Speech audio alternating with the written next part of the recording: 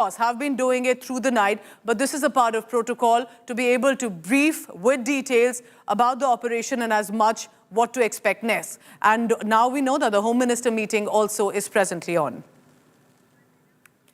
Pakistan attempted to, remember, strike multiple military targets.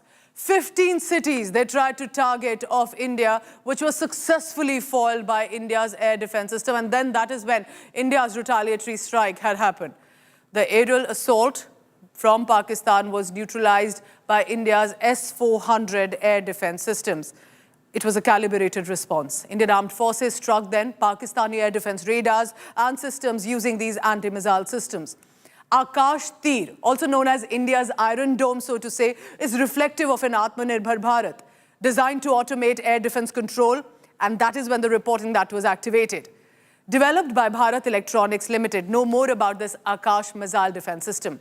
It can enable the armed forces to intercept and immediately neutralize the projectiles from Pakistan, like we saw, remember, in the past few hours overnight. It generates a real-time data as much, so that you can precisely track aerial threats by collecting inputs from multiple radars and sensors. It acts as a digital nerve center of the air defense network. The Indian Air Force, remember, has also deployed the S-400 air defense systems. What is that? Long-range air defense systems that can engage aircrafts, cruise missiles, and the UAVs. It can hit, you should know, multiple targets up to 400 kilometers. It can track over 160 targets in the range of 600 kilometers. It can target 72 targets in 400-kilometer range. So multiple power that this defense system has. What apart from these two, from Akash and S-400? India has also deployed the 40mm AA gun upgraded with radar and sensors. It includes electro-optics, auto-tracking gear, can fire 240 to 330 rounds per minute. Its effective range extends up to 4,000 meters, saturating the airspace with predictive firepower. Then comes in the Shilka. These are self-propelled with 423mm auto cannons. As we look at the Shilka here, its radars can detect targets that are at least 20 kilometers away. It can be very close to the border sometimes and can fire up to 4,000 rounds per minute. These are, remember, multiple layered approach when it comes to our defense systems. We've been ready. We wanted to extend a hand to Pakistan. We have tried it too many times. But perhaps Pakistan believes in trying to only attack our civilians, and we will hit right back. The air defense umbrella by the Indian Air Force ensuring that the Indian population remains safe. Look at that. The IF used Counter Unmanned Aircraft System, or the CUAS as it is called. The Pechora, the Samar air defense guns that were used by the Indian Air Force to respond to Pakistan, but even then, in a measured and a calibrated manner to only hit where it will hurt Pakistan, especially the military. Now, in case you're wondering, let's look at this Samar air defense system. What is that? Indian Air Force's short-range surface-to-air missile system. This range is about 12 kilometers, but it can then speed up to about Mach 2.5, has a twin turret launcher that fires missiles in single or a salvo mode, depending on the occasion at that point, what kind of requirement is needed. Targets low-flying jets, helicopters, UAVs. Reused expired missiles, for example, providing low-cost solution as much as and when required. So multiple facilities at play. Let me now tell you about, this is fascinating, air defense guns, the AD guns as they're called. Now they provide a short-range defense within 2 to 4 kilometers. But they fire at very high rates, hundreds of thousands of rounds per minute. They quickly engage fast, low-flying aerial threats, and they're an all-weather guns, which means visibility conditions, despite there could be issues, but is effective against aircraft, cruise missiles, and drones. It's mountable on vehicles as much or trailers for mobility. It is, in many ways, more cost-effective than missiles. So these are some of the weapons, the arms, ammunitions, the defense systems that our armed forces have prepared so our civilian population are not harmed. Because for Pakistan, they don't differentiate. They harbor terrorists and they're ready to kill civilians when it comes to India. But a day after, remember, India had to react and attack the terror targets in Pakistan Terroristan launched a Hamas-style attack. It was like a Hamas playbook at multiple locations in India, and I'll tell you how. The missiles that were intercepted by Indian air defense systems meant that residents in affected areas who saw this was unprecedented. These were residential, heavy populated areas. They reported loud explosions, flashes in the sky, and especially because immediate blackout also was reported. Why this was a Hamas-style attack is how, remember, Hamas also threw these multiple rockets launched in quick succession. Again, in many ways, it was Israel managing with its own Iron Dome system to be able to ensure that their civilians are not targeted. But otherwise, this could have been a massive civilian casualty. These short-range rockets, for example, that you see, remember, were target to dense civilian city-town areas. After the visuals of the missile attack over Jammu, for example, surfaced, many have observed and pointed out that this makes it clear that the Pakistan army has been operating, behaving like the terror organization Hamas. And this is not a coincidence or a surprise. Remember, Hamas representatives were invited with a grand welcome into Pakistan in POJK. And then we know the Pahalgam massacre happened. They tried to overwhelm the Indian air defense system, but this time, the vision of many years have come to fruition to save us, whether it's S-400, whether it is even, of course, the Akash missile system and other systems as well. Meanwhile, what are the defining visuals that have come in over the past few hours? It has been a sleepless night for most of us, I'm sure. Everyone across India was tracking what was happening. Look at this. Indian army visuals show Pakistan military posts being destroyed along the line of control. This is official. This is smoke erupting from enemy positions targeted. This is the first official footage that has been released of such cross-border destruction. Night vision or thermal imagery shows movement near the border fence in Samba sector. Again, Jammu Kashmir, border areas. Surveillance screens detect a group of 7 terrorists attempting to infiltrate, who were then neutralized by the border security force. Explosions light up the Dhandar Pakistan Rangers post as the BSF responds. Now, this appears to be a suspected bomb found near Kishanganj village. This is in Rajasthan's Jaisalmer, again border area, and 4 kilometers basically from Jaisalmer. Investigation by police and armed forces teams are underway. Remember, it's complete high alert in border area, especially from Rajasthan, Gujarat, Jammu Kashmir, Punjab. It's the aftermath of the heavy shelling by Pakistan. Look how they are targeting our innocent civilians along the border. Along the line of control, along the international border, extensive damage to civilian properties, houses, shops, residential areas that have been targeted. This is for the first time in 54 years. Lights at the Golden Temple complex had to be turned off.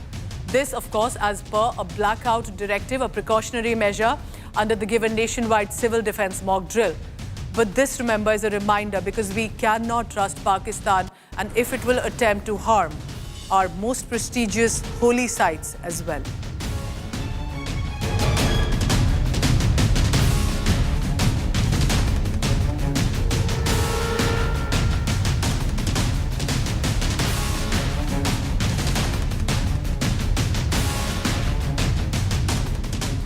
Remember, in the past few years, we have seen conflicts that have come in, especially in West Asia.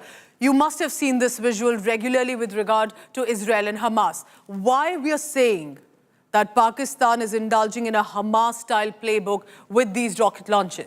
I'm going to immediately bring in Shivani Sharma. She's reporting from the border areas in Jammu Kashmir. Shivani, let's put it in perspective. Similar visuals of how multiple rockets in succession, projectiles thrown to civilian areas. And had it not been for our air defense system, this could have led to a massive casualty, isn't it? Tell us about how this Hamas-style playbook is coming to surface with regard to Pakistan's strategy. Pooja, the Indian Armed Forces have been transforming in past few years according to the needs of the future wars, and they've been interacting with multiple officials of the Indian Air Force across the services, the Indian Army, Indian Navy, and this air defense system that has been the shield of the airspace above the western border where Pakistan has been trying to attack through its drones, the munitions. All these attempts have been thwarted so far and there are assurances that we have a robust system of air defense. And it's important to understand here, Pooja, we've seen in the recent conflicts worldwide, be it the Israel-Hamas or the Russia-Ukraine war, there's have been extensive use of these drones, loitering munitions.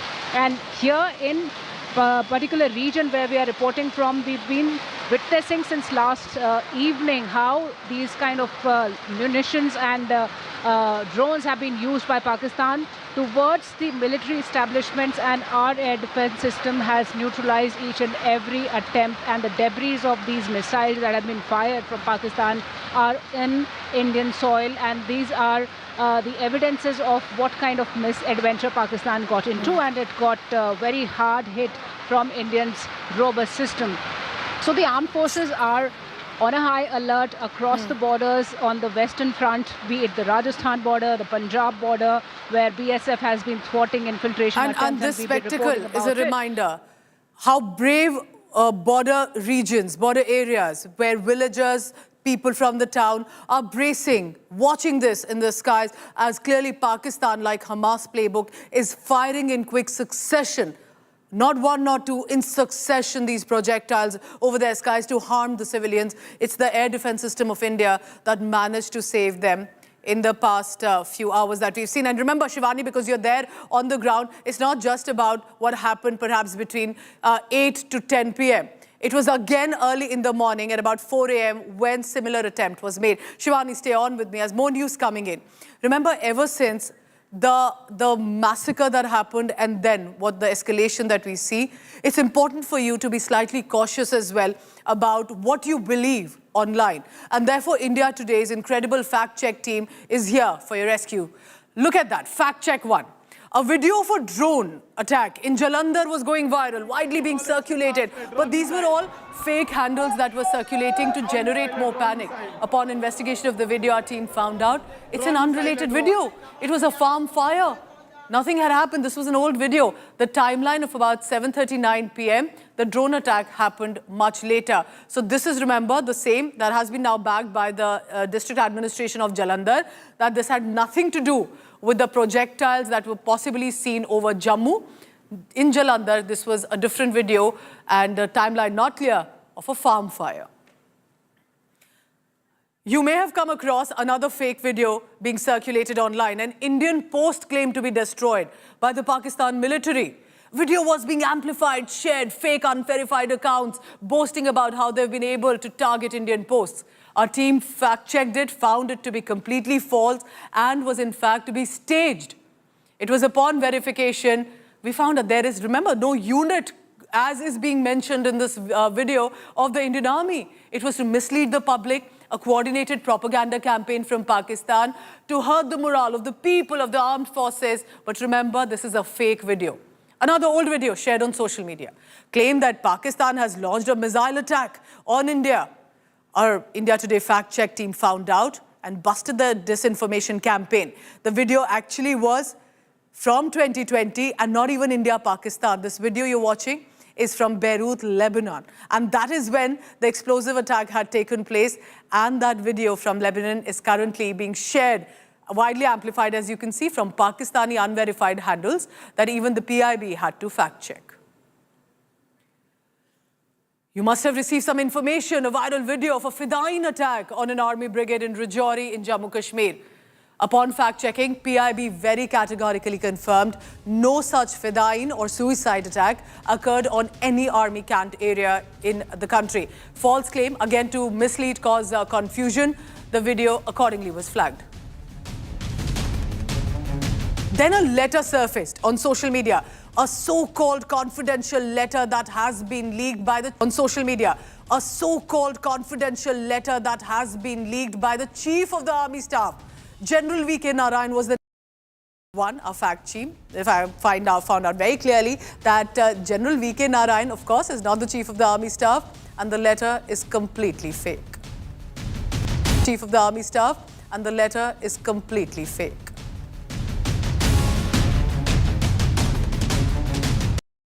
Air base to attack Amritsar, its own citizens, and then blame it on Pakistan.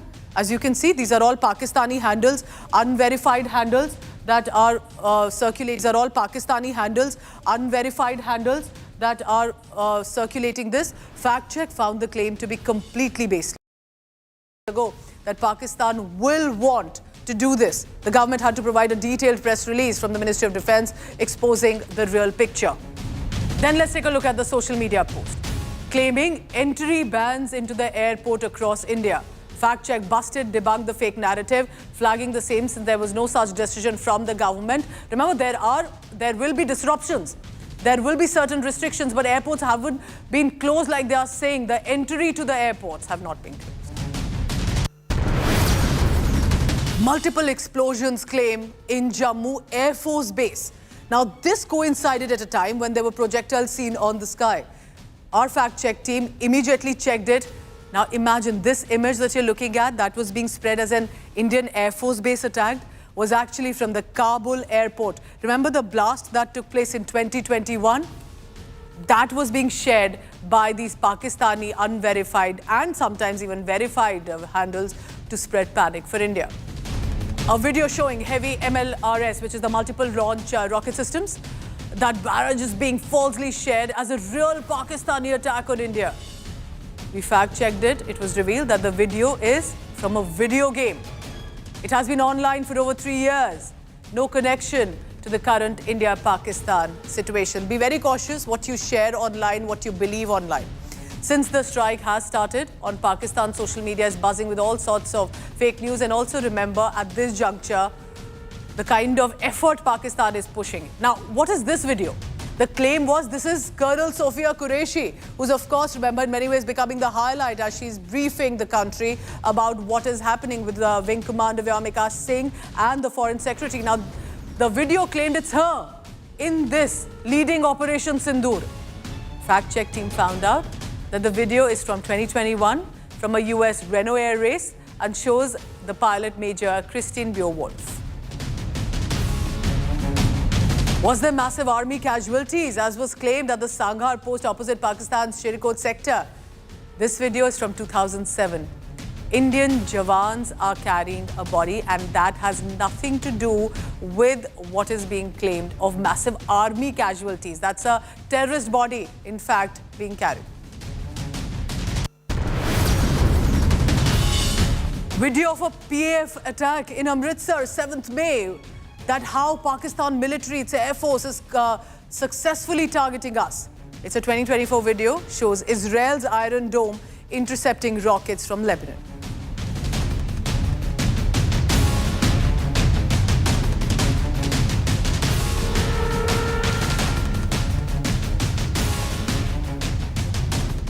So remember, viewer, at a time when there is a moment of crisis, India today is committed to delivering accurate, verified news. We believe it is our only and main priority. So we're going to be reporting, and we have consistently done that because these are unprecedented conditions. Never before have newsrooms in India as much dealt with military operations of this scale, and in the age of social media, but worse, in the age of artificial intelligence. The past 24 hours have tested us. The escalation along the western border unfolding in real time. There have been reports of whether clashes, official statements, social media speculation, and deep fakes, hacked tweets, eyewitness accounts. It also has flooded our newsroom at an unprecedented and relentless pace. But our team has been working tirelessly, remember, 24 hours, following our strict guidelines, process. Few early reports that were incomplete, exaggerated in spite of our best efforts. And for this, we do apologize. But trust us, we are only ensuring that, that all sources that are confirmed put out that information. And we will ensure in the hours to come. We will further strengthen our multi-pronged verification process to bring you the most accurate information without compromising national security, of course, the safety of our heroic armed forces and our reporters on the front lines. The India Today group, believe it, remember it, has a robust fact-check team. It's India's most preferred fact-check team on X, on whether it's community notes, all of that, busting fake news on a daily basis. And we will continue to invest in the resources, in boots on the ground, eyes on the scene to deal with the fog of war. You trust, and your trust, remember, drives us to uphold the highest journalistic standard. We're not taking it for granted. Thank you for watching us non-stop, for showing us the trust that, especially in these days, you've chosen the India Today group for your news. It's been a long night, a sleepless night for all of us, I can tell you that. Now with me, the head of our fact-check department, Balakrishna, who's helping us to ensure the real facts are put on ground. Balakrishna is the executive editor of our fact-check team. And perhaps I think the deluge of information that comes in, Bala, at a time like this can be very difficult to fact-check, whether it's AI, whether it's exaggerated from Pakistan handles and more. How are you ensuring that at this juncture, we put out that verified information, we debunk what's happening on social media, and the kind of resources that you put in? Tell us about some of the shocking claims that many possibly fell for and turned out to be fake news. So you are very right. We are talking at a time when talking at a time when people are very emotionally charged on both sides of the borders in India as well as Pakistan. And to be honest, we only want to believe something that we want to see. And there is a deluge of misinformation, disinformation on the social media, on WhatsApp group, and people are forwarding it without verifying it and checking it. To be honest, there are some instances when even the Indian side fell for something which was not very true, and later on they realized that this is not true. But there is a difference, Pooja. The difference is that we see that from Pakistan side, there is a propaganda that is running as a coordinated campaign. It is being, and the funny part is that Pakistan government at this point of time, it seems that they are not only trying to mislead Indians, they are not only trying to push disinformation, they are also misleading their own citizens. Yesterday we came across a gentleman who had done a live on Facebook and saying, he was very candid and saying that what kind of defense is this, what kind of air defense Pakistan government is having, army is having, because all the missiles hit by India were successful. So that was being widely shared in India. Yesterday we used that video and we saw this. And today there are reports from Pakistan media that this person's house was raided, his brother has been, there are posts from Pakistan media, the person saying that his brother has been tortured, his office has been attacked, and there are cases, police cases has been filed against him. So you can imagine that point. Pakistan is trying to suppress anything that is going against the government propaganda, and there is a deluge of misinformation from the Pakistan side. Balakrishna, I can tell you, and I know that you and your team, like everyone of us in the newsroom, have been working non-stop because we understand the level of trust that the viewer has put in us, and we will ensure to continue to only put out verified information. And remember, social media in an age like this, don't fall for any video, any information that you come across. Balakrishna, thank you very much for all the latest that you're bringing to us right now. Meanwhile, remember, amid all of this, it's been 15 days of ceasefire violations by Pakistan along the line of control. Uri, for example, sadly, one death has been reported of a civilian following the ceasefire violation. But it's a reminder how Pakistan is targeting our innocent people. With this, the total death toll, in fact, has reached 15, confirmed as of yesterday. Pakistan is not just targeting houses, it knows that there are people living in it. It's even attacking religious places. There's been a Gurdwara that's been hit very badly, even though the brave members of the Sikh community immediately decided to open the Gurdwara the next day. Look at the temple that has been damaged by Pakistan's military. It shows that a mosque also has been targeted. But Pakistan should know at a time like this, the Hindus, the Muslims, the Sikhs, especially of the border areas and across India, are united and together to fight Pakistan and show them a lesson they need to learn this time. The Pakistan army has targeted multiple locations along the line of control. Look at this. This is Poonch. Poonch, I'm told, is the worst hit in Jammu Kashmir right now because it is literally in the border areas. 13 people at least have lost their life. Innocent civilians, men, women, children. Pakistani armed forces are targeting innocent civilians, knowing fairly well that there isn't even a military installation in the area. They are targeting residential areas specifically, and that is what the world needs to realize. Pakistan has always targeted civilians. India has shown restraint, targeting their terror hideouts, terror outfits, eventually also a retaliatory strike at the military sites. As seen in the visuals, people are suffering. Their houses are badly damaged and affected along the line of control. Here, remember, with India, and I can tell you, these are brave villagers who continue to be in support, standing with nations, standing with the armed forces. Some ground reports for you to see. This is the line of control village in the Uri sector, and last night the entire area, several villages on the Uri sector stood witness to heavy artillery and artillery attack and shelling by Pakistani forces. And right now what you see is the security forces are conducting a search operation on these sites to ensure that, if at all there are mortars or shelling components which have been fired by Pakistan, which have not blasted, they are combing the entire area in order to ensure that any such material is not left. And the security forces are on the ground.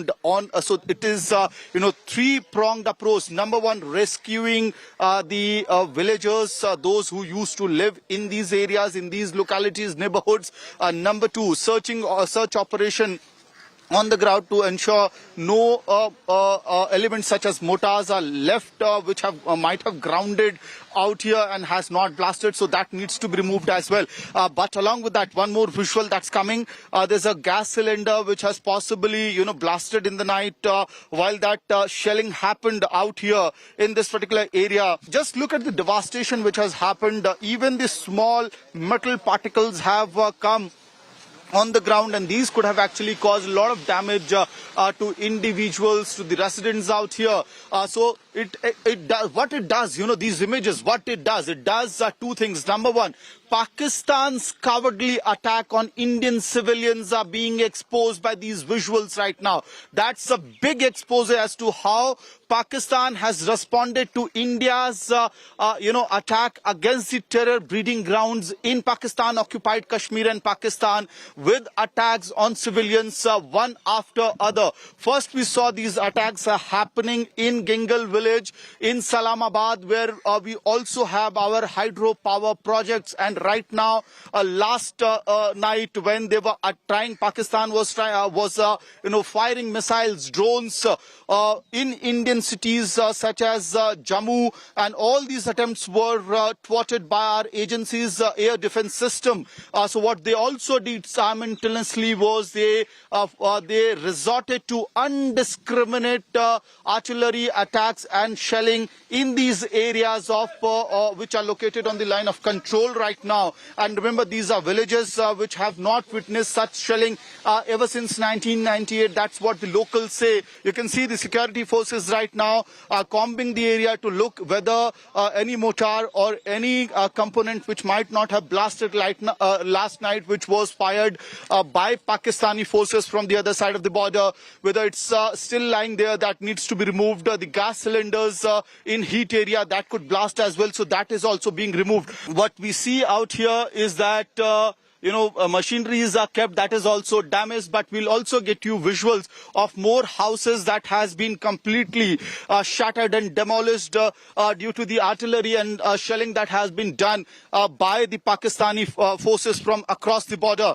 Another shop completely destroyed on the main road of Lagma village. Remember Lagma, Bandi village, Gingal village, Salamabad, Kamal Court. The list is quite long, where Pakistan has resorted to cowardly, dastardly attack on the civilians. Even when India responded to Pakistan's, misadventure of trying to target Indian cities, Indian establishments in northern India and western India through air attacks, India thwarted all those attempts. Indian air defense systems stood rock solid, and India responded to Pakistan's that act with exposing Pakistan's failure, where Islamabad, Lahore, and even Rawalpindi was in a way breezed by Indian armed air attacks, but that was not on the civilians, neither on their military establishments. But right now, what we could see on the ground is that while Pakistan, was trying to attack our cities where civilians live, like Jammu and all other areas in North India, Pathankot, several cities of Pakistan. What is happening on the ground is that they were also resorting to heavy artillery attack, shelling on the villages on line of control. Indian armed forces is on the ground to protect every citizen. It's a cowardly act but it also exposes Pakistan's real face in front of the world as to how Pakistan is resorting when India attacked the breeding ground of terrorism in Pakistan-occupied Kashmir and Pakistan. What Pakistan did was they are targeting the innocent villagers living on the line of control in Uri sector in India and even across Jammu and Kashmir along the line of control with video journalist Manish Jha. This is Amit Bhardwaj reporting for India Today from Baramula. Another barbaric act of Pakistan is continuous shelling being done in the border areas at the line of control. We are in Rajouri and this is a house which seems to be devastated. A major impact has been taken. It's a newly built house, but here you see the impact of the shell. The shell fell a couple of meters away. There's a crater there now. What you see out here is the ramification, the effect of, look at this. This is all the glass shards. These are broken pieces. We'll just try and get a sense from the owner here. Rishi is with his family. Rishi and Shruti just recently got married. They're newly married couple. But getting a sense, Rishi, आप ये बताइए, रात का मंजर क्या था? आप लोगों ने ड्रोन देखा, आपने शेल गिरते देखा, आप लोग क्या हुआ? क्योंकि जान बचाना भी जरूरी है। जी मैम, जान तो हमने बचाई है। रात को 1:30-2 बजे लगभग यहाँ पे फायरिंग जो है शुरू हो गई थी, तो हमने बड़ी मुश्किल से यहाँ पे जान बचाई, छुप के अपने आप को मतलब कमरे में वहाँ पे जान बचाना पड़ा हमें। वो तो बिल्कुल जस्ट घर के सामने जो है ये विस्फोट हुआ है, तो बहुत मुश्किल था हमारे लिए। तो ये फर्स्ट टाइम था, इससे पहले कभी नहीं हुआ। यहाँ पे सारी हिंदू कम्युनिटीज है, ऐसा कभी नहीं हुआ, दिस फर्स्ट टाइम। लेकिन न्यूली मैरिड है, आपकी वाइफ है, ये बताइए क्या सोच रहे थे? आपको लग रहा था कि जान पे बनाई है? मैम अब क्या ही कर सकते हैं, अब इतना तो पता था कि रिस्क में, पर खुद को खुद ही बचाया। आप ये बताइए कितने सालों से आप लोग यहाँ पे लाइन ऑफ कंट्रोल पे रह रहे हैं, और इस तरह की जब रात को बम के गोले की आवाज तो आ ही रही थी, तो आपको लगा था कि कहीं ऐसा कुछ मुश्किल आ जाएगी? नहीं मैम, मुझे तो नहीं पता था, लेकिन कल की जो न्यूज सुन रहे थे तो उसमें तो पता चलता था भाई कुछ न कुछ तो हादसा होगा। तो जब बमबारी हुई रात को तो हम अपने आप तो सेव करने लगे, फिर तो इधर उधर छुपने लगे, क्या करना था फिर, तो बम तो पास में पड़े थे। So we just trying to get you a sense of what is really happening, because these are residents near line of control. Arishi, just try and please show us inside. And here you go, look at this. Built in 2018, and there you go. This is the living room area. Look at this. The impact is so, this is a newly built house. Look at this. We'll just go into the other rooms because remember the impact is such, there are just glass shards everywhere. ये घर नया था तो इसी वजह से इतना impact ले पाया? नहीं मैम, ऐसा कुछ नहीं है शायद, बट हम ये नहीं कह सकते। घर नया होने की वजह से हम ये बोले कि हमारे ही घर में शेलिंग हुई है, और भी घर में शेलिंग हुई है आगे पीछे बहुत। नहीं, मैं कह रही हूँ कि नुकसान क्या कम हुआ है? क्योंकि जी नुकसान ज्यादा हुआ है। जी जी। So look at this.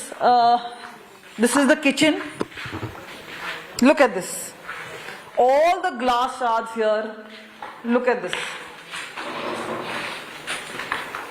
So the impact is quite heavy, but remember when you compare it, a life has been saved. These, आप लोग कहाँ अंदर छुप गए थे? पीछे वाले रूम में हम अपने आप को मतलब सेफ जोन में रखा, और ये जो अलमीरा था इसको स्ट्रेट में खड़े करके वो बड़े वाला जो गद्दा था उसको स्ट्रेट खड़ा किया और उसके पीछे छुप गया। So all the residents remember a normal life being disrupted, and not just here but just across Jammu and Kashmir. बहुत भरोसा है जो कि इतना कुछ कर रही है हमारे लिए, तो हमें भी चाहिए कि हम भी आर्मी का साथ दें। जी, हमें कई लोग सोच रहे हैं जाने का, आप लोग यहीं रुकेंगे? नहीं मैम, अगर कंडीशन देखेंगे कहाँ जाना है, तो कहाँ जाएंगे? Look at the resilience of the people. They're still smiling after all this. There's a smile on their face, because remember, it's not because there is a setback, because they know they have to live here. They have been living all their lives in this particular area.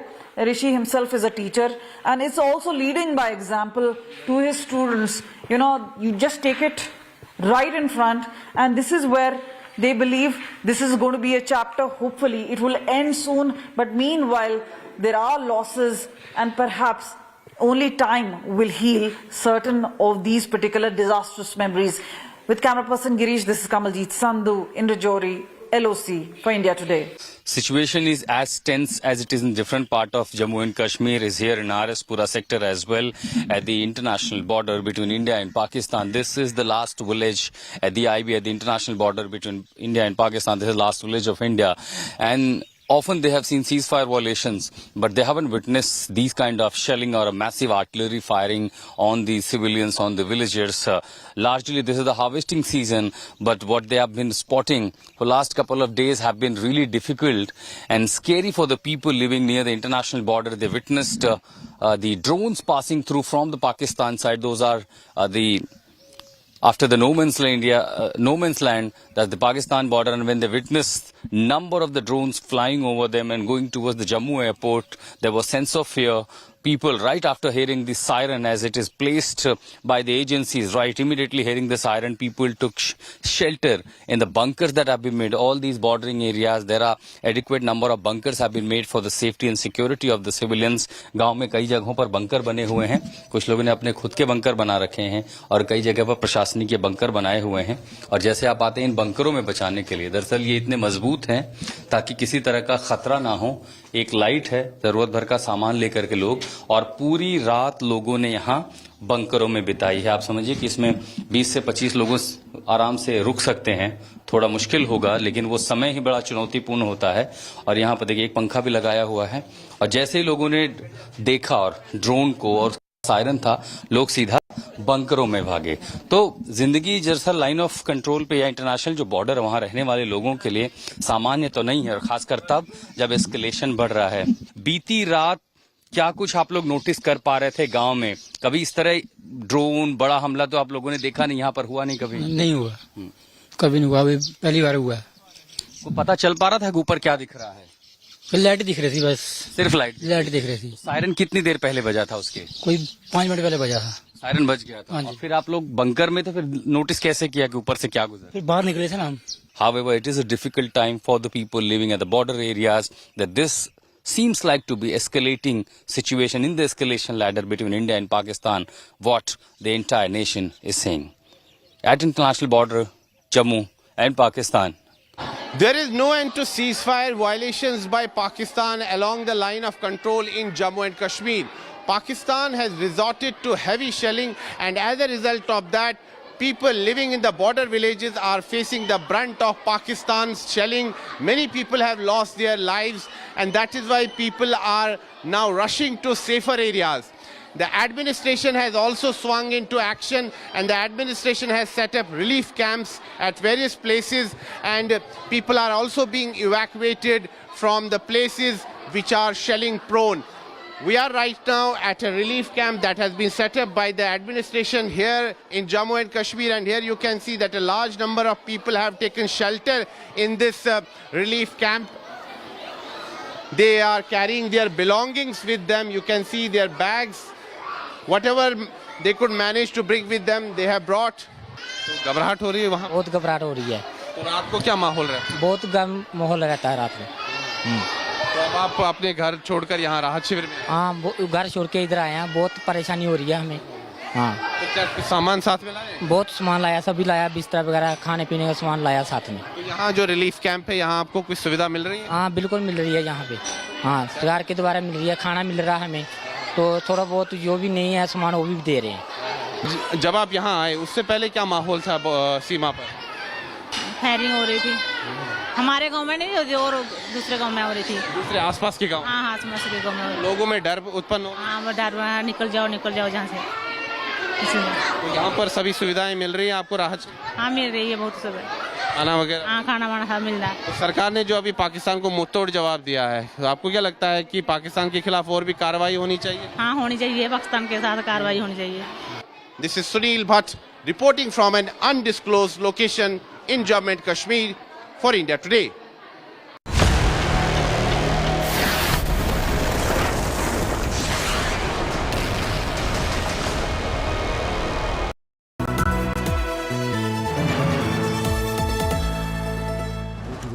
Edge 60 Pro, the edge of excellence.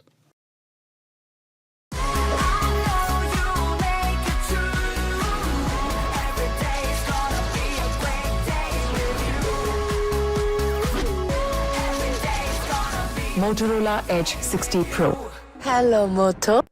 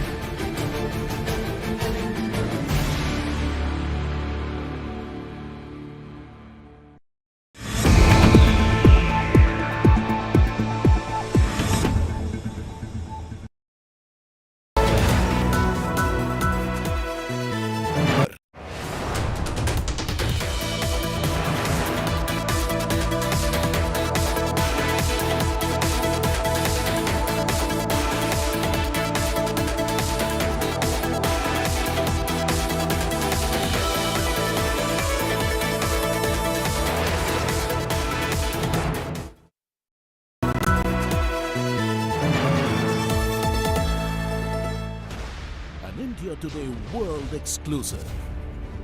2010 India Today Inside Muridke. A safe haven for terrorists.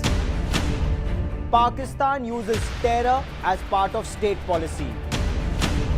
2025 Muridke terror hubs wiped out. Big story coming in. Muridke has been targeted. Oh my God, the terror epicenter has been targeted. Information just coming in. Indian missiles have struck the Lashkar-e-Taiba headquarters. Muridke has been bombed. It's a big, big story. This is India's Operation Sindoor. The line of clarity with God of Sawan. Only on India Today.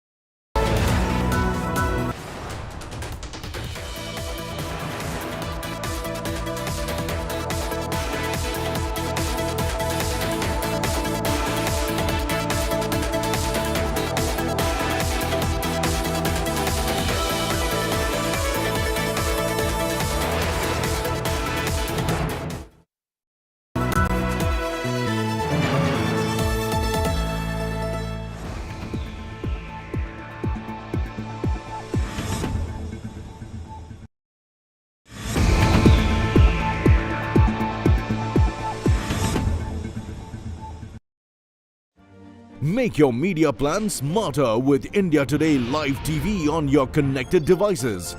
Amplify your brand with 100 million smart internet viewers. To advertise, mail us at sales@aajtak.com.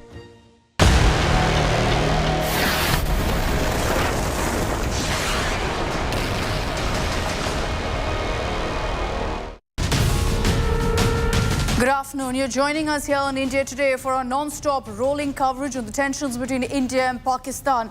After a night of strikes and counter-strikes, information trickling in on the impact of Pakistan's failed strikes and India's counter as well, which we'll get you all the latest updates on. Let's begin with the headlines.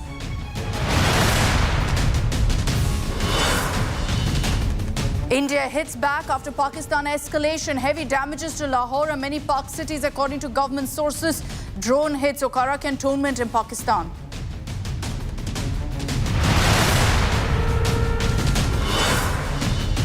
Prime Minister Modi and mantris in non-stop huddles. Prime Minister Modi monitors situation. Home Minister Amit Shah chairs border security meet. Rajnath meets tri-services chiefs.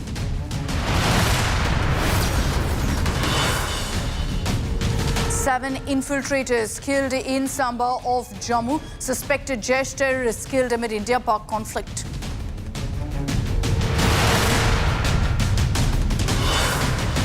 An undetonated Chinese missile found in Punjab field. Chinese PL-15 air-to-air missile recovered. Missile likely from downed Pak JF-17 jet.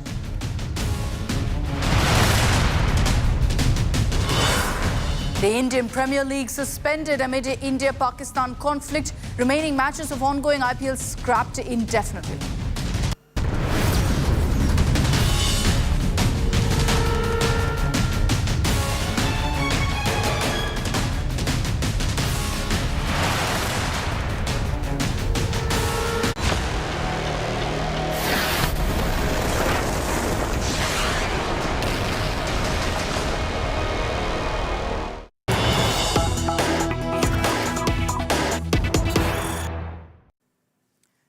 We've been getting you updates from the border of ceasefire violations, particularly by the Pakistan Army, where they've been targeting civilian settlements. And now we have that on camera as well. This is footage from 2 days ago, from May 7th. Remember, for the last many days since the Patel terror attack, there have been repeated ceasefire violations. But this footage is from Poonch, where you can see essentially the impact after Pakistan Army shells hit a village in Poonch. And again, this video from 7th May shows you how residential areas are being targeted by the Pakistan Army along the entire border, particularly in parts like Poonch and Uri, where there has been widespread damage reported and unfortunately civilian deaths as well. Kamaljeet Sandhu is joining us with more details on this. Kamaljeet, that CCTV footage shows exactly how Pakistan intentionally, deliberately has been targeting civilians along the border. We've been speaking to scores of civilians and so our colleagues in line of control. The evidence is very, very clear. We don't require a CCTV per se, but it actually shows the sort of magnitude of the attack that Pakistan has launched at the line of control. Remember, a befitting reply has been given by the Indian Army, even at the forward post. So there has been a resounding response as far as the Indian forces are concerned. But what you see is Pakistan shelling, especially civilian areas. The CCTV clearly shows a cloud of dust now emanating, especially as soon as the shell really hits the ground. And that's where the cloud of dust remains. But remember, these are shells. So these are artillery shells which actually cause a deep crater, and the splinters of it not only impact the buildings but also the lives of people, and that is what we saw that particular day. At least 14 people lost their lives, so that's a huge number. But meanwhile, what we've seen is a relentless Pakistani army targeting civilians, and remember, the innocent ones living at the line of control and the international border. And earlier it was just a small firearm exchange, but soon it converted into the artillery shells. So November 2003 is when the ceasefire was agreed upon between India and Pakistan. But here is an evidence that Pakistan has clearly violated all sort of norms. And it's not just been in the last few days. Yes, we have seen multiple violations in the last few days, but since the Patel terror attack, this is what the Pakistan Army has been resorting to. Kamaljeet, thanks for those details. We're cutting across to more breaking news coming in.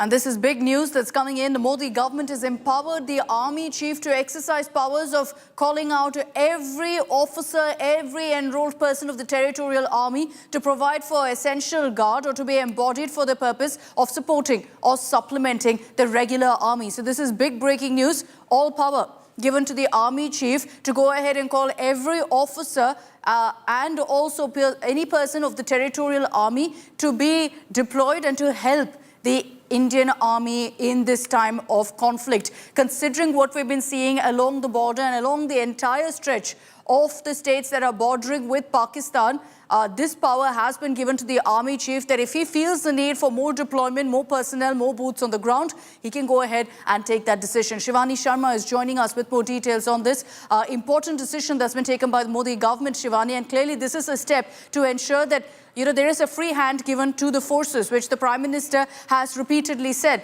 that our forces have complete freedom to retaliate in any manner they want to Pakistan, add to it also to ensure adequate deployment. Absolutely, Akshita, as the Indian armed forces are all set to give a befitting response to the escalations from Pakistan. They are preparing with the additional strength on ground, the boots on ground, as you were saying. And this is a notification that is now authorizing the Chief of Army Staff to recall the territorial army personnel for supplementary duties or wherever they can contribute in the time of operational action that's going on, especially on the western border. But these deployments will be across the country in all 7 plus the RTAC. So all these commands will be now having additional territorial army officers who will be contributing to these commands, while the operational officers, they will be moving towards the borders if required, and as and when these operations are called for, the territorial army personnel can contribute. And these are the orders for 14 out of 32 of these territorial army regiments which have been now given. So the Chief of Army Staff has been now authorized for recalling these officers, and this order is for 3 years. So this is the authorization, the power which has been given to the Chief of Army Staff, because we know the situation has been escalating and Indian Army is prepared with all its strength on ground. Akshita. All right, Shivani, do stay on with me. Shivani has been tracking all the latest updates that have been coming in, essentially in communications that have been going out from the government as well. But let's just round up for you all the updates that have come in the last few hours, because the true scale of what we witnessed last night, of the strikes, the failed strikes by Pakistan and the counter by India, all of those details are now coming in. Tensions with Pakistan, of course, escalating, with strikes being launched by Pakistan at Jammu, Pathankot, Udhampur and several other locations. And soon after that, and Pakistan's attack with missiles, drones, lasted, we understand, for about 35 minutes. Right after that, India responded, and reports suggest heavy damages have been inflicted to several Pakistani cities. We are, of course, awaiting later today also an official statement from the government. There will be, we're being told, a briefing by the Ministry of External Affairs once again today with all the details on the strikes and the counter. The Prime Minister, Defence Minister, the Chief of Defence Staff and the 3 service chiefs have been reviewing military ops. Sources tell India Today that heavy damages have been inflicted to several Pakistani cities, including Lahore. Not just that, in the failed strike by Pakistan, they even attempted to send fighter jets across. And in that process, they've lost 1 F-16 and 2 JF-17. So 3 Pakistani fighter jets were shot down by our forces. Sources also say that Pakistan air surveillance system was shot down, AWACS, which is an air warning system, and over 50 drones that were sent across by Pakistan to attack some of our military installations and also to attack civil areas. All of that was taken down because of our robust air defense system. Now, Pakistan's Okara cantonment was also hit by drones, is what our sources tell us. Prime Minister Modi, Defense Minister Rajnath Singh are non-stop, real-time reviewing the ongoing military operations. Defense Minister is also in constant touch with the 3 service chiefs, assessing the situation. And the Defense Minister has also met with the Chief of Defense Staff as well as the 3 service chiefs, where a comprehensive review was conducted as well. And those are the pictures of that particular meeting. Everyone's talking, of course, of the body language of the service chiefs as well as the CDS. All of them, of course, in their uniforms. You can see that, but with confident smiles across. Piyush Mishra is joining us with more details on this. Piyush, right now the focus also is on what's happening in New Delhi. Decisions being taken in the capital being relayed across to what's happening in the border as well. We understand the Prime Minister, Defence Minister, as expected, are tracking the situation real time. But the messaging that's gone across is that our forces have full authority to decide on the next course of action. And that's why we've seen back-to-back meetings also with the CDS and the service chiefs. Well, absolutely, Akshita. Forces have been given the free hand to decide the further course of action. And remember that PM Narendra Modi, during the meeting with CDS, All Tri-Service Chief Rajnath Singh and Ajit Dobal, he had made it very clear that how to respond, when to respond, mode, timing, target, everything was left to security forces. And now we are seeing as to how, after the escalation which was done by Pakistan, in Pahalgam, where the terror attack was carried out, we have escalated. We have in fact reacted. We have given a befitting response to Pakistan. And also last night we have seen as to how Pakistan tried to attack various military installations and civil areas.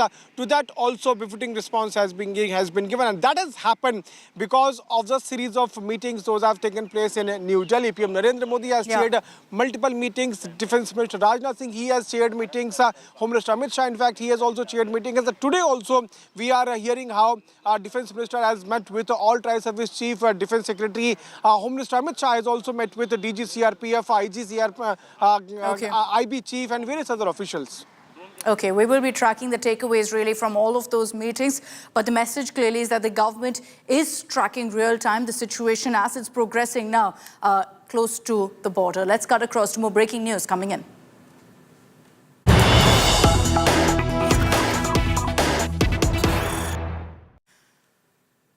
There have been some reports suggesting that people are resorting to panic buying in the country. And government sources have made it very clear right now to us here on India Today and to Business Today TV that there's no shortage of vegetables or essential commodities in the country. Also, very importantly, prices of key items like pulses, vegetables are very closely being monitored right now, and the government ensuring that there's a regular supply of vegetables and pulses to all cities. Now, we also understand that there will be meetings with state food secretaries and key stakeholders from today to constantly monitor the situation and ensure that there's no possibility really of a shortage really emerging in any parts of the country. States are going to be urged to prevent profiteering, to prevent hoarding importantly, and misinformation about food shortages in urban areas, because that's what leads to panic buying. People, the message is very, very clear to Indians across the country that there's absolutely no need right now to hoard any of the essentials, to resort to panic buying and stock up for a few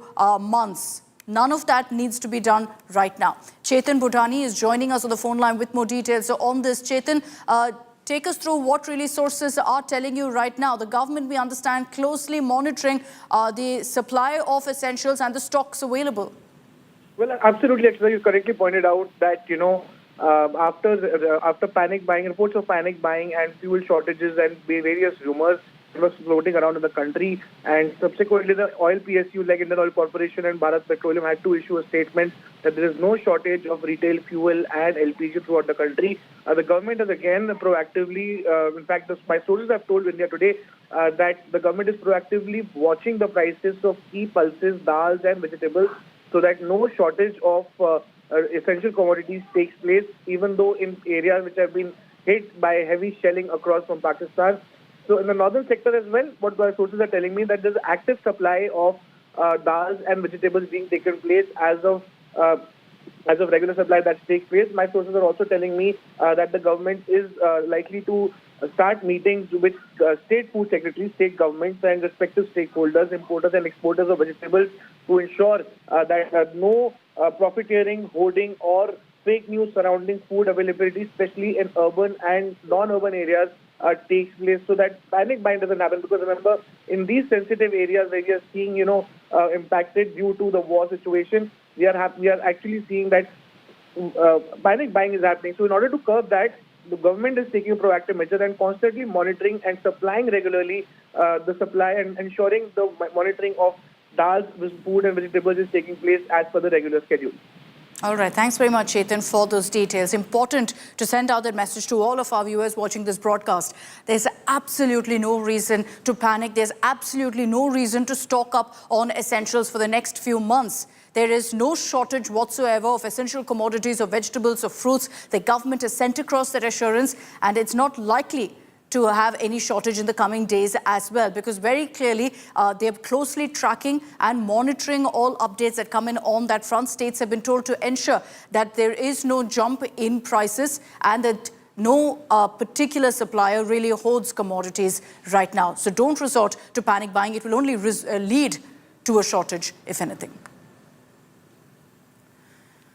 Now let's get you also those latest updates that have come in on what we witnessed last night, with Pakistan attempting to strike multiple military targets across north-west India using drones and missiles, and even trying to target civilian settlements. The aerial assault was completely neutralized by our air defense systems. What you see on your screens there are all images from last night, where you saw explosions in the air, and that's because every drone, every missile sent across by Pakistan was being intercepted. In a calibrated response, our forces struck Pakistani air defense radars and systems using anti-missile systems. How exactly do we do this? Well, the Akash Tir, also known as India's Iron Dome, designed to automate air defense control and reporting, was immediately activated. Absolute game changer for us. The Akash Tir was in fact developed by Bharat Electronics Limited. It can enable forces to intercept and neutralize projectiles. It generates real-time data to precisely track aerial threats by collecting inputs from multiple radars and sensors. So essentially it acts as a digital nerve center of the air defense network. The Indian Air Force also deployed the S-400 air defense systems, a reliable system that we got in, of course, from Russia. It's referred to as a Sudarshan Chakra now.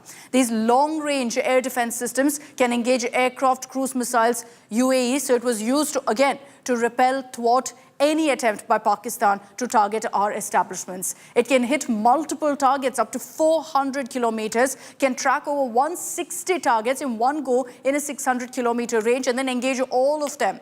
It can also target 72 targets in 400-kilometer range. And that's not all. The third arsenal that we put out was the 40mm AA gun, upgraded with radar and sensors. Now, this includes electro-optics and auto-tracking gear. It can fire 240 to 330 rounds per minute. We've been getting you details also about how Pakistan resorted to medium firing, essentially, at India. And so we were using these guns also to hit back. Its effective range extends up to 4,000 meters and saturates airspace with predictive firepower. India also, besides that, deployed its weapons system, the Shilka. These are self-propelled, with 423mm autocannons. Its radars can target and detect targets that are 20 kilometers away, and it can fire up to 4,000 rounds per minute. It is with all of these weapons that we ensured not a single drone, not a single missile of Pakistan managed to strike in any part of our country.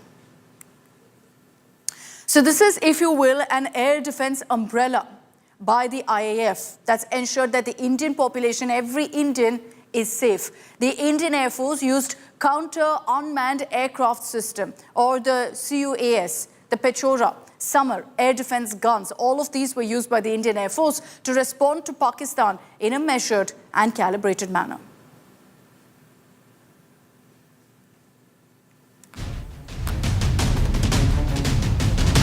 All right, let's cut across now to breaking news also that's coming in. Oil firms confirming that there is no fuel crunch and that our supplies are 100% robust. The IOC, BPCL have all assured that there is enough fuel stocks. So the Indian Oil Corporation, Bharat Petroleum, all of them have come out with statements saying there is absolutely no reason to resort to any sort of panic buying, panic hoarding. Fuel, LPG, all of that is readily available. And it's important for us to put out these messages for all of you watching this broadcast, worried that you need to stock up on essentials, you need to fuel your cars and keep extra fuel stock. You don't need to do any of that. The Indian Oil Corporation has put out a statement. I'll just read that out for you to quell any concerns. It says the Indian Oil has ample fuel stocks across the country and the supply lines are operating smoothly. There is no need for panic buying. Fuel, LPG are readily available at all our outlets. In any city that you reside, if you go to your nearest fuel station, you will see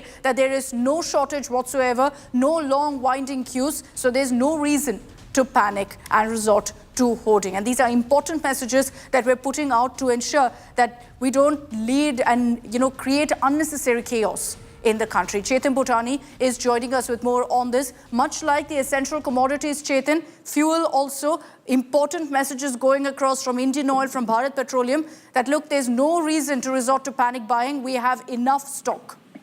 Well, absolutely, Akshita. It's very important to understand that as when panic buying takes place, people usually end up hoarding fuel and LPG cylinders because in order to maintain a regular supply so that houses and vehicles don't run out of major fuel.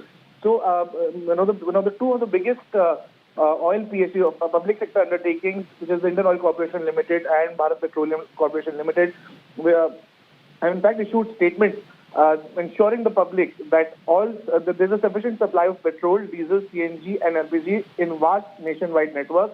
In fact, Bharat Petroleum has gone on to say that all BPCL fuel stations and LPG distributors across its nationwide network are operating smoothly and are fully equipped to meet the energy needs of consumers, and there is no cause of concern for panic buying.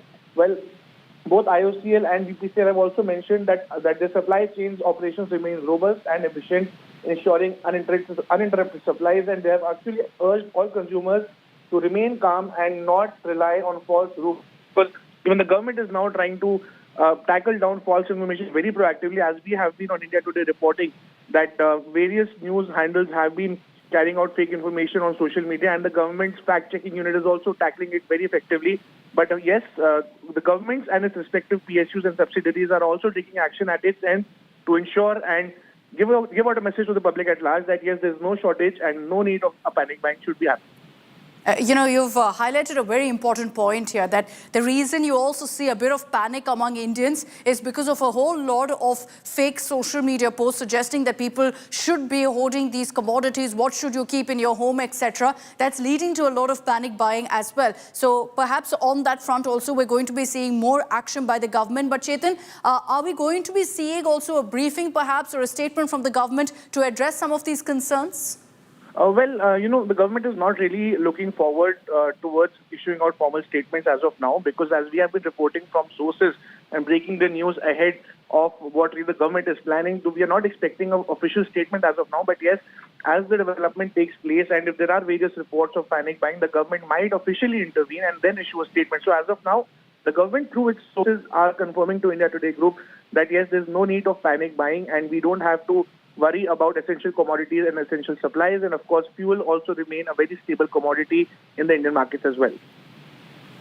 All right. Thanks very much, Chetan, for getting us those details. These are important news breaks that we're getting for all of our viewers to tell you that there's absolutely no reason to panic. I understand that seeing the images of the conflict could lead to some concern and worry of what's going to happen next. But the government has given out repeated assurances that there's no shortage whatsoever of food, essentials, commodities, or fuel for that matter.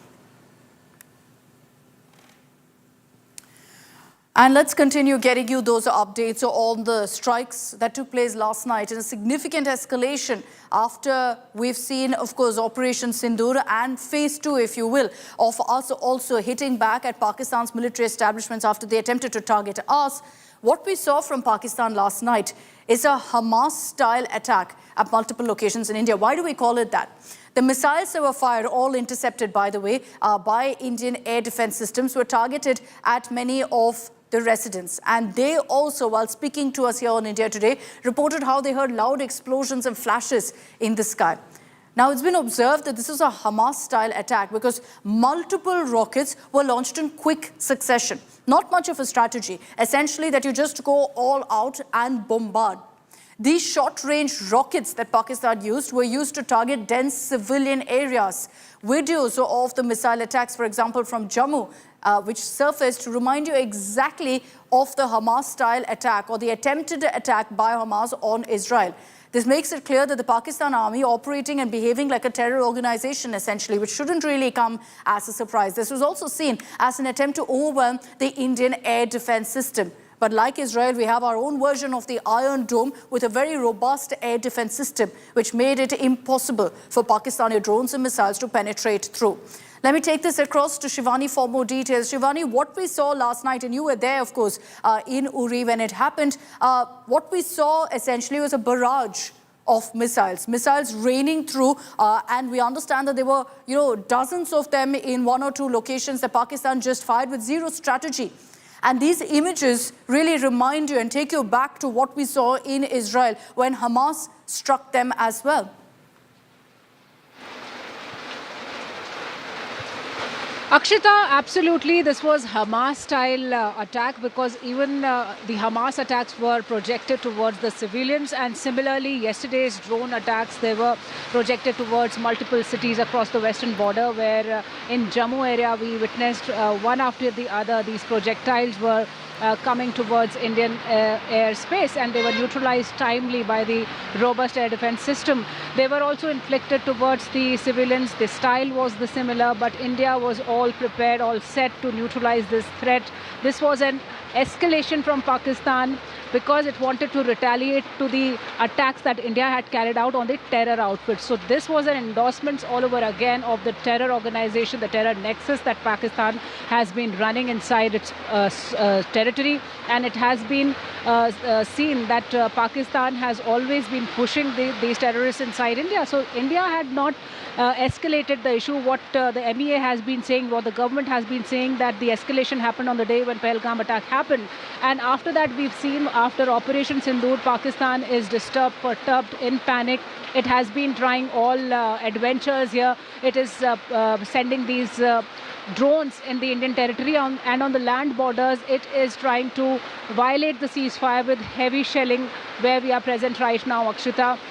So this was certainly a non-strategic strike that was done in a panic mode by Pakistan, to which India retaliated in a robust manner. And it's happened in a string of two nights, two consecutive nights.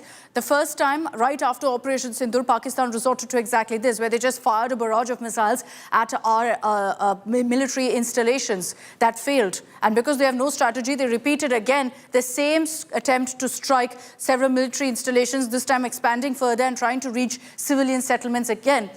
All of it failed because we, again, let me highlight, have an air defense system that makes it virtually impenetrable for these kind of missiles and drones. Let's get you a news break coming in.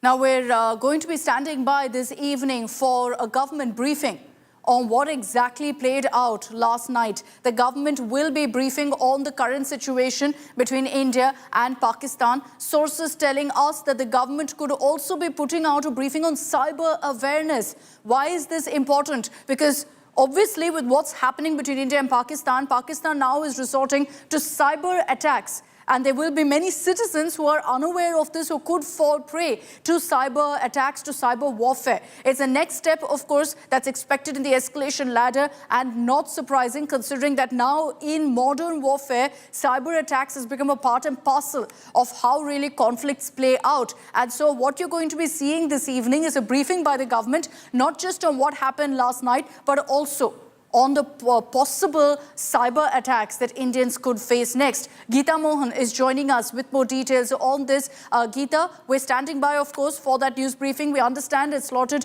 for this evening, but important message that the government will be focusing on, which is to create awareness of possible cyber attacks.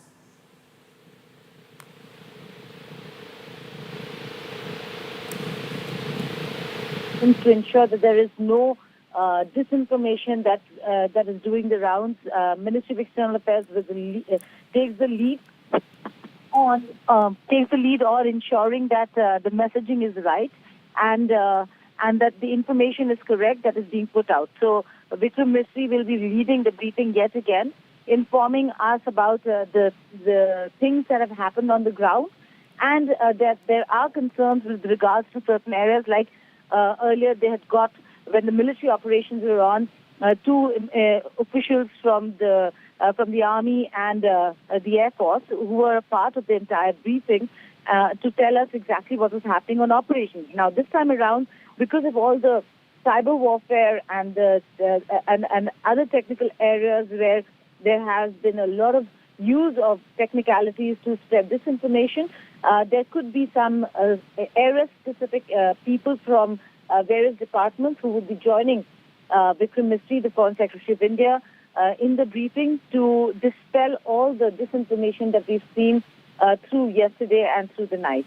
A lot of information in terms of disinformation in terms of what Pakistan has done or not done has come from none other than the information minister himself. So yes, all that will also be dispelled. All right. Thanks, Geeta, for those details. We'll watch out for that briefing as expected. You can look out for the government also giving us details of what transpired last night. And also, like I highlighted, like Geeta highlighted, we're going to be seeing also details to make Indians more aware of how you could be targeted by Pakistan in cyber attacks as well.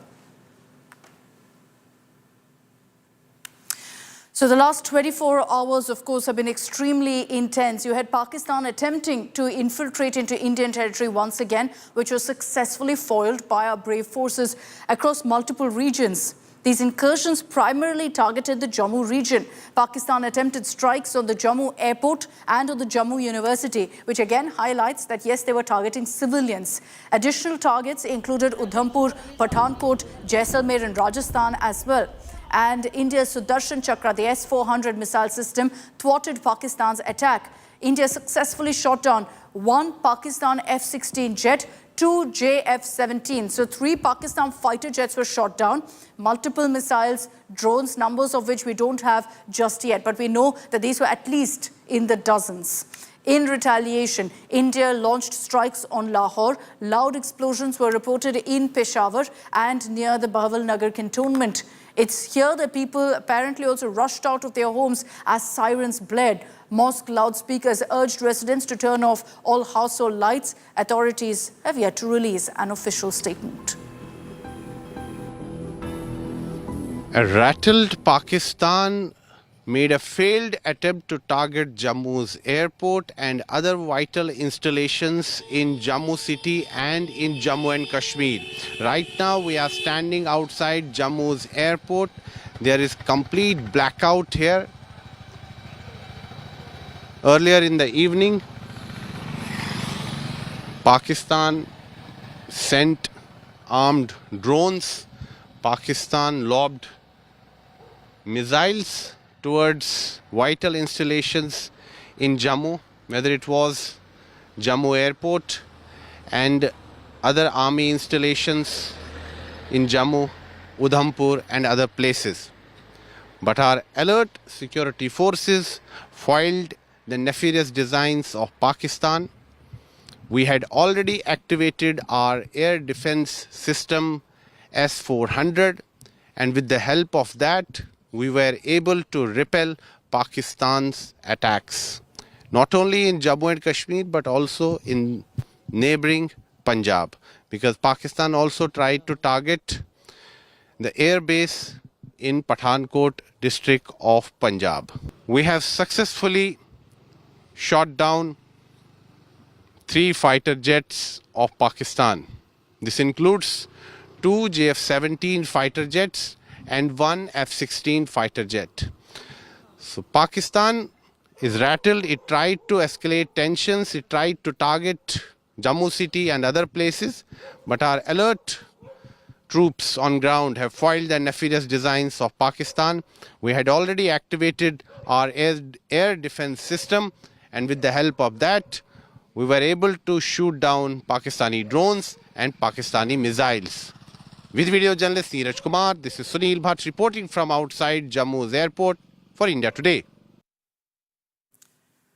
And here's a big statement that came in from the Pakistan Defence Minister, Khwaja Asif, who says Pakistan is ready to wrap up tensions, as he puts it, with India if New Delhi de-escalates the situation. All along, while India has maintained that our response, again let me highlight that this is a response, has been de-escalatory all through.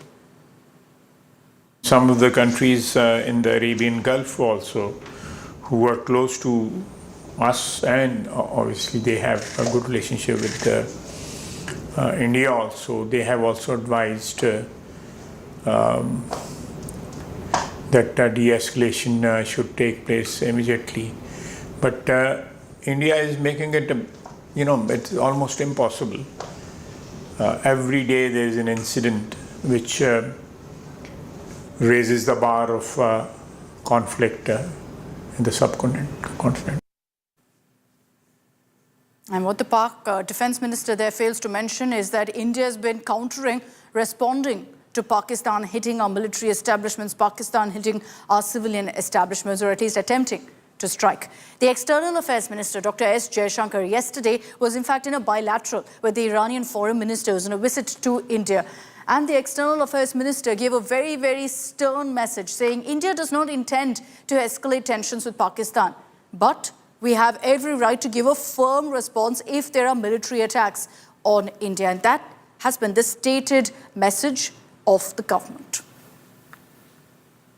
Excellency, you are visiting India at a time when we are responding to a particularly barbaric terrorist attack on 22nd April in the Indian Union territory of Jammu and Kashmir. This attack compelled us to respond on 7th May by striking at cross-border terrorist infrastructure. Our response was targeted and measured. It is not our intention to escalate this situation. However, if there are military attacks on us, there should be no doubt that it will be met with a very, very firm response. As a neighbor and a close partner, it is important that you have a good understanding of the situation. So let's highlight for you really why we're saying that India's always responded and we've been de-escalatory responses essentially that we've resorted to. We just put out a comparison for you of how Pakistan repeatedly is the one which has triggered a response from India. First you had, of course, the Pahalgam terror attack, April 22nd, when you had Pakistani terrorists bleeding India, targeting 26 Hindus, 26 tourists.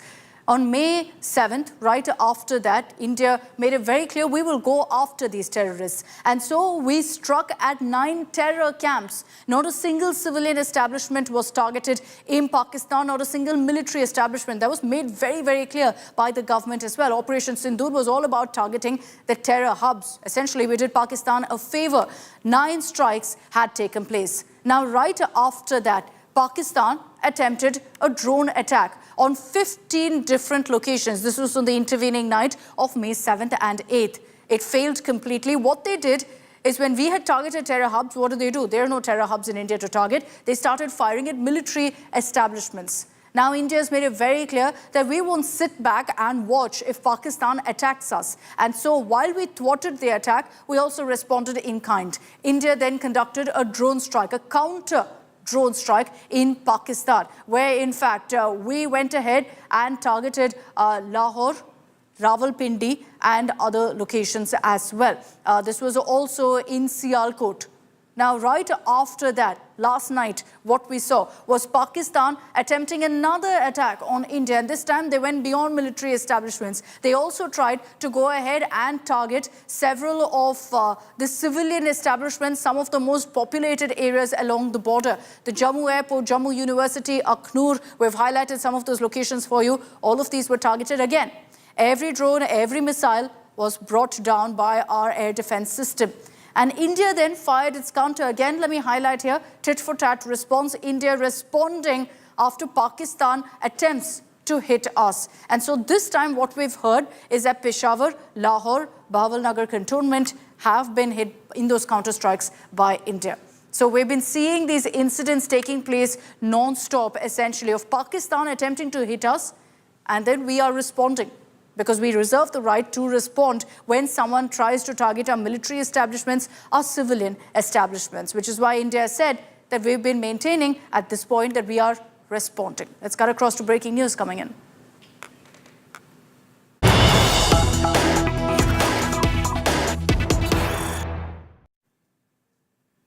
Pakistan in financial doldrums is now seeking that bailout package from the International Monetary Fund, where it filed an appeal. But India, remember, is seeking a pause on Pakistan's attempt to get funds from the International Monetary Fund. Now, Pakistan has sought $1.3 billion. The IMF will take a call this evening at 7:30 p.m. on whether Pakistan should be given that loan or not. Pakistan has been struggling with its finances, its economy is in bad shape. But India's message is very clear here to all of these international bodies, including the IMF, that you can't be handing out loans, you can't be handing out funds to a country that refuses to crack down on terror. Set a precedent, send out a message that unless you go ahead and crack down on terror hotspots in your country, get rid of terror bosses who mastermind and carry out attacks on Indian soil, you should not be giving them money right now. And India has been making that particular case before the IMF and several other international bodies as well. And that's why we are seeking a freeze on this attempt by Pakistan to get more money, a bailout package. Karishma Asudani of Business Today TV is joining us with more on this. Karishma, we understand the IMF will take a final decision at 7:30 this evening. Well, absolutely right, Akshita. Today evening, the meeting is scheduled to happen, and India's representative, Mr. Parmeswaran Iyer, will be on this board. This is also because India stands a very strong, takes a very strong position in giving their vote for this bailout package, which likely is definitely going to be a no, because India is very clear that they don't want multilateral financial institutions to fund Pakistan, as Pakistan's finances are involved across cross-border terrorism and money laundering, is why FATF was also involved. Now, Pakistan had managed to secure a $7 billion bailout program for IMF last year and was granted a new $1.3 billion climate resilience loan also in March. The 2024 program was Pakistan's 24th one. And today's will be another second tranche of the bailout, which will hold a lot of importance in the fact that Pakistan is already in a very fragile state when it comes to its fiscal and economic matters. Okay, Karishma, thanks for those details. 7:30, we'll know if Pakistan gets that bailout package. They want $1.3 billion because they have, of course, been struggling with the economy being crippled and they're in a financial mess. India is citing the fact that Pakistan has failed to crack down on terror, so don't go ahead and help them out in any manner. Issue a deadline, tell them they have to crack down on these terror bosses, and then they can get that bailout package. Let's see what the IMF does.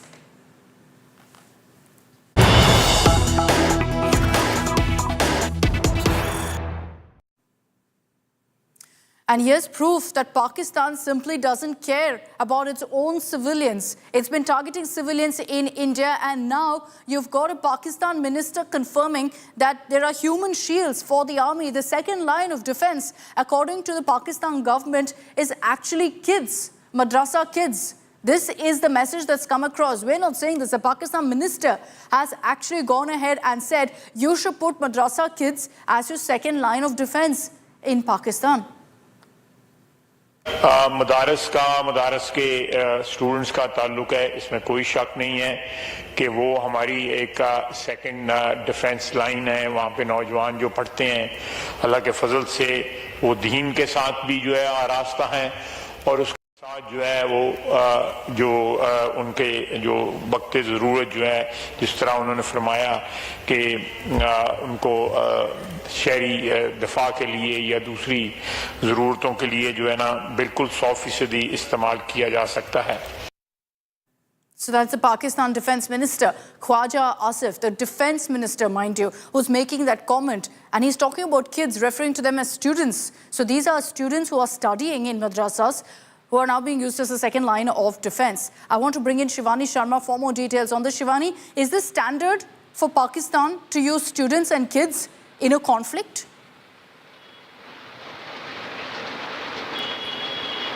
Akshita, we've been seeing this pattern even in Jammu and Kashmir when Fidayeen attacks used to happen by young children, and now Khwaja Asif, who's the defense minister of Pakistan, is exposing his modus operandi once again openly. And now he's saying the madrasa students are our second line of defense and they can be utilized in this time of crisis. Two times these kind of claims have come now. The defense minister is not only admitting that the army of Pakistan is weak, they do not rely upon their own soldiers, they need the students of madrasas. And second thing, how in the name of religion these children have been radicalized in Pakistan, that's also very evident. So Akshita, Pakistan is exposing itself each day. The mask is falling. India knows about Pakistan, what Pakistan has been doing, but now the world also acknowledges and knows what Pakistan is doing. And see, such statements that have been coming in, these laughable statements from Pakistan's ministers that have been coming in after Pahalgam attack, they are just making Pakistan's picture dirty every day. And now they are admitting that they use young children as their shield, as the second line of defense. Unbelievable, really, that this is what Pakistan is resorting to. But Shivani is right in pointing out that this is an age-old practice, really, by the Pakistan army. Thanks very much, Shivani, for joining us with those details. Let's listen in again to exactly what the Pakistan minister, this is the defense minister, Khwaja Asif, on record, talking about using students and kids as the second line of defense. मदारस के students का ताल्लुक है, इसमें कोई शक नहीं है कि वो हमारी एक सेकंड डिफेंस लाइन है। वहाँ पे नौजवान जो पढ़ते हैं, अल्लाह के फजल से वो दीन के साथ भी जो है आरास्ता हैं, और उसके साथ जो है वो उनके जो वक्त ज़रूरत जो है, जिस तरह उन्होंने फरमाया कि उनको शहरी दफा के लिए या दूसरी ज़रूरतों के लिए जो है ना बिल्कुल 100% इस्तेमाल किया जा सकता है। So ever since the tensions between India and Pakistan, there's been all sorts of fake news doing the rounds on social media.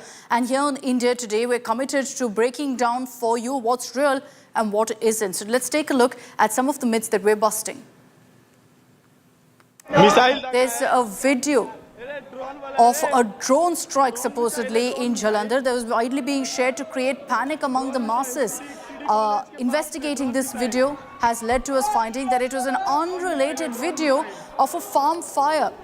Now, the video had the timeline of 7:39 p.m. The drone attack began much later. If you were tracking our live coverage, you would have seen that it started post 8 p.m. Now, the same was backed also by the DC of Jalandhar. Second video, an Indian post was claimed to have been destroyed by the Pakistan army in one of the fake videos spread online. The video was shared and amplified by a number of fake and unverified accounts. Fact check found out that the claim is completely false and confirmed that this was staged upon verification, since there's no unit called 20 Raj Battalion in the Indian Army in the first place. This video clearly aimed to mislead public and is a part of a coordinated propaganda campaign that we will repeatedly call out. Third fact check. An old video being shared on social media with the claim that Pakistan has launched a missile attack on India in retaliation. We checked this particular video doing the rounds, and it's actually of an explosion that took place in Beirut, Lebanon in the year 2020 that's now resurfaced to be going ahead and claiming that Pakistan launched a missile attack on India. This video too is fake. Let's get to the next set of fact check here. The claim being made about a Fidayeen attack on an army brigade in Rajouri of Jammu and Kashmir, widely shared, widely circulated last night. Upon fact checking, the government confirmed that there is no such Fidayeen or suicide attack that occurred on any army cantonment. The false claim solely intended to mislead and cause confusion. There's also a picture and a video that was doing the rounds. All of that now has been flagged off. So beware of these kind of news reports doing the rounds.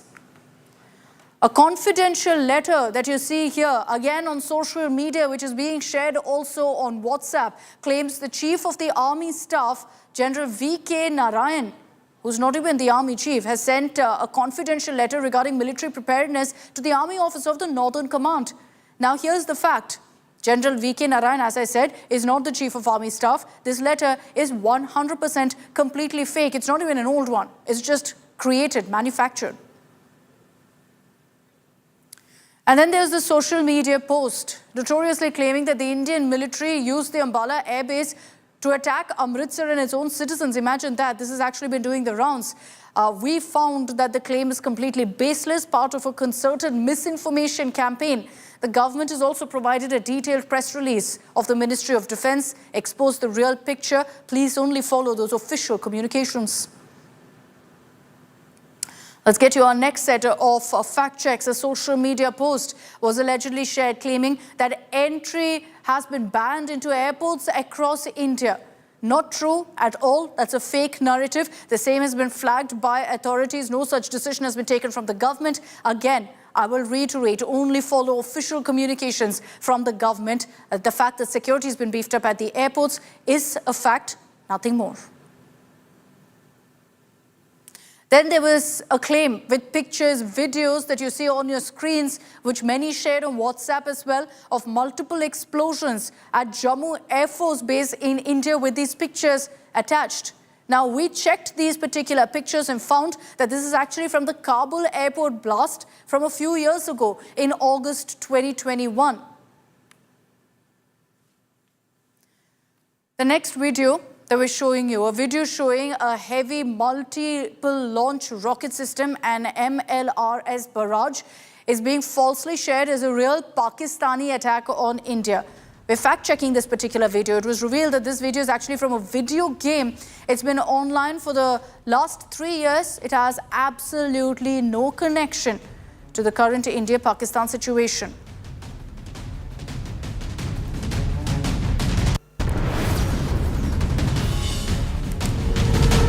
This is a video that's been doing the rounds right now with claims that this is Colonel Sofia Qureshi leading Operation Sindoor. Remember, she's been part of the news conferences, and this is a video that people have shared saying this is her leading Operation Sindoor. This is actually a video from 2021. It's from the US Renault Air Race, and it's not even Colonel Sofia Qureshi. This is a pilot, Major Christine Beowulf, not Indian, and a pilot, not an army officer. So again, do not share this video. Completely fake, completely misleading.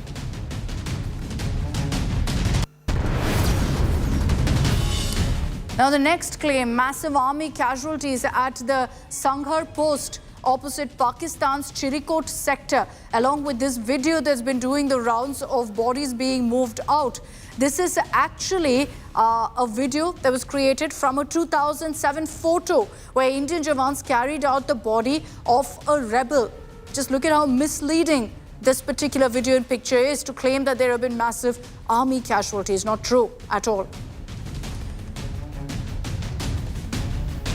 Let's get you the next fact check. This video, I'm sure you've seen this repeatedly. There are claims that this is a video of a Pakistan missile attack or drone strike in Amritsar from May 7th. The reality is that this is actually a video from 2024, from last year, which shows Israel's Iron Dome intercepting rockets from Lebanon, which has now been republished, doing the rounds again to claim that it is a video from the current India-Pakistan conflict.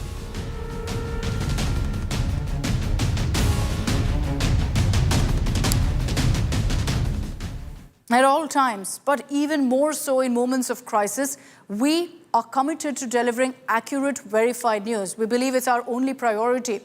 We're reporting now, of course, in unprecedented times and unprecedented conditions. Never before have newsrooms in India dealt with military operations at this scale, and in the age, importantly, of social media, of artificial intelligence, of AI. The past 24 hours have, of course, tested us with escalation along the western border unfolding in real time. There have been multiple reports of clashes, of official statements, of social media speculation, even of deep fakes, hacked tweets, eyewitness accounts, all of this flooding our newsroom at such an unprecedented and relentless pace. Our team worked tirelessly round the clock, followed our very strict checks and balances and processes. Few early reports were incomplete or exaggerated in spite of all of our best efforts. And for this, we apologize. We will further strengthen our multi-pronged verification process and ensure that we bring you the most accurate information and, importantly, without compromising national security, the safety of our heroic forces and our reporters on the front. The India Today group has a robust fact-check team, India's most referred to fact-check team on X community notes, that's busting fake news on a daily basis. We will continue to invest in its resources and boots on the ground and eyes on the scene to deal with, this fog of war. Your trust drives us to uphold the highest journalistic standards. We don't take it for granted. So thank you for watching us non-stop and through a very, very long night with all of us, with me, with my colleagues, reporters, and all the teams behind the scene. And continue to stay with us as we will get you our accurate, verified coverage on what's happening between India and Pakistan. I'm slipping into a very, very short break. I'm joining you with the headlines in just a bit.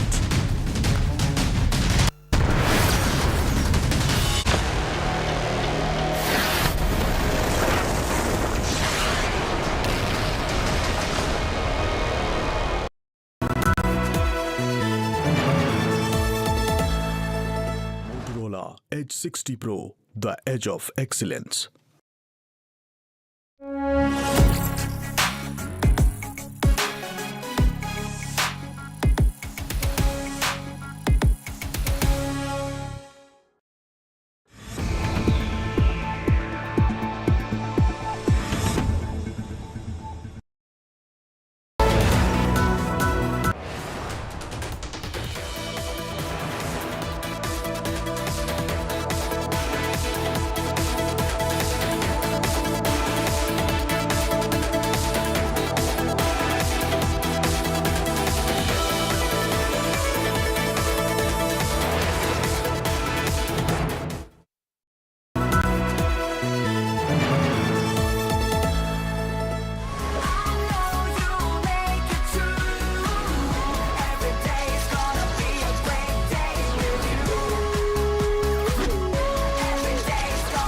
Motorola Edge 60 Pro. Hello, Moto.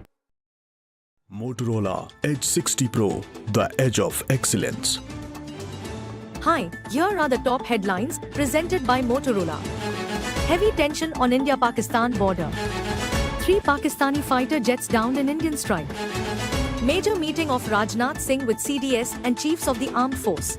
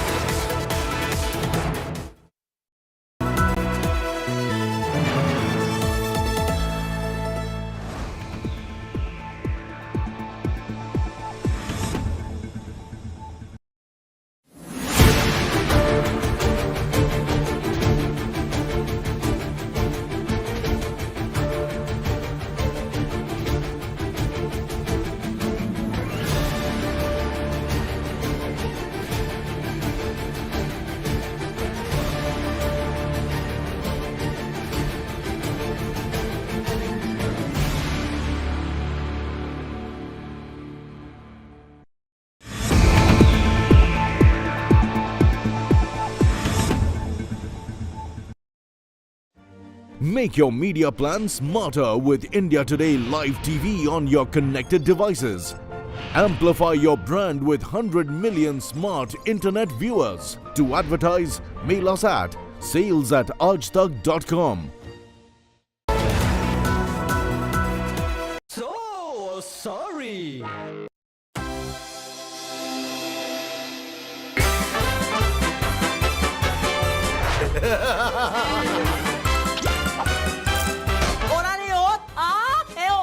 Ui, ai da.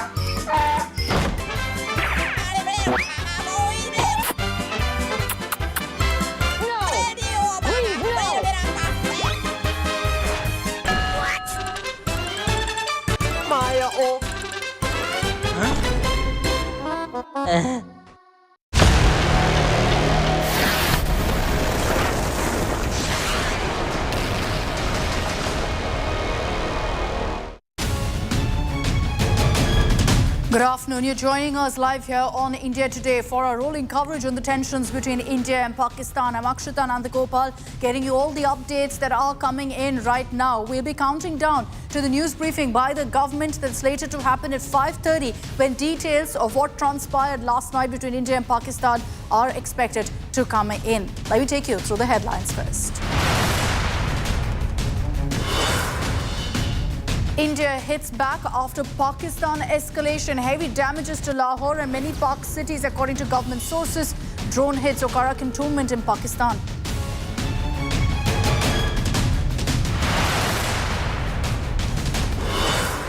Prime Minister Modi and Mantris in huddles. Prime Minister monitors situation along border. Home Minister Amit Shah chairs border security meet. Rajnath Singh meets the three service chiefs.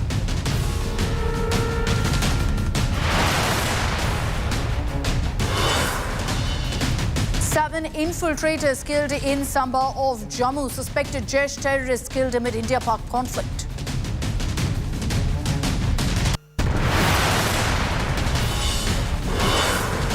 Undetonated Chinese missile in Punjab field. Chinese PL-15 air-to-air missile recovered, likely from downed Pak JF-17 jet.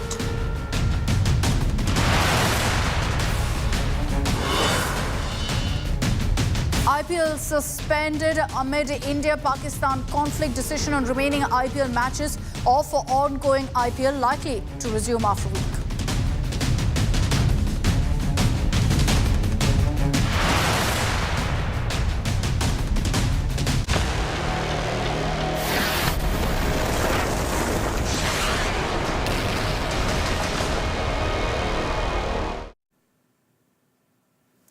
Let's begin with the updates coming in on really what's transpired in the last 24 hours. Tensions with Pakistan escalating as strikes were launched by Pakistan again at civilian establishments at Jammu, Pathankot, Udhampur and other locations.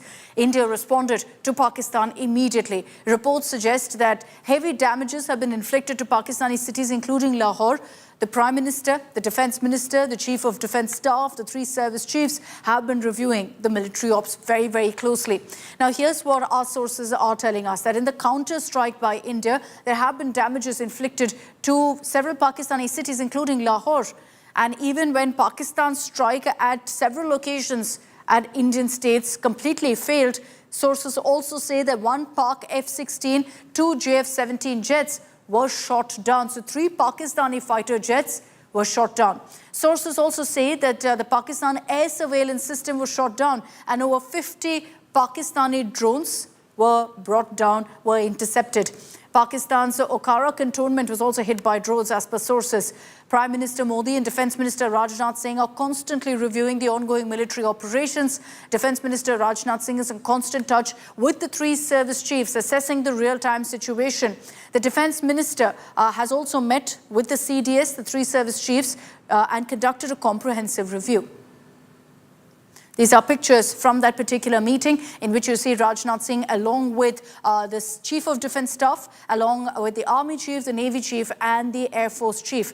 Now, there's been a lot of talk about this particular picture because if you look at the body language of the CDS, the three service chiefs. You see all of them, their morale is high, they're all smiles, and that really tells you how India really feels about currently where this conflict stands and the fact that we've been able to repel, thwart every strike that's come in from Pakistan. Essentially, Pakistan army with no strategy has just been raining missiles, drones at India. Last night also sending across fighter jets. And we have information, of course, that 3 Pakistani fighter jets have been shot down. This was 1 Pak F-16 and 2 JF-17. Now, 5:30 this evening, we're going to be seeing a press conference by the MEA where more details are expected to emerge on exactly what transpired last night on the attempt by Pakistan to target our military bases and also civilian establishments. We understand from the statement that came in from the Ministry of Defense that Pathankot, Udhampur, Jammu were the targets essentially by Pakistan this time. I want to bring in Aishwarya Paliwal for the latest updates of what's happening in New Delhi, which is where, of course, all the decision-making is taking place. Aishwarya, as has been the case for the last many days, you're seeing non-stop meetings taking place. The CDS, the 3 service chiefs, have also met with the Defence Minister. Well, one of the important things, Akshita, that we must remember is the fact that Prime Minister Narendra Modi and the top ministers, a very clear message has been sent out. In fact, Prime Minister, when he met all the leaders, he told them very clearly that you need not to panic. So that is something which all the ministries have also taken care of. In fact, if we speak about the finance ministry, today evening, Finance Minister Nirmala Sitharaman will speak with the banks and will also speak with the stock markets and will make sure that we do a testing of sorts. Cyber attack is something that the government very clearly is looking at. So India now is preparing itself. You need to make sure that hospitals are working. That's what JP Nadda at the moment is doing. Finance Minister making sure that there is no cyber attack on the financials of our country. Also, Defence Minister Rajnath Singh meeting the 3 defence chiefs and speaking with them, understanding where we are standing when we speak about India's defence. So all those things are being done, but the government does not want any kind of panic to take place, which is why things are going as per schedule. The meetings are going on. The government very, very clear. We need to prepare ourselves, but do not panic. That's the big message coming in from the government at the moment. Akshita. Okay, so you're seeing every ministry right now plugged into action, ensuring that all necessary steps are taken in every aspect, really, of this conflict and the repercussions, the ramifications it could have in different ways. So all ministries tuned in, plugged in, working to see that everything goes off smoothly and especially ensuring that there's no impact on citizens.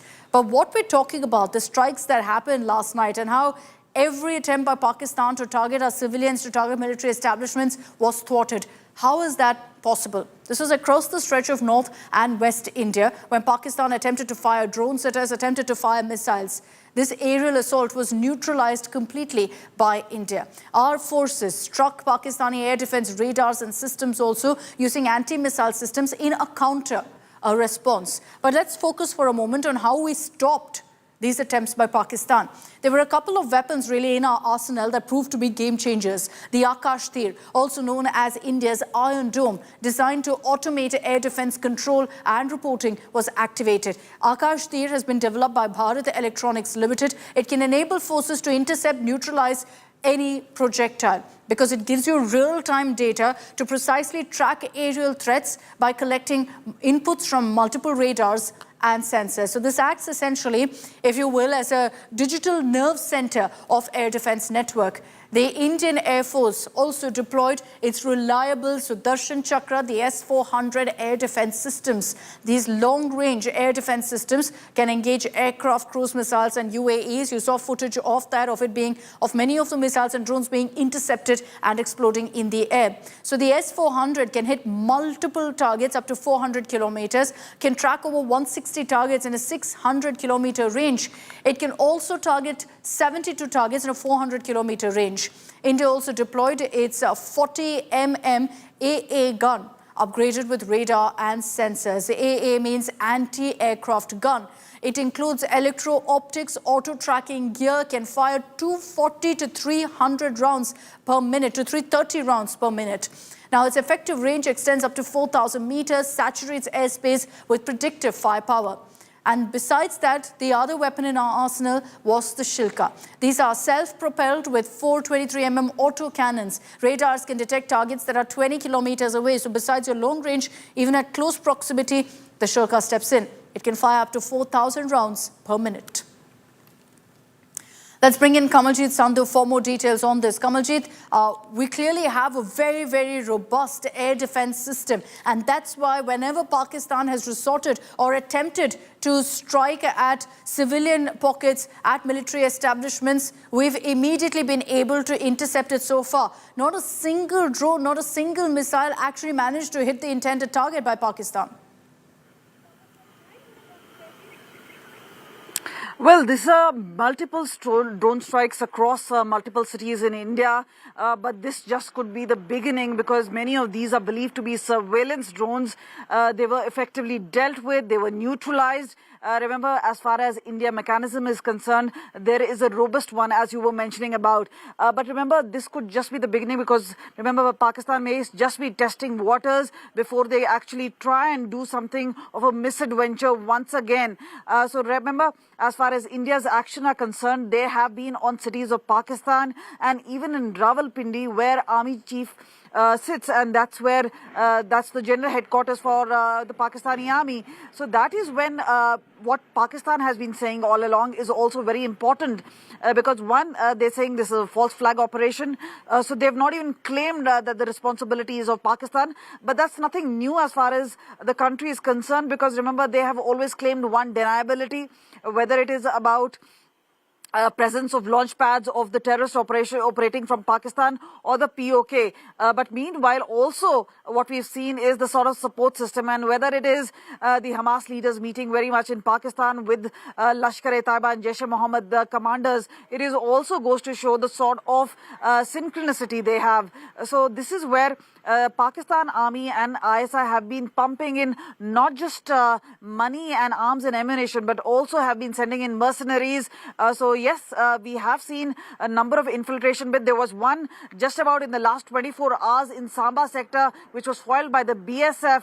The visuals are for everybody to see about how there was a cover fire being given by the Pakistani post, which was eventually destroyed by alert BSF Jawans. So this seems to be an escalation of sorts, but remember, this may not just be over as many people are anticipating it to be. It could actually be worse because remember, Pakistan is still awaiting because they don't have any sort of a face saving just yet to show to their population, and that's the reason it does seem that they send in drones, especially surveillance drones in swarms, and this is where they were immediately neutralized, but there could be more in the offing, and that is why the security preparation, that is why the mock drills, and that is why there seems to be a lot of preparations in place. Remember the sirens going off, people being trained about this. So this is the level of alertness. But remember, as far as administration itself is concerned, largely precautionary, Kamaljeet. We've taken a lot of precautionary measures to ensure the safety of our civilians, to ensure the safety of every single Indian. Kamaljeet, thanks for those details. I also want to put the focus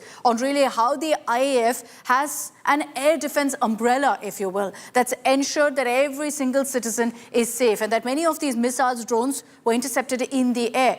How has the Indian Air Force done this? Well, it used the Counter Unmanned Aircraft System, or the CUAS. Also, the Pura, which is essentially a Soviet-origin surface-to-air missile system, which the Indian Air Force relies on greatly. Then you also had the Samar, which is the surface-to-air missile for assured retaliation. It's a hybrid air defense system that's been developed by the AAF in collaboration with private bodies as well. And then you had air defense guns, all of this used by the Indian Air Force to respond to Pakistan in a measured, calibrated manner.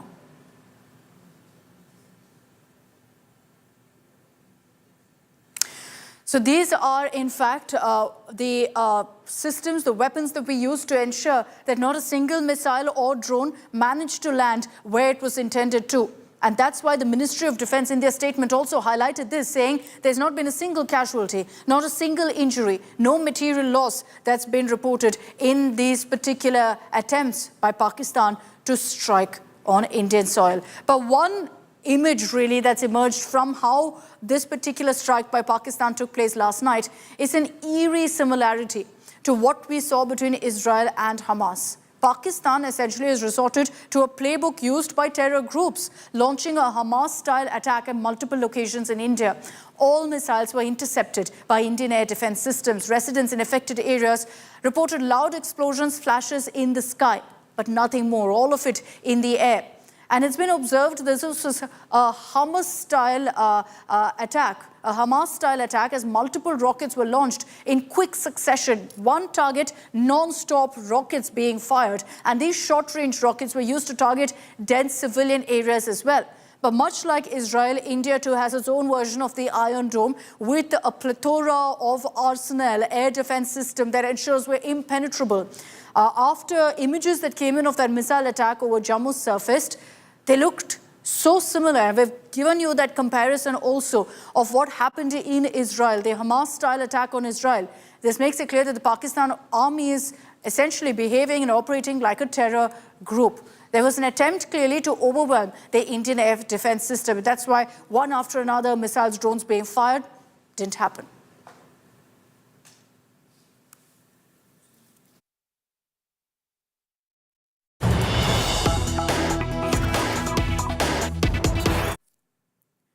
Let's get you breaking news that's coming in right now from the national capital. As a precautionary measure, there are now civil defense drills taking place in Delhi as well. Air raid sirens being tested in the national capital. And you had Parvesh Verma also at these air siren tests. The message is very clear. Don't panic. And that's been told very clearly to all of the residents. This is, again, let me highlight for you, a precautionary measure that's been taken up by the government at this point. Kumar Kunal is joining us with more details on this. Kumar, we understand the air raid sirens are being tested in Delhi, speakers being installed in different parts of the national capital. Reiterate here that this is no reason to panic. These are precautionary steps in the national capital. Exactly. It is just a precautionary measure, an emergency measure. What happened last night in several parts of Jammu and Kashmir, Punjab, Rajasthan and other areas, which are the border areas. That's why national capital is also preparing for any emergency response. You can see that so many civil defense volunteers, they are here to educate people that how they should respond in case of any kind of emergency. आप लोग क्या बता रहे हैं किस तरीके से करना चाहिए क्योंकि अभी सायरन बजा?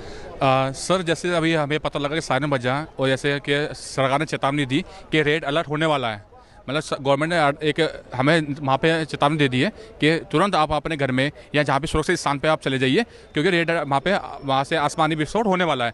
तो उसमें क्या होगा सर, हम अभी ऑफिस में जा के लोगों को हम अवेयरनेस करके आए हैं कि जैसे आप अगर कोई आपदा आती है तो आप उसमें साइड झुकिए या अपने कान बंद कर लीजिए क्योंकि उसमें शोर होगा, बहुत शाउट होता है तो आपके कान खराब होने के और उसमें क्या होता है सर, रोशनी होती है ना, उससे आँख भी खराब होती है हमारी।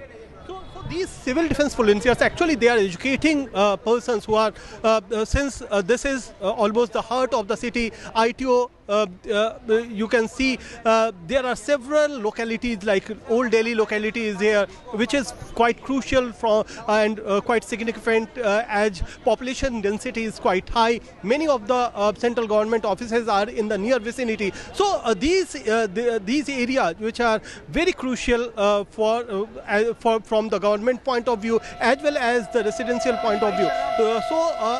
An emergency drill, this kind of drill which is happening here in Delhi as an emergency measure. Akshita. Is ITO, as Kumar Kunal tells you there, that's where you largely see a lot of the government offices. These are the air sirens that have been put up, installed in several locations of the national capital. I will again reiterate for our viewers, especially all of you in the national capital watching this, wondering what this means. Absolutely nothing. It means we're taking all necessary precautions. And if you hear these sirens at any point, of course, you know the due protocol to be followed. We've given you enough details of what exactly to do in response. But like I said, there will be a communication that comes from the government beforehand if these sirens are expected to go off. This is right now preparatory steps being taken to ensure we're prepared for any eventuality and nothing more. So as we get you these images from the national capital, from Delhi, of the air raid sirens going off, this has happened in ITO. which is where we also saw mock drills taking place. We also understand that speakers have been put up in several locations. On your screens is also Delhi Minister Parvesh Verma, who was there to essentially oversee all of the steps being taken, supervise the installation of these air raid sirens and the drills that were conducted. Civil defense volunteers were there, also instructing all of the employees of these officers of what exactly to do if at any point they actually hear these sirens. We understand that speakers now are being installed in some of the crucial locations of Delhi, so that if there's ever a need to alert residents, that can immediately be done without any delay. If you hear this sound, you know what to do, the steps to be taken. There is either blackout measures, in which case electricity will be cut, and the need of the hour is to then ensure you stay indoors. But having said that, this is right now a precautionary step. Kumar Kunal is joining us with more updates on that. Kumar, you were speaking to some of the civil defense volunteers here on what exactly is to be done if these sirens go off. Can you also tell us, Kumar, at this point, if these kind of sirens are being installed in different parts of Delhi across the national capital? Exactly, there are 11 districts in Delhi, and all the districts administration, they have been told to install such sirens. They are being told even earlier that all the emergency measures should be there, and there in case of any emergency, all those emergency measures should come into the effect. These civil defense volunteers who are standing right behind me, they are actually being trained, and they normally looks after any kind of eventuality. If any emergency situation does arise, then they are the first respondent in all those cases. So they are actually the trained person who can guide the natives or the residents of that particular area. So actually government is saying that there is no need to panic, but always there is a need to be prepared, and as a precautionary measure, they are taking all these exercises because national capital Delhi is one of the most vulnerable place. Our enemy can target national capital, so it is better to be prepared rather than taken by surprise. So we are actually getting prepared. This siren exercise is a step towards that preparedness. So all these things are happening across the capital, not just at the ITO.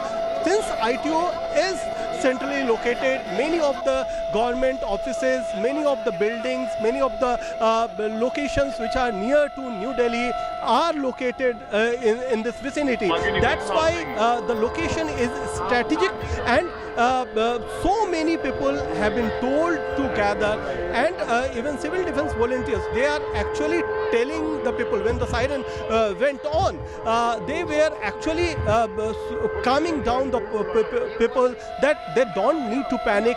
There are some basic exercises which are taken care of. They should actually do those exercises. They should hide themselves behind any strong object like table or whatsoever. So these kind of emergency preparations are going on, and it will go on for some day. The idea is to spread awareness. The idea is to ensure everyone knows what to do in any circumstance, in any eventuality. I want you to listen into these drills that were conducted just a few moments ago in the national capital. Listen.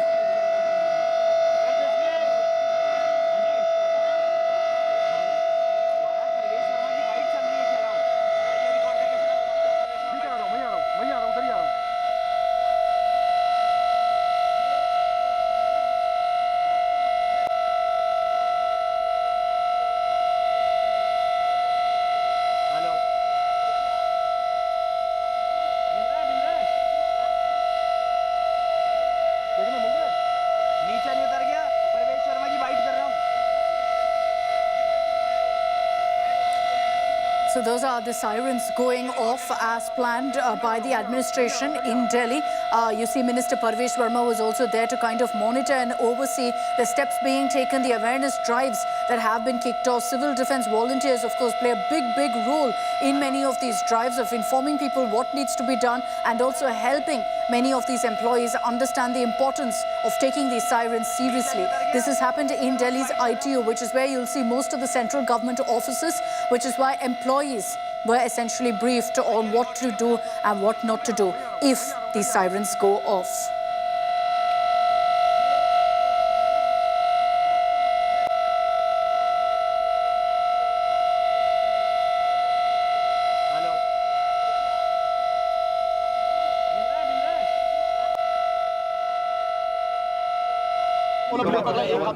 आज से दिल्ली में siren लगाने शुरू किए हैं। दिल्ली में जितनी भी ऊंची बिल्डिंग है उसके ऊपर में सायरन लगेंगे। ये सायरन की रेंज 8 किलोमीटर रेडियस की है।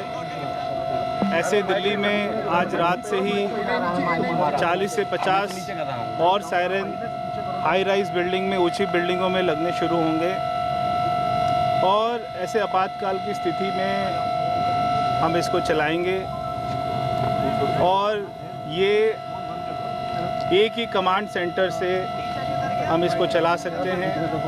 अगर हमें किसी पर्टिकुलर डिस्ट्रिक्ट का चलाना है, पर्टिकुलर एरिया का चलाना है या पूरे दिल्ली का चलाना है तो इसको कंट्रोल किया जा सकता है।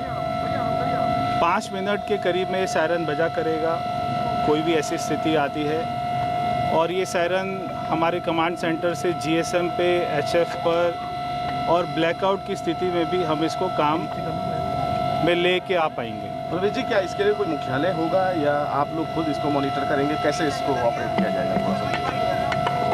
ये पूरा जो कंट्रोल होगा नेशनल डिज़ास्टर मैनेजमेंट के अंडर में होगा और ये क्योंकि पीडब्ल्यूडी की हाई राइज बिल्डिंग है इसलिए आज यहाँ पर लगाया गया है।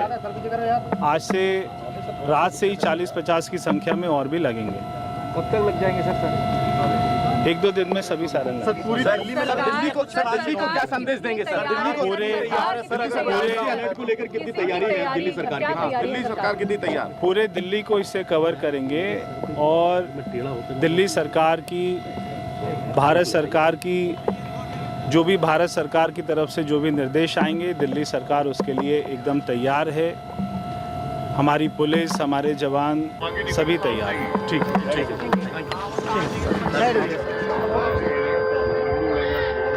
So that's the message from Delhi Minister Parvesh Verma about the need to be aware and ensure people know what to do when these air raid sirens go off. But like I said, this is a precautionary measure ensuring that citizens know what to do in any eventuality. There is no reason for panic. There is no reason for Delhiites to think that there's any threat right now. And here's why. Let me also explain to you right now why the national capital is safe.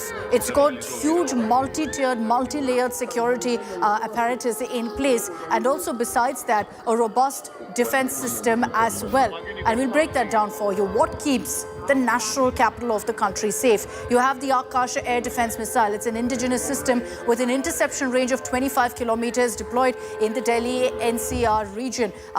We've seen, of course, how the Akash Tir has helped along the borders last night. Then you have the AEW and CA aircraft used to maintain constant surveillance of the airspace in and around Delhi, the national capital region, identifying any suspicious activity. It's called the Netra aircraft. The medium-range surface-to-air missile MR-SAM, capable of intercepting and neutralizing hostile aircraft, helicopters, cruise missiles, drones within a range of 70 kilometers. This was something that was used again by the IAF last night. We have sensors in place across the national capital region, portable radars with low-level detection capabilities. They have also been deployed to ensure surveillance and threat detection. There are fighter jets that are based out of the national capital region in those military bases, in the air bases. So these fighter jets also can be deployed at any point to enhance the air defense capabilities of the national capital region. Okay, let's move on and talk about what's really happening along the border areas. The last 72 hours have, of course, been extremely intense. Pakistan attempted to also infiltrate into Indian territory once again, which was successfully foiled by our forces across multiple regions. The incursion primarily targeted the Jammu region. Pakistan attempted strikes on the Jammu airport, on Jammu University, and that tells you clearly that they also wanted to target civilians in their strikes. Udhampur, Pathankot, Jaisalmer and Rajasthan, all of these were targeted. And it was India's Sudarshan Chakra, the S-400 missile system, that thwarted these attacks. India successfully shot down one Pakistani F-16, two JF-17s, multiple missiles and drones as well. Now, in retaliation, India launched strikes on Lahore. Loud explosions were reported in Peshawar, near the Bahawal Nagar cantonment as well. There were videos that emerged of people rushing out of their homes as sirens blared. Mosque loudspeakers urged residents to turn off all household lights. But there's yet to be an official statement on exactly what India's counter looked like. Rattled Pakistan made a failed attempt to target Jammu's airport and other vital installations in Jammu city and in Jammu and Kashmir. Right now we are standing outside Jammu's airport. There is complete blackout here. Earlier in the evening,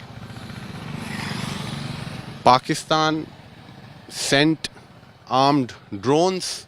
Pakistan lobbed missiles towards vital installations in Jammu, whether it was Jammu airport and other army installations in Jammu, Udhampur and other places. But our alert security forces foiled the nefarious designs of Pakistan. We had already activated our air defense system S-400, and with the help of that, we were able to repel Pakistan's attacks, not only in Jammu and Kashmir, but also in neighboring Punjab, because Pakistan also tried to target the air base in Pathankot district of Punjab. We have successfully shot down 3 fighter jets of Pakistan. This includes 2 JF-17 fighter jets and 1 F-16 fighter jet. So Pakistan is rattled. It tried to escalate tensions. It tried to target Jammu city and other places. But our alert troops on ground have foiled the nefarious designs of Pakistan. We had already activated our air defense system, and with the help of that, we were able to shoot down Pakistani drones and Pakistani missiles. With video journalist Neeraj Kumar, this is Sunil Bhatt reporting from outside Jammu's airport for India Today. And the Pakistan Defence Minister Khwaja Asif says Pakistan is ready to wrap up tensions with India, as he puts it. And then he says New Delhi should de-escalate the situation. Listen in. Some of the countries in the Arabian Gulf also, who are close to us, and obviously they have a good relationship with India also, they have also advised that de-escalation should take place immediately. But India is making it, it's almost impossible. Every day there is an incident which raises the bar of conflict in the subcontinent. And that's the message from the Pakistan Defence Minister at a time when Pakistan has repeatedly been firing at India, attempting to target our civilian bases, our military bases. And so India has maintained very clearly that we've been only resorting to de-escalatory responses. External Affairs Minister Dr. S. Jaishankar yesterday in a bilateral with the Iranian Foreign Minister who was here in India made it very clear that India does not intend to escalate tensions with Pakistan, but at the same time, we will give a firm response if there are attempts to target us militarily, if there are military attacks on India. This has been our very, very clear stand on Pakistan. Listen in. Excellency, you are visiting India at a time when we are responding to a particularly barbaric terrorist attack on 22nd April in the Indian Union Territory of Jammu and Kashmir. This attack compelled us to respond on 7th May by striking at cross-border terrorist infrastructure. Our response was targeted and measured. It is not our intention to escalate the situation. However, if there are military attacks on us, there should be no doubt that it will be met with a very, very firm response. As a neighbor and a close partner, it is important that you have a good understanding of the situation. So day 15 of ceasefire violations by Pakistan along the line of control, because mind you, these ceasefire violations haven't started since the Operation Sindoor, but much before, since the Patel terror attack from April 22nd in Uri. One death has been reported following a ceasefire violation by Pakistan in the border areas. And unfortunately, this means that the total death toll has reached 15 as of yesterday. Last night, too, we've seen multiple provocations along the border. And so we're hoping that there haven't been any casualties. Pakistan isn't just targeting houses, it's targeting religious places. And you can see in the images the kind of impact that it's left. Buildings completely ridden with holes, glass pieces shattered, and these are from temples, gurudwaras, mosques, all of which has been targeted. But the worst hit area has been Poonch along the line of control, where around 13 people have died so far. Pakistani forces are targeting innocent civilians, directly targeting residential pockets where there are no forces. So it's very clear what the Pakistan army is attempting to do. It is truly said that faith can move mountains.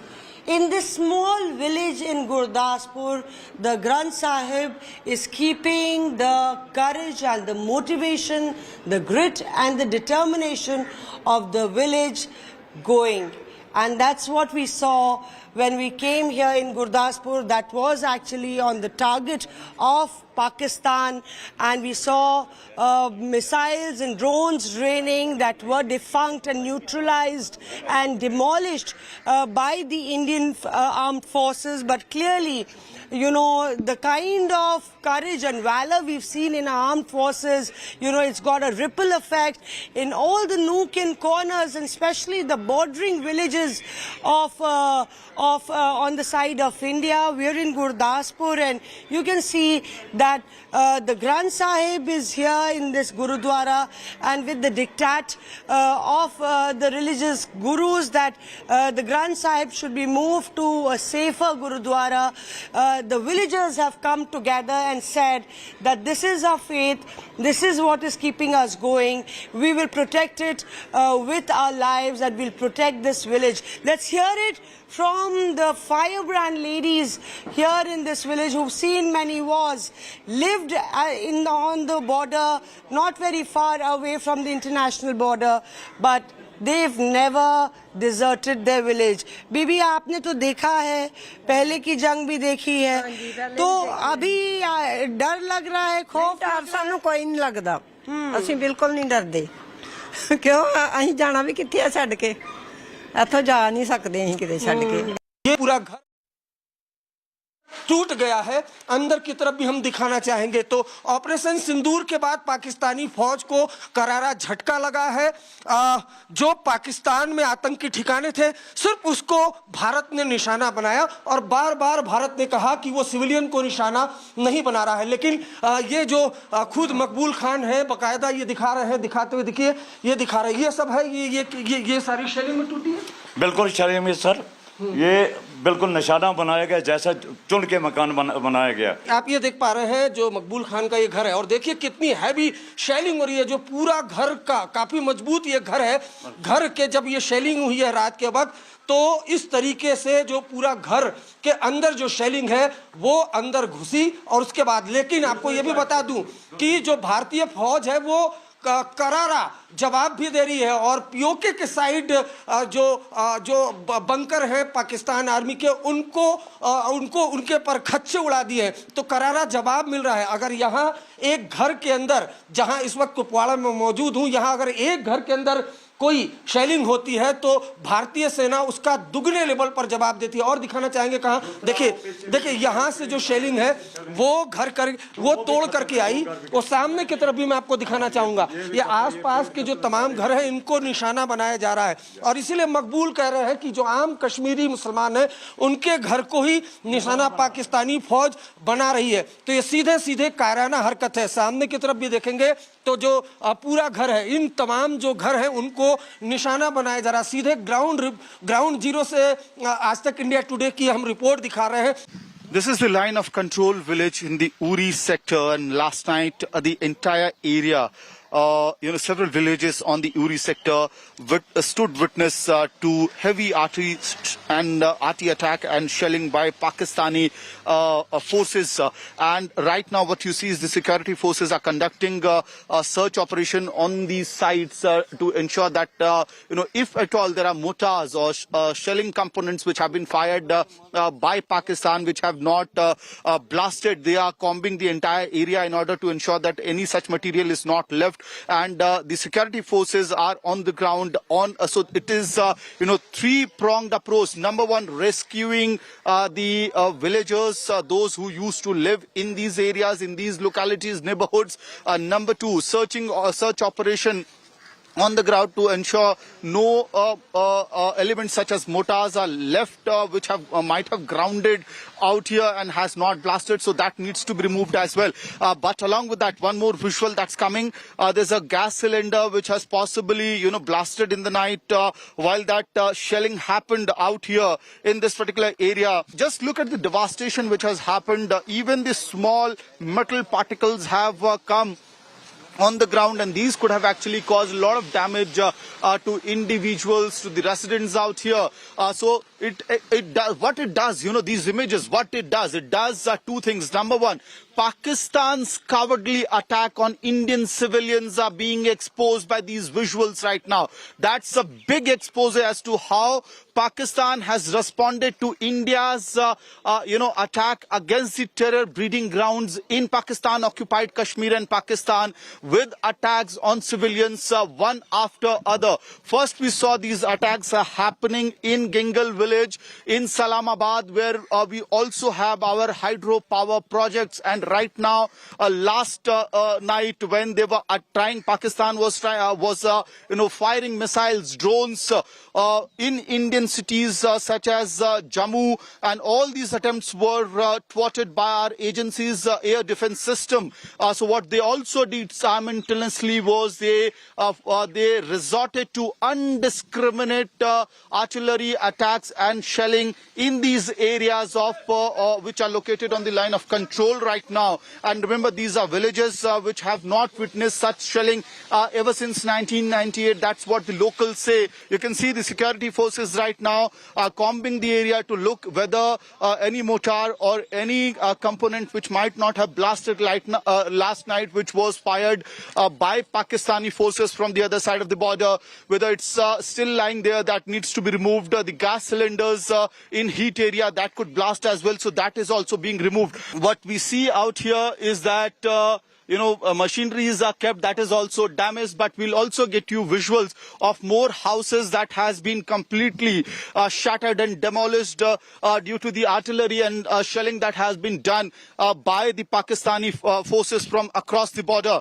Another shop completely destroyed on the main road of Lagma village. Remember Lagma, Bandi village, Gengal village, Salamabad, Kamal Kot. The list is quite long, where Pakistan has resorted to cowardly, dastardly attack on the civilians. Even when India responded to Pakistan's, misadventure of trying to target Indian cities, Indian establishments in northern India and western India through air attacks, India thwarted all those attempts. Indian air defense systems stood rock solid, and India responded to Pakistan's that act with exposing Pakistan's failure where Islamabad, Lahore and even Rawalpindi was in a way breezed by Indian armed air attacks, but that was not on the civilians, neither on their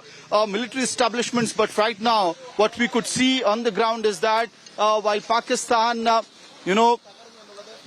was trying to attack our cities where civilians live, like Jammu and all other areas in North India, Pathankot, several cities of Pakistan. What is happening on the ground is that they were also resorting to heavy artillery attack, shelling on the villages on line of control. Indian armed forces is on the ground to protect every citizen. It's a cowardly act.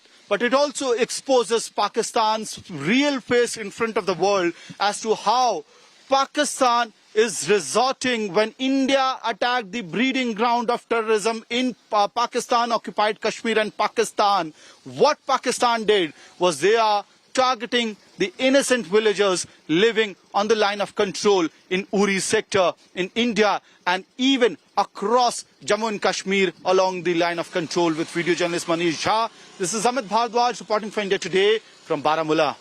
Another barbaric act of Pakistan is continuous shelling being done in the border areas at the line of control. We are in Rajouri, and this is a house which seems to be devastated. A major impact has been taken. It's a newly built house, but here you see the impact of the shell. The shell fell a couple of meters away. There's a crater there now. What you see out here is the ramification, the effect of, look at this. This is all the glass shards. These are broken pieces. We'll just try and get a sense from the owner here. Rishi is with his family. Rishi and Shruti just recently got married. They're newly married couple. But getting a sense, Rishi, आप ये बताइए, रात का मंजर क्या था? आप लोगों ने ड्रोन देखा, आपने शेल गिरते देखा, आप लोग क्या हुआ? क्योंकि जान बचाना भी जरूरी है। जी मैम, जान तो हमने बचाई है। रात को 1:30-2 बजे लगभग यहाँ पे फायरिंग जो है शुरू हो गई थी, तो हमने बड़ी मुश्किल से यहाँ पे जान बचाई, छुप के अपने आप को मतलब कमरे में वहाँ पे जान बचाना पड़ा हमें। तो बिल्कुल जस्ट घर के सामने जो है ये विस्फोट हुआ है, तो बहुत मुश्किल था हमारे लिए। तो ये फर्स्ट टाइम था, इससे पहले कभी नहीं हुआ। यहाँ पे सारी हिंदू कम्युनिटीज है, ऐसा कभी नहीं हुआ, दिस फर्स्ट टाइम। लेकिन न्यूली मैरिड है, आपकी वाइफ है, ये बताइए क्या सोच रहे थे? आपको लग रहा था कि जान पे बनाई है? मैम अब क्या ही कर सकते हैं, अब इतना तो पता था कि रिस्क में, पर खुद को खुद ही बचाया। आप ये बताइए कितने सालों से आप लोग यहाँ पे लाइन ऑफ कंट्रोल पे रह रहे हैं, और इस तरह की जब रात को बम के गोलों की आवाज तो आ ही रही थी, तो आपको लगा था कि कहीं ऐसा कुछ मुश्किल आ जाएगी? नहीं मैम, मुझे तो नहीं पता था, लेकिन कल की जो न्यूज सुन रहे थे तो उसमें तो पता चलता था भाई कुछ न कुछ तो हादसा होगा। तो जब बमबारी हुई रात को तो हम अपने आप तो सेव करने लगे, फिर तो इधर उधर छुपने लगे, क्या करना था फिर, तो बम तो पास में पड़े थे। So we just trying to get you a sense of what is really happening, because these are residents near line of control. Arishi, just try and please show us inside. And here you go, look at this. Built in 2018, and there you go. This is the living room area. Look at this. The impact is so, this is a newly built house. Look at this. We'll just go into the other rooms, because remember the impact is such, there are just glass shards everywhere. ये घर नया था तो इसी वजह से इतना impact ले पाया? नहीं मैम, ऐसा कुछ नहीं है शायद, बट हम ये नहीं कह सकते। घर नया होने की वजह से हम ये बोले कि हमारे ही घर में शेलिंग हुई है, और भी घर में शेलिंग हुई है आगे पीछे बहुत। नहीं, मैं कह रही हूँ कि नुकसान क्या कम हुआ है? क्योंकि जी नुकसान ज्यादा हुआ है। जी जी। So look at this. This is the kitchen. Look at this. All the glass shards here. Look at this. So the impact is quite heavy, but remember, when you compare it, a life has been saved. These, आप लोग कहाँ अंदर छुप गए थे? पीछे वाले room में हम अपने आप को मतलब सेफ जोन में रखा, और ये जो अलमीरा था इसको स्ट्रेट में खड़ा करके वो बड़े वाला जो गद्दा था उसको स्ट्रेट खड़ा किया और उसके पीछे छुप गया। So all the residents remember a normal life being disrupted, and not just here, but just across Jammu and Kashmir. बहुत भरोसा है जो कि इतना कुछ कर रही है हमारे लिए, तो हमें भी चाहिए कि हम भी आर्मी का साथ दें। जी, हमें कई लोग सोच रहे हैं जाने का, आप लोग यहीं रुकेंगे? नहीं मैम, अगर कंडीशन देखेंगे कहाँ जाना है, जाएंगे तो कहाँ जाएंगे। Look at the resilience of the people. They're still smiling after all this. There's a smile on their face, because remember, it's not because there is a setback, because they know they have to live here. They have been living all their lives in this particular area.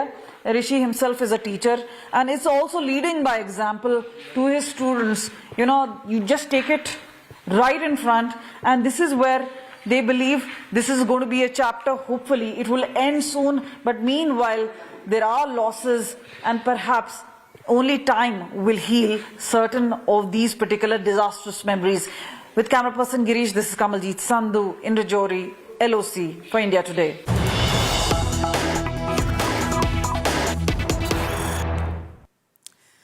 And here's perhaps the most bizarre reasoning you will ever hear on why Pakistan couldn't stop in one of the India counter-strikes.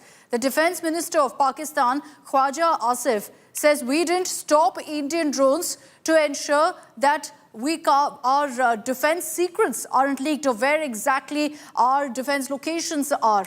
Pakistan, the Defence Minister of Pakistan, Khwaja Asif, has said essentially that we didn't hit back at India. We let them go ahead and strike us because we didn't want our defence locations to be known. This is actually the reasoning coming in from a Defence Minister of the country. Listen in.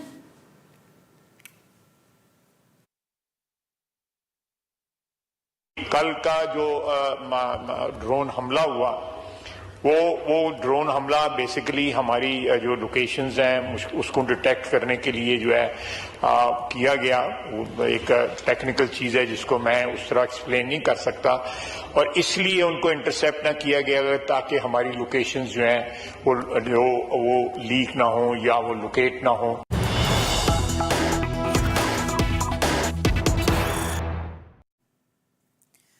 And let's get you a quick update on the Indian Premier League, which has been suspended amid the conflict between India and Pakistan. The BCCI has suspended the remaining IPL matches till next week. The BCCI has confirmed that a decision on the remaining matches will be taken next week on when perhaps we could be seeing it being pushed to. For now, they've said indefinitely, but next week we will know if the IPL will continue perhaps in a few weeks from now or what the final decision is that's taken by the BCCI. Listen in to what Rajiv Shukla had to say. BCCI ने यह निर्णय लिया है कि IPL को अभी फिलहाल एक सप्ताह के लिए स्थगित किया गया है। उसके बाद जो स्थिति है उसका जायजा लेके सरकार से विचार विमर्श करके जो हमारे स्टेक होल्डर्स हैं, फ्रेंचाइजी और ब्रॉडकास्टर, इन सबसे बात करके नए शेड्यूल की घोषणा की जाएगी। So the BCCI confirming next week there should be a decision. And mind you, that comes after last night an IPL match in Dharamshala was called off midway with the floodlights being switched off and all of the crowds there in the stadium being asked to move out. We'll be getting you all the latest updates of that story and, of course, the latest that comes in on the strikes and the conflict between India and Pakistan. Again, a reminder that 5 p.m. is when we're expecting a government briefing on the same. Our rolling coverage continues here on India Today on the other side of a very, very short break.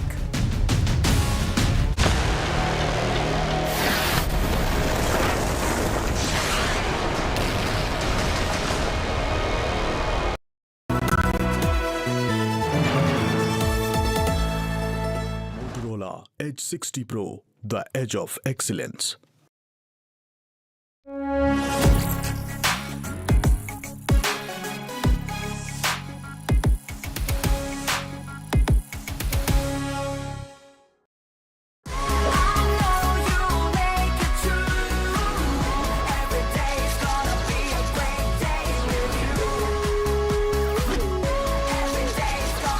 Motorola Edge 60 Pro. Hello, Moto.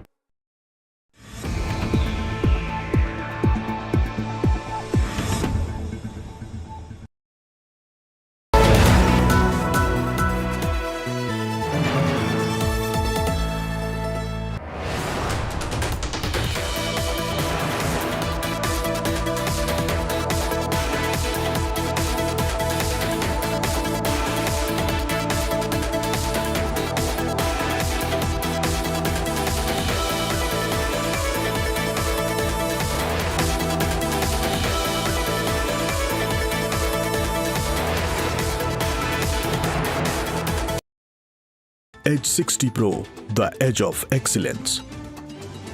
Hi, here are the top headlines presented by Motorola. Heavy tension on India-Pakistan border. 3 Pakistani fighter jets downed in Indian strike. Major meeting of Rajnath Singh with CDS and chiefs of the armed force. An India Today world exclusive. 2010 India Today inside Murid Ke. A safe haven for terrorists. Pakistan uses terror as part of state policy. 2025, Murid ke terror hubs wiped out. Big story coming in. Murid Ke has been targeted. Oh my God, the terror epicenter has been targeted. Information just coming in. Indian missiles have struck the Lashkar-e-Taiba headquarters. Murid Ke has been bombed. It's a big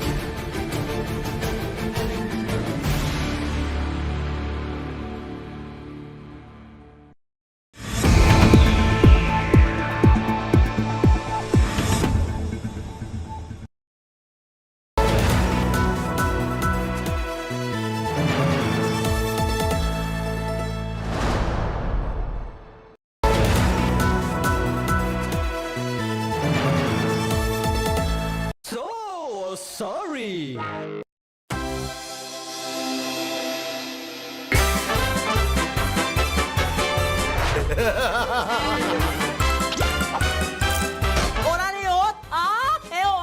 Ui, ada.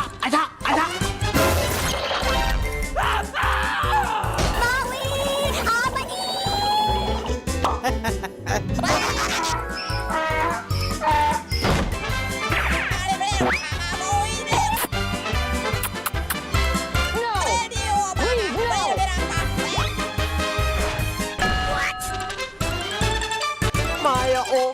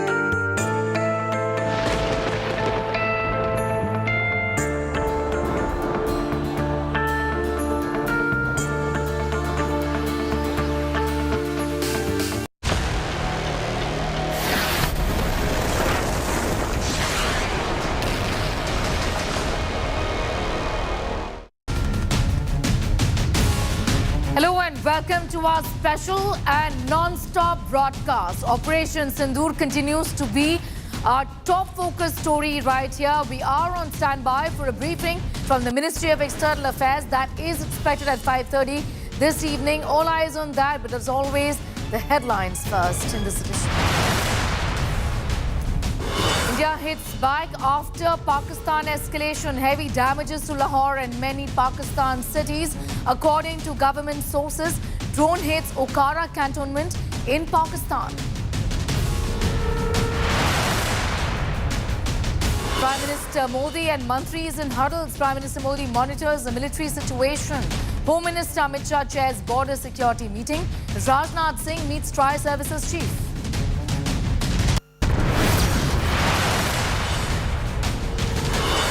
Seven infiltrators have been killed in Samba and Jammu. Suspected Jaish terrorists have been killed amid India-Pakistan conflict.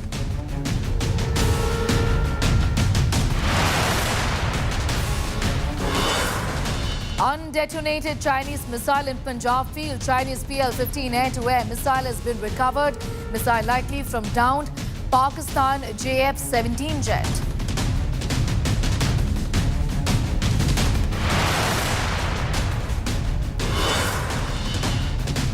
And IPL has been suspended amid India-Pakistan conflict. Decision on remaining matches of ongoing IPL to be taken after a week.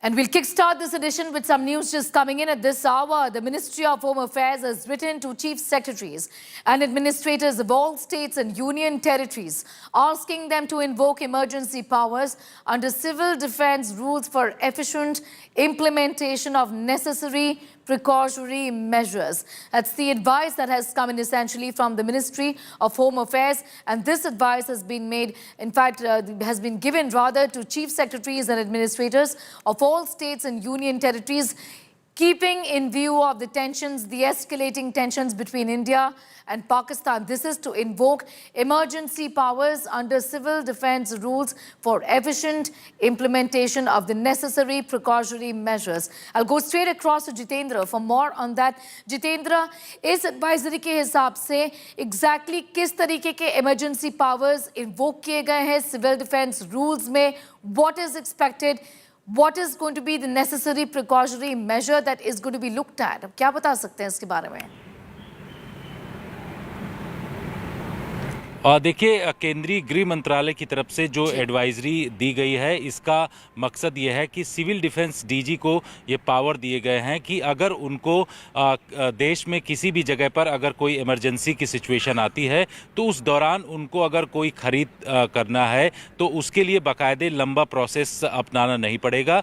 जैसे अगर border के इलाके में जहां पर उनको siren लगाना है या फिर मेडिकल इक्विपमेंट या तमाम चीज़ें जो ज़रूरत है इस दौरान, जबकि भारत पाकिस्तान सीमा पर इस वक्त काफ़ी तनाव की स्थिति है, ऐसे में सिविल डिफेंस डीजी को ये पावर दे दिया गया है कि वो ऐसे चीज़ें खरीद सकते हैं और किसी भी समय इसको खरीद करके उसको लगाया जा सकता है। इसके लिए केंद्रीय गृह मंत्रालय ने जो राज्यों के चीफ सेक्रेटरी हैं और इसके साथ साथ जो केंद्र शासित प्रदेश के चीफ सेक्रेटरी हैं उनको चिट्ठी लिख करके ये जानकारी दी है और ये कहा है कि केंद्रीय गृह मंत्रालय की तरफ से एम्पावर किया गया है जो सिविल डिफेंस के डीजी हैं उनको कि वो किसी भी तरीके का, अगर किसी बिल्डिंग के ऊपर सायरन लगाना है, युद्ध जैसी स्थिति अगर कुछ बनती है या फिर ब्लैक आउट को लेकर के कोई प्रैक्टिस करना है या तमाम चीज़ें जो सिविल डिफेंस के हिसाब से ज़रूरत पड़ती है इमरजेंसी के दौरान, तो उसके लिए डीजी जो है पूरी तरीके से एम्पावर है और उसको वो पूरी तरीके से प्रोक्योरमेंट कर सकता है। ज़रूरत पड़े तो तुरंत प्रोक्योरमेंट कर सकता है, उसमें किसी भी तरीके की बाधा नहीं आनी चाहिए। जी बिल्कुल, शुक्रिया हमारे साथ जुड़ने के लिए। Jitendra essentially telling us that if there is anything that is to be procured during this time when things are in fact uncertain, then the regular route is something that can be bypassed by the civil defense, and they have been empowered by way of that notification. Leaving it at that for the moment. Jitendra Bahadur with that very latest. More news coming in. Let's take a look.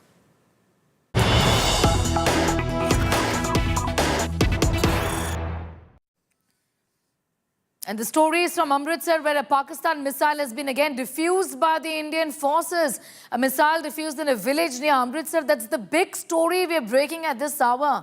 Pakistan missile was shot down by India yesterday. This is the information that we have with us at this point in time. Not one, but a series of missiles, remember, have been effectively countered with by India and India's air defense systems. This time around, we are telling you about a Pakistan missile which has been defused by Indian forces. This development is being reported from a village near Amritsar, remember, which was in fact targeted by Pakistan. But a missile has now been shot down in a village near Amritsar is what we are learning.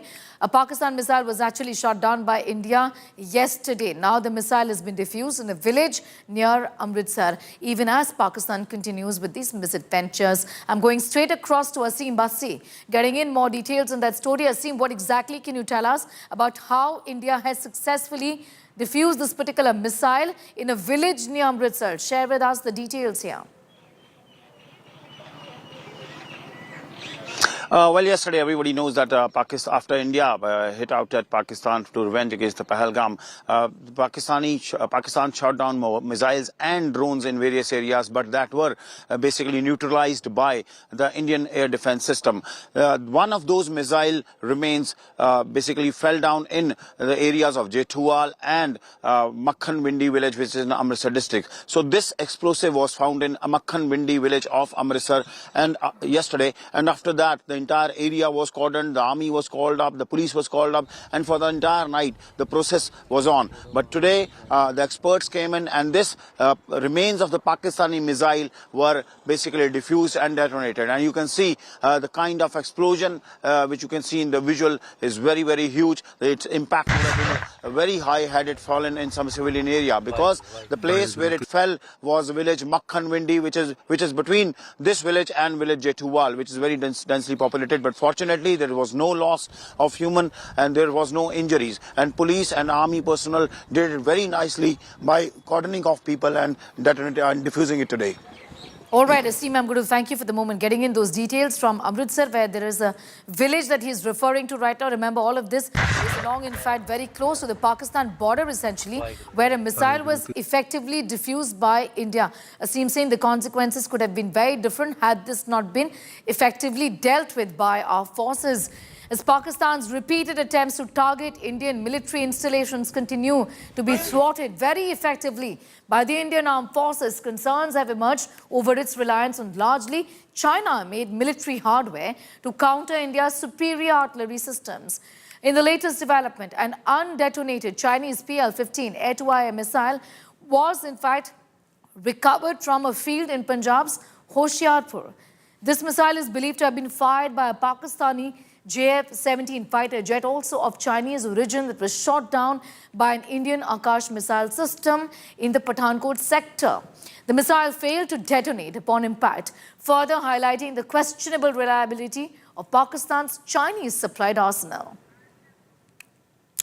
We're telling you about the details essentially of what has happened. Effectively, this has got to do with the quality of what Pakistan is using. There are repeated attempts, we know, to target the Indian military installations, and it continues to be thwarted effectively by the Indian Armed Forces, with concerns also and a lot of chatter essentially about how Pakistan has relied on largely China-made military hardware to counter India's superior artillery systems. Now, in the latest, an undetonated Chinese PL-15 air-to-air missile was actually recovered from a field in Punjab's Hoshiarpur. The missile is believed to have been fired by a Pakistani JF-17 fighter jet, also of Chinese origin, that was shot down by an Indian Akash missile system in the Pathankot sector. To tell our viewers, this missile failed to detonate upon impact, essentially speaking volumes of the quality, really, of the equipment that is being used by Pakistan, which of course is China-made.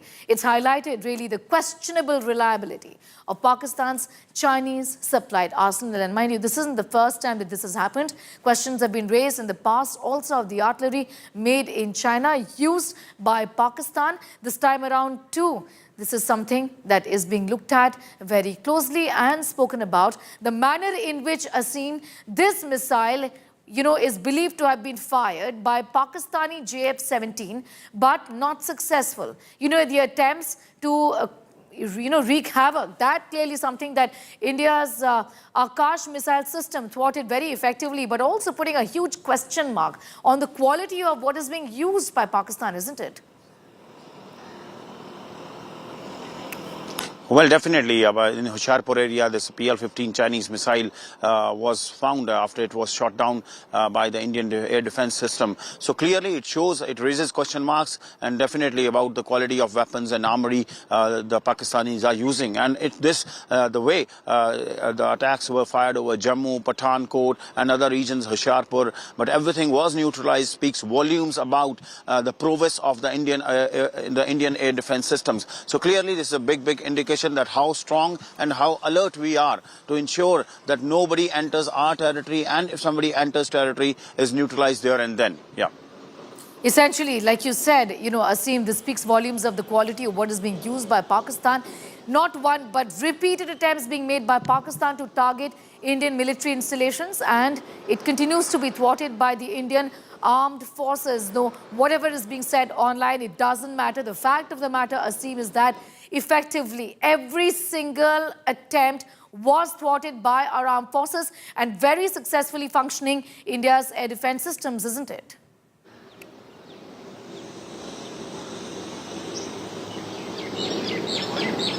Yes, truly, because whatever Pakistan did a misadventure, be it Jammu, be it Pathankot, be it Hoshiarpur, be it Bathinda, be it Jalandhar, wherever they tried, they failed. Because Indian troops were very alert, the defense system was coming in at this hour, according to army sources, and we are getting that news breaking at this moment.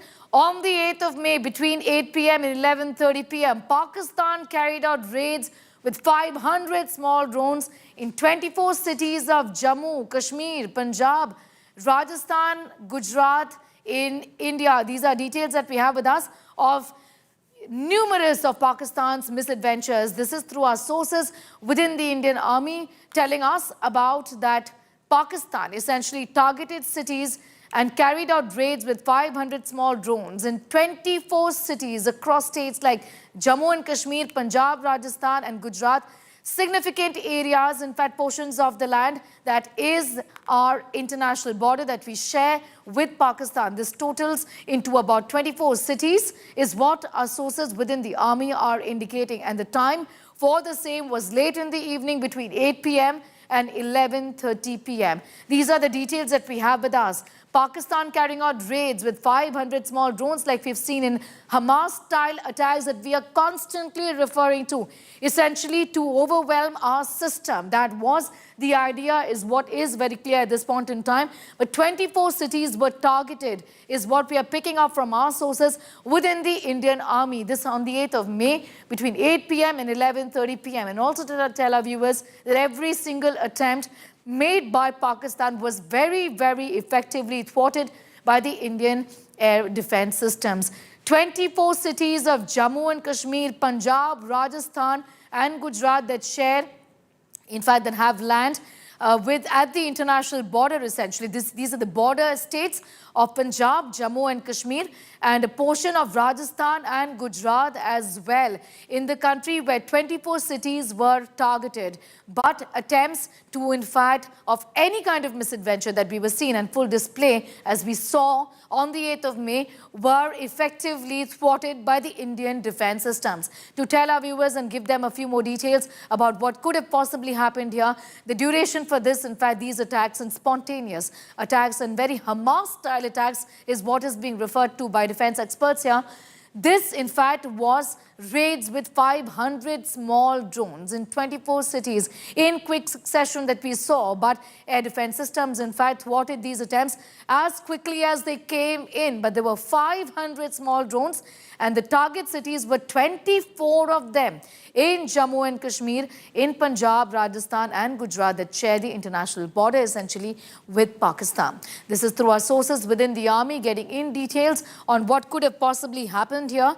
This happened between 8 and 11:30 p.m. this evening, but India, in fact, effectively thwarted every single attempt by Pakistan to wreak havoc. 500 drones is what we are learning, Manjeet, and every attempt was thwarted. But what's worrying is that there were 24 cities that were systematically targeted by Pakistan? What's clear in a Hamas fashion? Well, the latest information about the Pakistan's raid yesterday on between the 7 p.m. and between 7 p.m. to 11:30 p.m. Pakistan Army has used more than 500 small unarmed drones in the various cities, including from the border of Gujarat, Rajasthan and Jammu Kashmir. And Pakistan raided 24 cities across these three states. And all small arms neutralized by the Indian Army and Air Force air defense system, including the L-72 missile and the Akash missile system. So, and Indian Army is surprised that why Pakistan used these unarmed small drones, and all small arms drones made in China.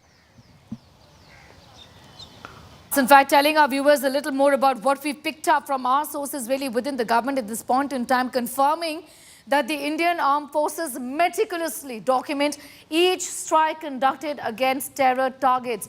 Comprehensive visual evidence is systematically recorded to ensure transparency. Given that, remember, in the past also questions have been raised. Now, to support this effort, a dedicated data collection unit has been established as well. So these are details emerging at this point in time on not just how the raids have been carried out and how these misadventures on the part of Pakistan have been very effectively thwarted by India, but also documented effectively. This unit that has now been set up, a dedicated data collection unit that I'm referring to right now, is responsible for storing and organizing all visual and operational proof associated with these missions. The armed forces remain committed, we are learning, have said and spoken about the fact, to maintain transparency. So that really is on top of their agenda, that is something that is of great significance to them, maintain transparency by continuing to provide verifiable evidence for all future strikes. Essentially, the important aspect of what we are pointing out for our viewers is the manner in which the Indian Armed Forces has now spoken about the fact that comprehensive visual evidence is systematically recorded in the interest of transparency. To support this effort, a dedicated data collection unit has been established. The unit is responsible for storing and organizing all visual and operational proof like we've seen in the past as well. In fact, Manjeet continues to be with us for the very latest. Manjeet, this is something that the government and the forces have underscored in the past as well in the first briefing that was held after Operation Sindoor was effectively carried out, that we have visual proof and all of this is being documented effectively, isn't it?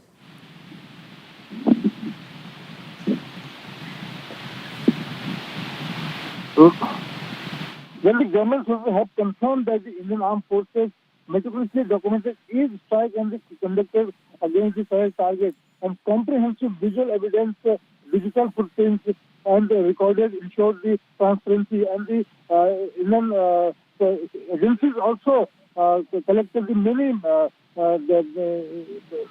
footprints and the debris of the Pakistan's missiles, drones, etc. Right. We'll just, in fact, connect that line with Manjeet again in a moment from now. But details that we have with us is of the visual evidence of each strike that is being recorded. We're picking this from our sources within the army. The forces, in fact, not just carried out the strikes meticulously, thwarted all attempts on the part of Pakistan, but also has secured the proof, visual proof for the same and documented it. And tensions with Pakistan escalated as strikes were launched towards Jammu, Pathankot and Udhampur from Pakistan. India responded to Pakistan immediately. Reports say that heavy damages have been inflicted to Pakistan cities including Lahore, and Defence Minister, CDS and Tri-Services Chief have been reviewing the military operations, is what we're learning at this point in time. Sources tell India Today that heavy damages have been inflicted to several cities. Also that one Pakistan F-16, two JF-17 jets were shot down. Sources also say that Pakistan air surveillance system was shot down and over 50 Pakistan drones were also effectively taken down. Pakistan's Okara cantonment was also hit by drones as per sources. Prime Minister Narendra Modi, Defence Minister Rajnath Singh are continuously reviewing the ongoing military operations. Defence Minister Rajnath Singh is in constant communication, we understand, with the trial services chiefs assessing the real-time situation. Defence Minister has also met with the Chief of the Defence Staff, the CDS, and trial services chiefs and held a comprehensive review of the situation as of now. We're telling our viewers about the series of meetings also which is being held. Remember, Defence Minister Rajnath Singh also met with the Chief of the Defence Staff and Services Chiefs today. That meeting was done to review the current situation, even as tensions with Pakistan have continued to only escalate in the last few days or so. Strikes, remember, were launched towards Jammu, Pathankot and Udhampur from Pakistan. India, as we know and see, have responded effectively. Reports say that heavy damages have been inflicted to Pakistan cities, and this includes cities like Lahore. Now, Prime Minister, Defence Minister, the Chief of the Defence Staff and Trial Services Chief have been reviewing the ongoing military operations. Sources have told India Today that heavy damages have been inflicted to several Pakistan cities, and this includes Lahore as well. Also, that one Pakistan F-16, 2 JF-17 jets were effectively shot down. I'm going straight across to Kamaljeet for more details on that. Kamal, what we're also picking at this point in time is that Pakistan's air surveillance system was in fact also affected adversely, given how successfully India's air defense system thwarted every move that was made on the part of Pakistan to wreak havoc. This, of course, started off late evening yesterday. Well, it's all out between India and Pakistan, and remember, after India had taken a retaliatory measure as far as the swarm drone attacks are concerned. First, once we found that there were drones and missiles being launched in different Indian cities, especially on defense installations, not only did we manage to effectively fend off those particular attacks, but launched a counter-offensive of sorts, and that is to rub it in, especially on Pakistan, as to what India can really effectively do. Remember, the measures are still de-escalatory. One is because, remember, there was no shooting as such, but there was a message which was sent across that whatever misadventure Pakistan was indulging in will not be tolerated. But meanwhile, what we saw yesterday was basically surveillance drone and swarm drones really being sent across multiple cities in a bid to create panic and havoc on Indian cities. But this just could be the tip of the iceberg. We could perhaps anticipate that more could be coming in. Pakistan simply could be testing just waters. But clearly, even in that, the sort of surveillance system and the sort of robust anti-missile systems and surveillance systems we have could easily fend off that particular micro drones or the swarm drones, as we call them. And this is where it means it's not all over yet, and that is why there are continuous sirens in several cities. There is also intelligence coming in that in the next few days or 24 to 48 hours could be extremely crucial, because remember what DGISPR has said, whatever they do, it will be done and known worldwide. But clearly they are taking on India, which is much superior in military might. But at this point of time, what Pakistan is looking at is a face saving, and that is where lies the real danger, because remember, they have been doing shelling across line of control. They've been targeting innocent civilians. There is obviously a sinister plan that they have, and that is why targeting of cities and important defense installations. Remember, there have been open threats as far as even the dams are concerned, talking about water being stopped by India. So all that are open threats, but now is what Pakistan does is actually lies in their table. But meanwhile, India has launched Operation Sindoor. We have effectively, with a precision strike, struck on the terror Kamal, getting in those details. In fact, we're shifting quickly to some more news which is coming in at this point in time. These are developments we're reporting on from Pakistan. Let's take a look. Pakistan member of the National Assembly, Mohammad Mobeen Arif, slams Sharif. Another MP from Pakistan is hit out at Shehbaz Sharif. Where is our PM is the question that's being asked. Why doesn't he say anything? He doesn't say anything against Modi. He doesn't say anything against India. So growing Disgruntlement is what we're seeing at this point in time, where a member of the National Assembly essentially is going after the Prime Minister of Pakistan, hitting out at Shehbaz Sharif and saying that he isn't speaking. Why doesn't he say anything? He doesn't say anything against Prime Minister Narendra Modi. He doesn't say anything against India. Essentially, within the country also, internal disgruntlement is what we are seeing, and what Pakistan Prime Minister Shehbaz Sharif is dealing with at this point in time, with a member essentially of the National Assembly, Mubin Arif, hitting out at the Pakistan Prime Minister Shehbaz Sharif, effectively saying that you are mum and you are sitting quietly, is what he seems to be suggesting here. Where is our PM is what he's asked. Why doesn't he say anything? He doesn't say anything against Modi. Effectively, there is a sense of disgruntlement is what's clear before us, with in fact a government representative, or rather with a representative of the people, essentially talking about the fact that the Prime Minister is missing in action. Listen in. ये पाकिस्तान के फायदे की बातें हैं, और ये जो पाकिस्तान के साथ मुखलिस लोग हैं वही कौमी यकजहती के बारे में सोच सकते हैं। इधर कोई ऐसा लीडर नहीं है कि जिसने ये आवाज इंडिया के और मोदी के खिलाफ बुलंद ना की हो। मैं सिर्फ हुकूमती बेंच से ये पूछना चाहता हूं कि आपका लीडर किधर है? उन्होंने कोई सप सौंग गया? वो नहीं बोलता इंडिया के खिलाफ, वो भी तो कुछ बोले ना। इंग्लैंड जाके बह रहे हैं, उतो कुछ बोल लवे, और ਉਹਦੇ ਕੋਲ ਮੀਡੀਆ ਵਾਲੇ ਸਵਾਲ ਕਰਦੇ ਨੇ, ਬੜੇ ਜਵਾਬ ਦਿੰਦਾ ਉਹਨਾਂ ਨੂੰ। ਜਿੱਥੋਂ ਇੰਡੀਆ ਦਾ ਮੋਦੀ ਦਾ ਸਵਾਲ ਹੁੰਦਾ ਹੈ ਬਿਲਕੁਲ ਚੁੱਪ ਕਰ ਜਾਂਦਾ ਹੈ। ਜਨਾਬੇ ਚੇਅਰਮੈਨ, ਇਹ ਗੱਲ ਵੀ ਤਾਂ ਮੁਨਾਸਬ ਕੋਈ ਨਹੀਂ, ਇੰਡੀਆ ਦੇ ਖਿਲਾਫ ਬੋਲੇ। ਜੇ ਇੰਡੀਆ ਦੇ ਖਿਲਾਫ ਨਹੀਂ ਸੋ ਬੋਲਣਾ ਤਾਂ ਫਿਰ ਇੰਡੀਆ ਜਾ ਕੇ ਬਹਿ ਜਾਵੇ, ਬੀਜੇਪੀ ਚੋਂ ਇਲੈਕਸ਼ਨ ਲੜ ਲਵੇ। Right, essentially it's an MP who is now going after Prime Minister Shehbaz Sharif of Pakistan, saying that you were silent. That's the effective message there. It has come in. Now, talking a little about, in fact, politicians from Pakistan, let's give you a sense of what the Defence Minister of Pakistan now saying. When asked on why Pakistan was unsuccessful in intercepting Indian drones, he gave some sort of a bizarre reply to that question. This within the Assembly. Listen in. कल का जो drone हमला हुआ, वो drone हमला basically हमारी जो locations हैं उसको डिटेक्ट करने के लिए जो है किया गया। वो एक टेक्निकल चीज़ है जिसको मैं उस तरह एक्सप्लेन नहीं कर सकता, और इसलिए उनको इंटरसेप्ट ना किया गया ताकि हमारी लोकेशंस जो हैं वो लीक ना हो या वो लोकेट ना हो।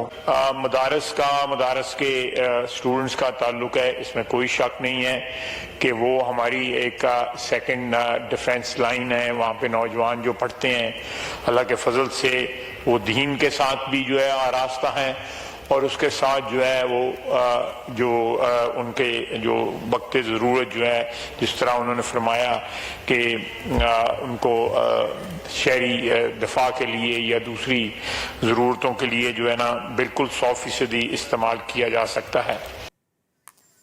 All right, so that's what Khwaja Asif, the Defence Minister, essentially said, that we wouldn't want to give out our locations, hence the interception was not successful. A bizarre logic, really. And talking about Pakistan staying with the country, the attempt to strike multiple military targets across northern and western India using drones and missiles. This aerial assault was neutralized by the S-400 air defense systems. In a calibrated response, Indian Armed Forces struck Pakistani air defense radars and systems using anti-missile systems. Akash Tir, also known as India's Iron Dome, similar to what Israel uses, designed to automate air defense control and reporting, was effectively activated. It's been developed, to tell our viewers, by Bharat Electronics Limited. It can enable forces to intercept and neutralize Pakistan projectiles, which it did.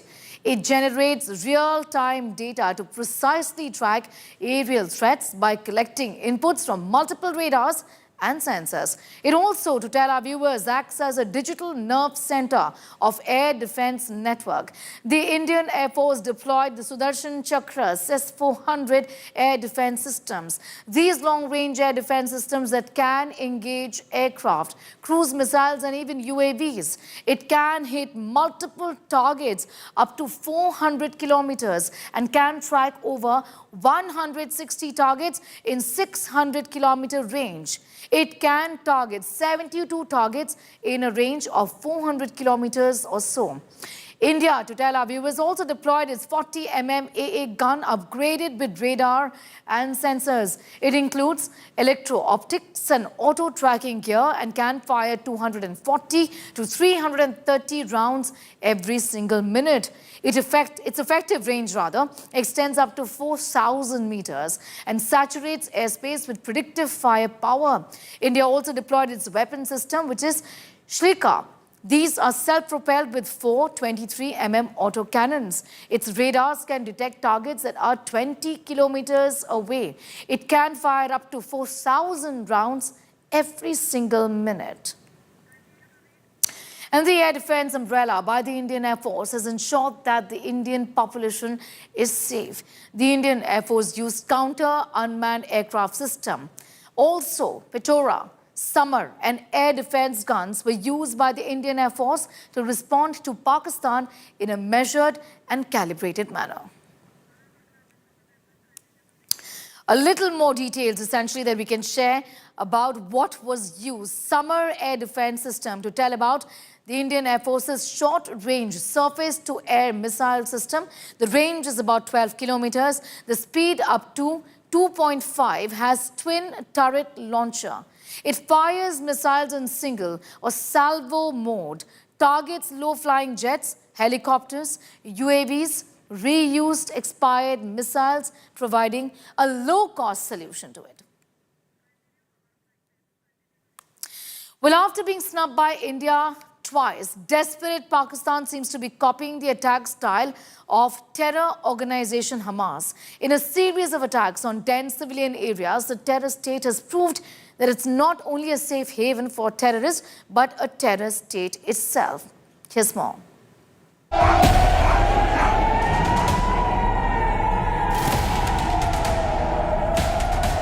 Pakistani attacks thwarted again.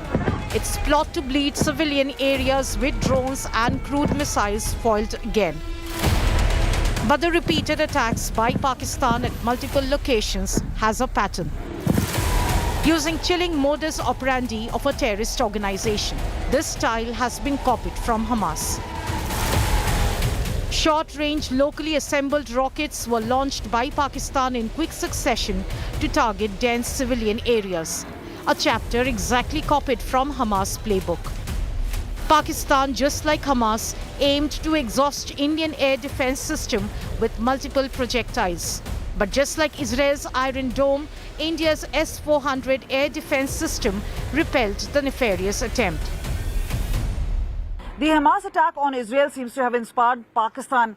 First the attack in Pahalgam and then targeting of civilians.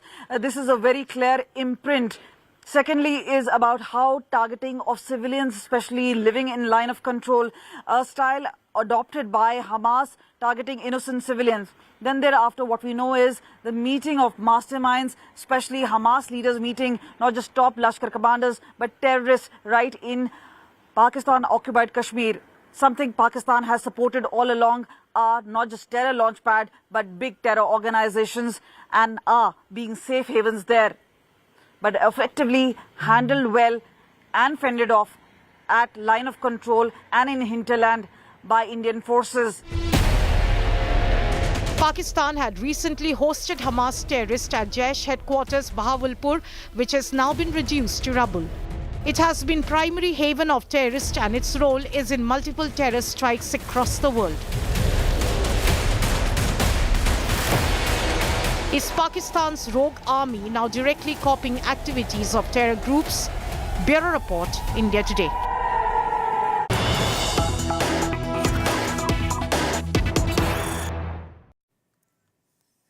And Finance Ministry official on economic impact has spoken to us, and this is what is now being said. The story we are breaking at this hour: no signs of food inflation amidst Indo-Pakistan tensions. Remember, this has been a worry. The government official has indicated that the government continues to be cautious of escalation risks. The Finance Ministry keeping a close watch of the situation. Capex may take a hit as resources get diverted towards defense. Additional spending could lead to downward revision in fiscal deficit targets. This is in fact what we're learning from our sources within the government. The defense budget forms 13.45% financial year 2026 outlay. And the alert indicates that 6.81 lakh crore allocated to defense, which is actually up 9.5% from financial year 2025. The government, remember, set a target of bringing fiscal deficit to 4.4% of GDP in financial year 2026.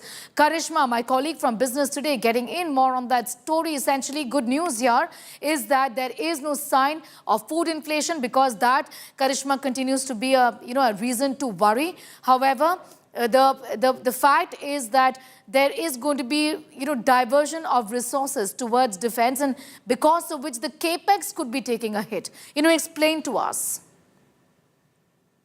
Well, absolutely right. You see, the government's continuous focus has been on capital expenditure, and year by year they've been increasing their budget. But with the current situation between India and Pakistan, it's likely that government may want to divert more and more of their expenditure towards defense. Despite the fact that about close to 6.7 lakh crore has been contributed, allocated for the defense budget, which has seen a 10% hike from year-on-year basis, there is a likelihood chance that if this tensions between India and Pakistan escalates, more and more resources and expenditure could move there. If that moves, then it is likely that we could see some kind of downfall in the capital expenditure target, which will also, of course, impact the fiscal deficit, which government plans to keep at 4.4% for FY 2026. While government sources do tell us that food inflation currently is not a concern, we need to be cautious of the fact that if situation gets grim and things escalate, then inflation is something that would likely happen in the future. Currently, the situation definitely is stable. The Ministry of Finance is continuing to keep a watch on the situation. In fact, Finance Minister currently is also undertaking another meeting with the banks and financial institutions on the cyber security. They're watching out to ensure that the banks and the financial institutions are safe and are not hindered by any kind of cross-border cyber attacks. All of this is a part of regular emergency exercise that they are doing, and we'll keep you updated as and when we learn more from the ministry. That's right, Karishma, getting in those details, leaving it at that for the moment. A bit of a concern as far as capex is concerned. Remember, this is expenditure on long-term assets. However, no impact on inflation just yet is what the government is indicating. Tensions between India and Pakistan continue to rise. Some key visuals capturing the situation on the ground. Indian Army visuals show Pakistani military posts being destroyed along the line of control. Smoke erupts from enemy positions, and that were targeted. The first official footage released of such cross-border destruction. Night vision of thermal imagery shows movement near the border fence in the Samba sector. Surveillance screens detect a group of 7 terrorists attempting infiltration who were killed by the BSF. Explosions light up the India-Pak Rangers post as BSF responded. A suspected bomb found near Kishanganj village 4 kilometers away from Rajasthan's Jaisalmer city. Investigation by police and army teams is underway.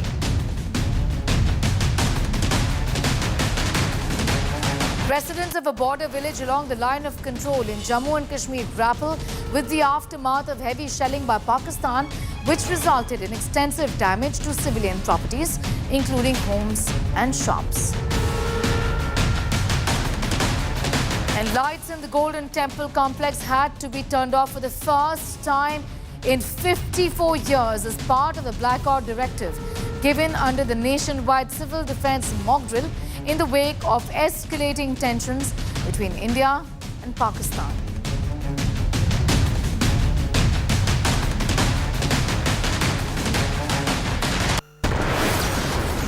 That is something that hasn't happened in 54 long years. Now, ever since the strike has begun on Pakistan, social media is buzzing with all sorts of fake news.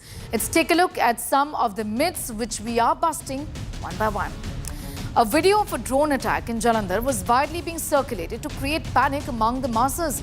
Upon investigation of the video, it was found that it was an unrelated video of a farm fire. The video had the live timeline of 7:39 p.m. The drone attack actually began sometime after 8. The same was backed by the DC of Jalandhar. An Indian post was claimed to be destroyed by the Pakistani army in one of the fake videos spread online. The video is shared and amplified by a number of fake and unverified accounts. Fact check found that claim to be completely false and confirmed it to be staged upon verification, since there is no unit, absolutely none, called 20 Raj Battalion in the Indian Army. The video aims to mislead the public in a part of a coordinated propaganda campaign. An old video was shared on social media with the claim that Pakistan has launched a missile attack on India in retaliation. Upon fact-checking, the video busted this disinformation. The video shared was actually of the explosive attack that took place in Lebanon, in Beirut, in the year 2020. Information regarding a Fedayeen attack on an army brigade in Rajouri, Jammu and Kashmir was widely shared and circulated. Upon fact-checking, PIB confirmed that no such Fedayeen or suicide attack occurred on any army cantonment. The false claims were solely intended to mislead and cause confusion. This video was accordingly flagged off. Mislead and cause confusion. This video was accordingly flagged off. A confident military preparedness to the army officer of Northern Command. Well, fact-checking the same found that General V.K. Narayan is not even the COAS and confirmed the letter to be completely fake. A social media post claimed that the Indian military used Ambala Air Base to attack Amritsar and its own people, its own citizens. Fact-check found the claim to be absolutely baseless and part of a concerted misinformation campaign. In response, the government provided a detailed press release of the Ministry of Defence and exposed the real picture. A social media post was allegedly shared claiming that entry bans into airports across India. Fact-check busted and debunked the fake narrative and flagged the same, since there was no such decision taken by the government.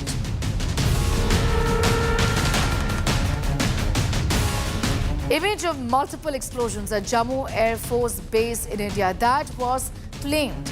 The fact is, this image that you see on your screens right now is from the Kabul airport blast in August 2021. A video showing heavy multiple launch rocket systems barrage is being falsely shared as a real Pakistani attack on India. That video actually went insanely viral. On fact-checking, it was revealed that the video is from a video game and has been online for 3 years. It has no connection to the current India-Pakistan situation. Pakistani social media handles are claiming that a Sukhoi 30 MKI was shot down in Muzaffarabad, capturing an Indian pilot alive. After fact-check, it is revealed that this Sukhoi of the Indian Air Force crashed near Pune Ahmednagar highway in Maharashtra, and this incident is actually as old as 2014. Since the strike has begun in Pakistan, social media is buzzing with all sorts of fake news. Let's take a look at some of the myths here. Video of Colonel Sofia Qureshi leading Operation Sindoor. The fact is, this video is from 2021 and the video is of US Reno Airways. It shows pilot Major Christian Beowulf. It's not even Colonel Sofia.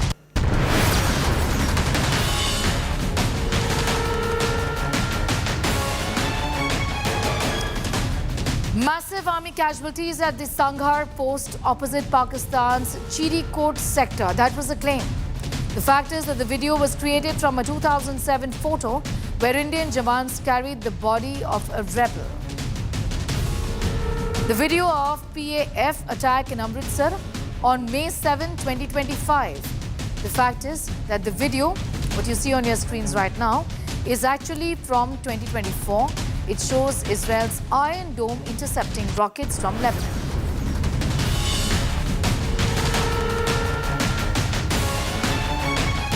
We at India Today are repeatedly busting all the myths and all the social media propaganda that has in fact picked up pace and how. We will be getting you more on the other side of this very quick commercial break. Do stay with us.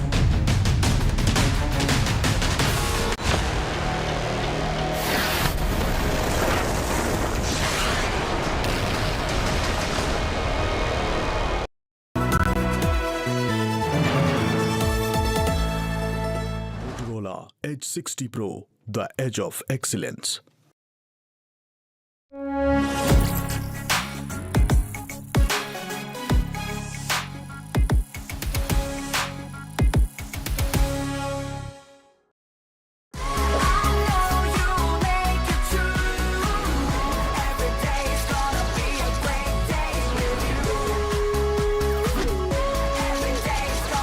Motorola Edge 60 Pro. Hello, Moto.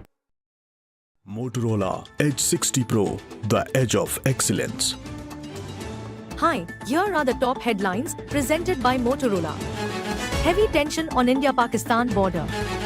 3 Pakistani fighter jets downed in Indian strike. Major meeting of Rajnath Singh with CDS and chiefs of the armed force.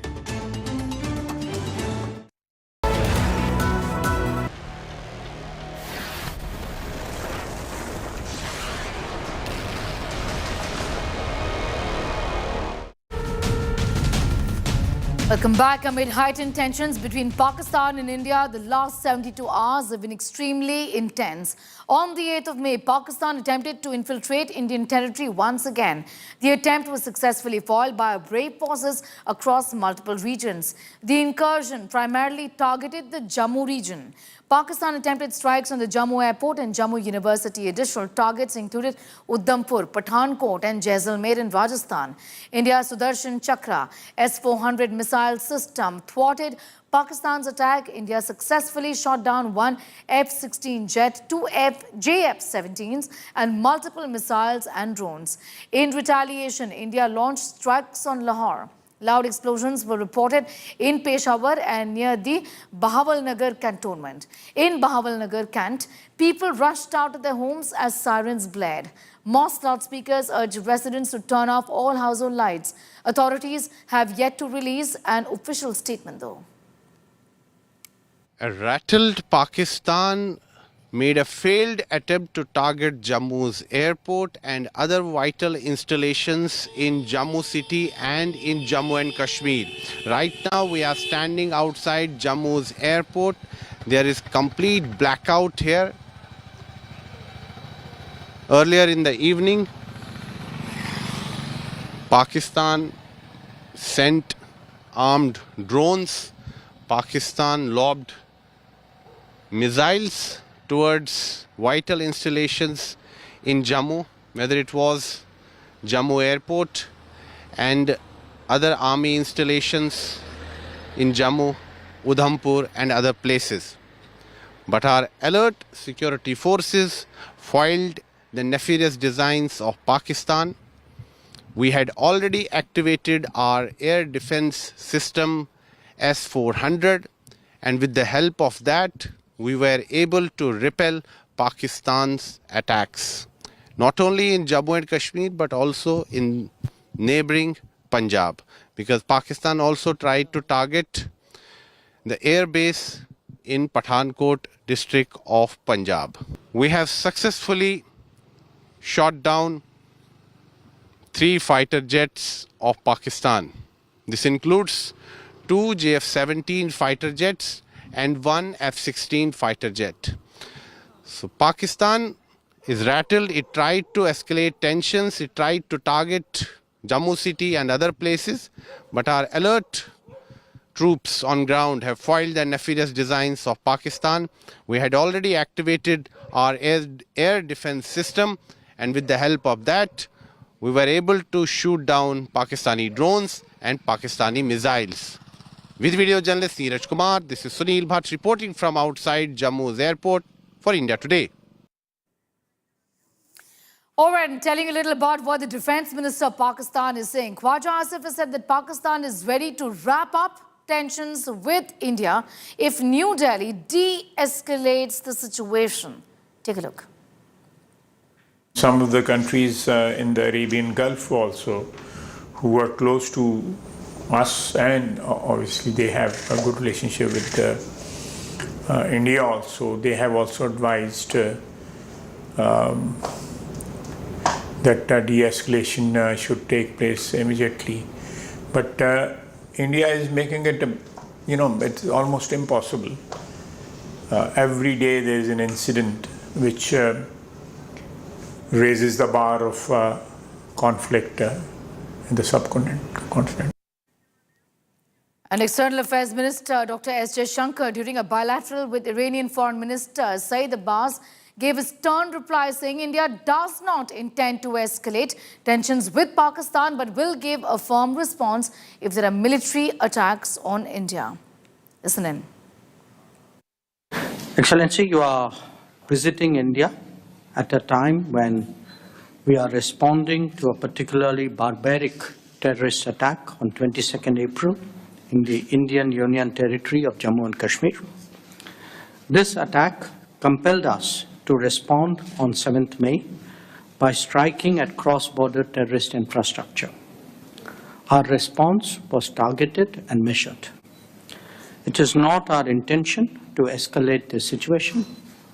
However, if there are military attacks on us, there should be no doubt that it will be met with a very, very firm response. As a neighbor and a close partner, it is important that you have a good understanding of the situation. It's day 15 of ceasefire violations by Pakistan along the line of control. In Uri, one death has been reported following a ceasefire violation by Pakistan in the border area. With this, the total death toll has now reached 15 as of yesterday. Pakistan is not just targeting houses, it's also attacking religious places. These visuals show that Pakistan has attacked a temple, a gurudwara, and even a masjid, a mosque. The Pakistan army has targeted multiple locations along the LOC, or the line of control. The most heavily hit area was Poonch, where around 13 people were killed. During the ceasefire, Pakistani forces are targeting innocent civilians and their homes. As seen in the pictures, people are suffering. The houses are badly damaged and affected. ये पूरा घर है, घर पूरा टूट गया है। अंदर की तरफ भी हम दिखाना चाहेंगे तो ऑपरेशन सिंदूर के बाद पाकिस्तानी फौज को करारा झटका लगा है। जो पाकिस्तान में आतंकी ठिकाने थे, सिर्फ उसको भारत ने निशाना बनाया और बार-बार भारत ने कहा कि वो सिविलियन को निशाना नहीं बना रहा है। लेकिन ये जो खुद मकबूल खान है, बाकायदा ये दिखा रहे हैं, दिखाते हुए देखिए, ये दिखा रहे हैं, ये सब है, ये सारी शेलिंग में टूटी है। बिल्कुल शेलिंग में सर, ये बिल्कुल निशाना बनाया गया, जैसा चुन के मकान बनाया गया। आप ये देख पा रहे हैं जो मकबूल खान का ये घर है और देखिए कितनी हैवी शेलिंग हो रही है। जो पूरा घर का काफी मजबूत ये घर है। घर के जब ये शेलिंग हुई है रात के वक्त, तो इस तरीके से जो पूरा घर के अंदर जो शेलिंग है वो अंदर घुसी। और उसके बाद लेकिन आपको ये भी बता दूं कि जो भारतीय फौज है वो करारा जवाब भी दे रही है और पीओके के साइड जो बंकर हैं पाकिस्तान आर्मी के, उनके पर खच्चे उड़ा दिए हैं। तो करारा जवाब मिल रहा है। अगर यहाँ एक घर के अंदर, जहाँ इस वक्त कुपवाड़ा में मौजूद हूँ, यहाँ अगर एक घर के अंदर कोई शेलिंग होती है तो भारतीय सेना उसका दुगने लेवल पर जवाब देती है। और दिखाना चाहेंगे कहाँ, देखिए यहाँ से जो शेलिंग है वो तोड़ करके आई। वो सामने की तरफ भी मैं आपको दिखाना चाहूंगा। ये आसपास के जो तमाम घर हैं इनको निशाना बनाया जा रहा है और इसीलिए मकबूल कह रहे हैं कि जो आम कश्मीरी मुसलमान हैं उनके घर को ही निशाना पाकिस्तानी फौज बना रही है। तो ये सीधे सीधे कायराना हरकत है। सामने की तरफ भी देखेंगे तो जो पूरा घर है, इन तमाम जो घर हैं उनको निशाना बनाया जा रहा। सीधे ग्राउंड जीरो से आज तक इंडिया टुडे की हम रिपोर्ट दिखा रहे हैं। All right, in about 40 minutes from now, the Ministry of External Affairs will be holding a briefing that is scheduled at 5:30 later in the evening. The International Monetary Fund is also going to do a bit of a review and reassessment on funding to Pakistan. We're going to be keeping a very close eye on all of those developments. For the moment, we're wrapping up this edition. Thank you for watching.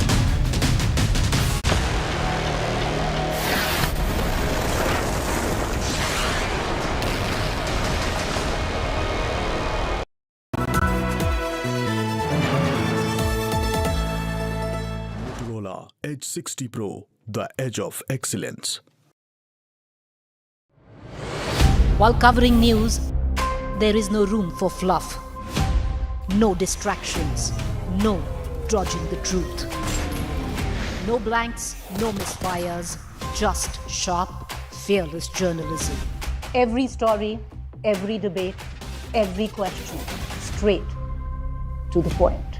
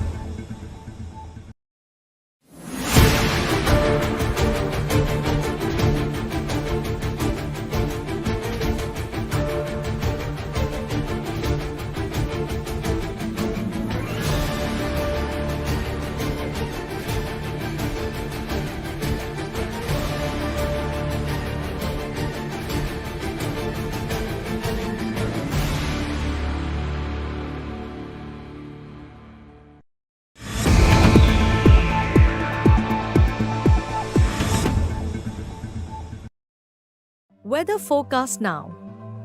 Delhi, maximum 37 and minimum 27 degrees. Mumbai, maximum 31 and minimum 25 degrees. Kolkata, maximum 43 and minimum 28 degrees. Bangalore, maximum 31 and minimum 23 degrees. Chennai, maximum 34 and minimum 28 degrees. Hyderabad, maximum 37 and minimum 23 degrees.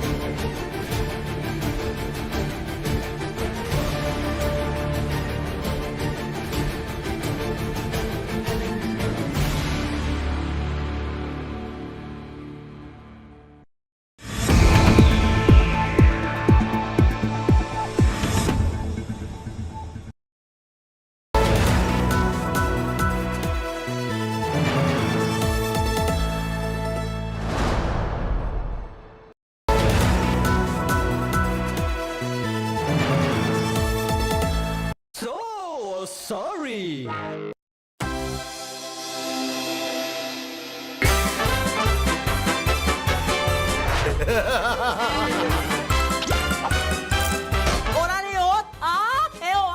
Ui, ada.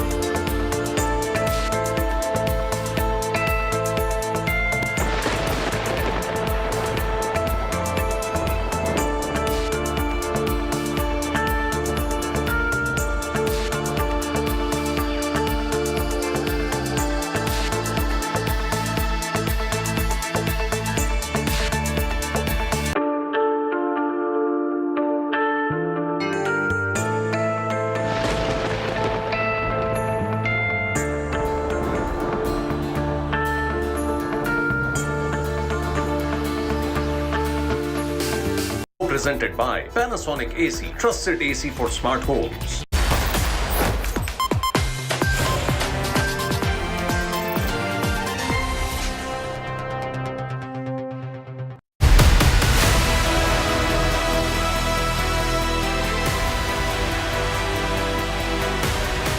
India goes for Pakistan's jugular.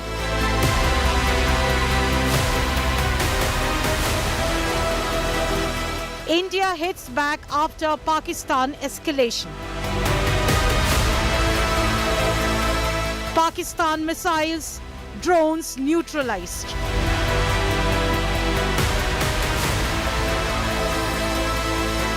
Sudarshan Chakra S-400 in action.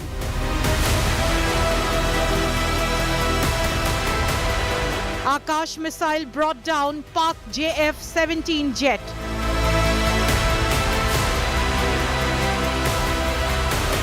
Indian forces show their might.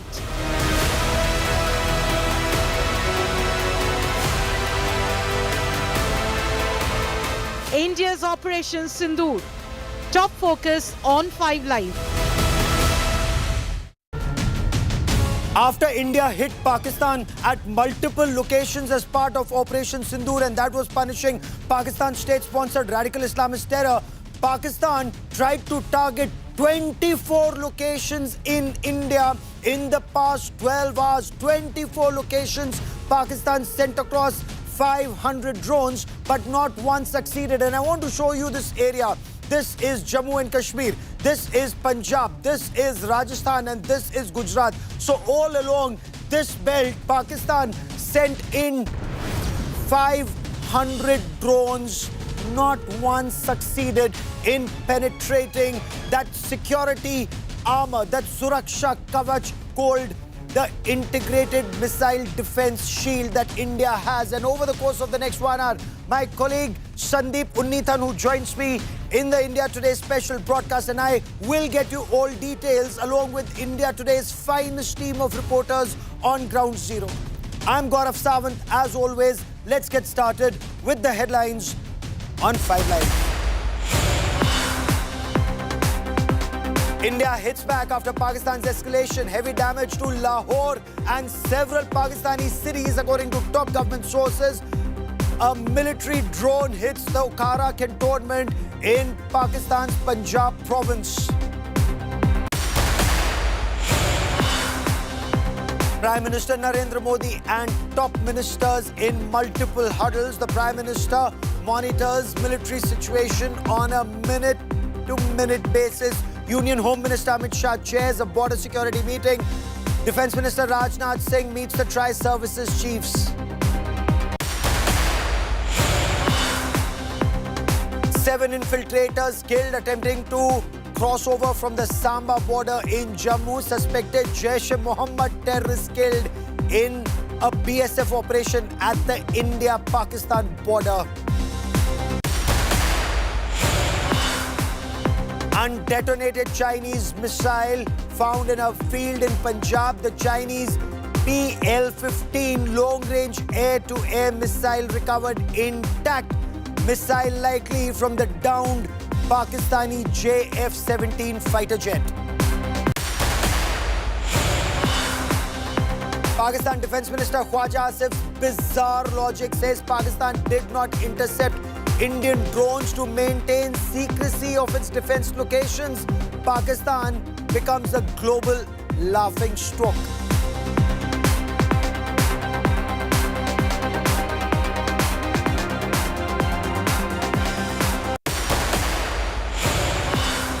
The situation along the line of control and the India-Pakistan border, all along India's western flank and Pakistan's eastern flank, remains extremely precarious. Pakistan tried to send in its drones, its rockets, its missiles and fighter jets. This is the area where Pakistan attempted to do so. So this is Jammu and Kashmir. There was an attempt near Jammu. This is Punjab. There was an attempt in multiple locations in Punjab. This is Rajasthan. And somewhere here in the Jaisalmer belt, Pakistan tried. This is Gujarat. Again, in Gujarat, Pakistan tried to send in its drones, and there were 500 drones that were sent, almost like a swarm drone attack in multiple locations. But Bharat has this Abhedya Suraksha Kavach, impenetrable, completely impenetrable security blanket, so to say, a missile defense shield. And this missile defense shield not just comprises the S-400 systems from Russia, but also the indigenous Akash system and much more. Before I get you more on this big story, I want to quickly cut across to my colleague Sandeep Unnithan for more on this. And Sandeep, Pakistan tried. It's not that Pakistan is not trying, it's not succeeding. Explain to us why, despite its best efforts, the Chinese technology, the weapons and systems that China has, why isn't Pakistan succeeding? Well, Gaurav, the short answer for that is the Indian Air Force's IACCS, the Integrated Air Command and Control System, which is an air defense network that covers most of northern and western India. And this grid has been built by the Air Force over several decades. Now, what it is essentially comprises of, it's got a range of missiles in different capabilities, different missile systems, the centerpiece of which you mentioned is the S-400 missile system. It's a very, very capable missile system, and the Air Force was fully aware of its capabilities. They told the government this, and this is the reason that the Narendra Modi government, way back in 2018, Gaurav, took on the United States. They took on the risk of CATSA sanctions from the United States to buy 5 of these systems from the Russian Federation. And that bold decision, that diplomatic muscle that they showed with the United States, standing up to the US pressure, has now paid off such rich dividends 7 years later. This is a huge investment for our air defense network, Gaurav. You cannot underestimate the importance of that very, very significant decision we took 7 years back. Of course, there are other components to the IACCS, which is basically a large grid. You have something called the RASP, the RASP, which is a rapidly emerging air situation picture, which connects all airborne and ground-based sensors to give a complete 360-degree picture of the entire airspace, the battle space around India, the northern and western parts of India. So the Air Force controllers on the ground can, in one fell swoop, they can look at the entire picture, down that entire location, that 3,000 kilometer border, right from Jammu and Kashmir down to Gujarat. And you know, they have a full air situation picture, and then they can start allocating resources, which missile is going to tackle which threat. And in this case, Gaurav, the drones that the Pakistanis have attacked us with, 500 drones, most of them low-cost, drones. I mean, they're literally expendable drones. They just sent it across for propaganda purposes, I would think. Or, you know, I think Pakistan is evil as a state, and especially the army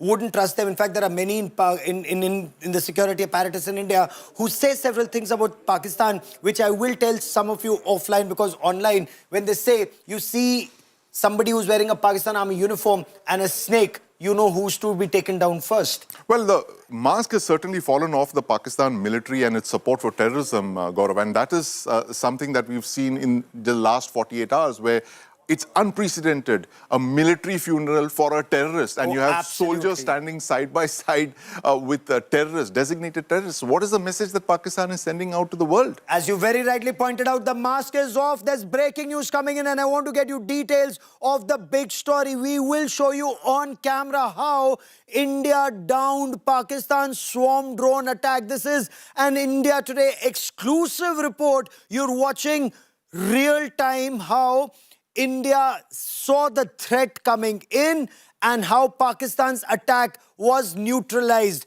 These are those images that show you. This is an India Today exclusive. An Indian Army and Air Force together thwarted the April 8 drone strike by Pakistan with what is being described as one of the most successful systems, the L-70, the Akash system, the Zu-23 system. And this is like a coordinated response from the Indian Army and the Indian Air Force. Jointmanship works so perfectly. The drone attack happened, and in a timely manner. You know, there's an old saying, in the armed forces, being forewarned is being forearmed. 20 soft kills, according to the army, on the 8th of May. And look at the timing also visible there.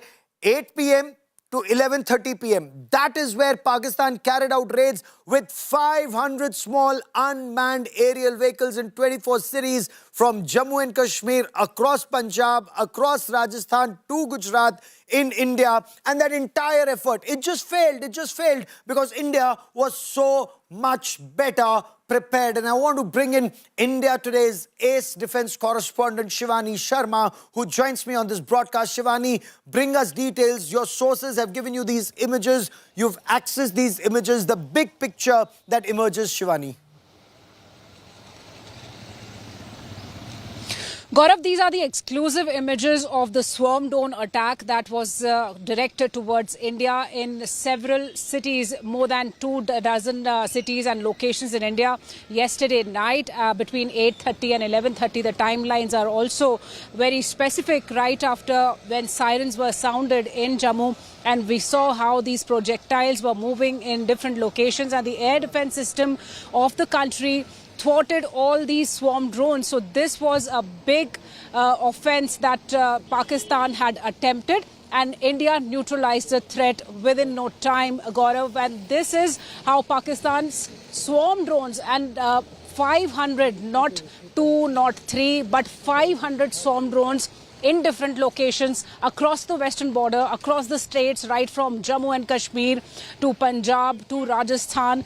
They were all directed towards the locations of these cities, not only the military locations, but also where the people are residing, the residents. So the civilian population was also on target, but the air defense system, which is a combination of multiple assets, starting from the S-400 to the Akash missiles, the Pura missiles, the unarmed counter air defense systems. So all this was in place. This multiple layered air defense system neutralized the threat in no time, and this was again a failed attempt by Pakistan, the misadventure that was dealt with strongly by India. Gaurav. Okay, and Shivani, the systems, the fact that the army and the air force operate together seamlessly, how are they explaining this Pakistani, or what sources are saying at least some of these drones that the Pakistanis sent were unarmed? Were they testing our defenses, or were they making us spend very expensive ammunition in neutralizing worthless drones, and the real attack perhaps would follow later?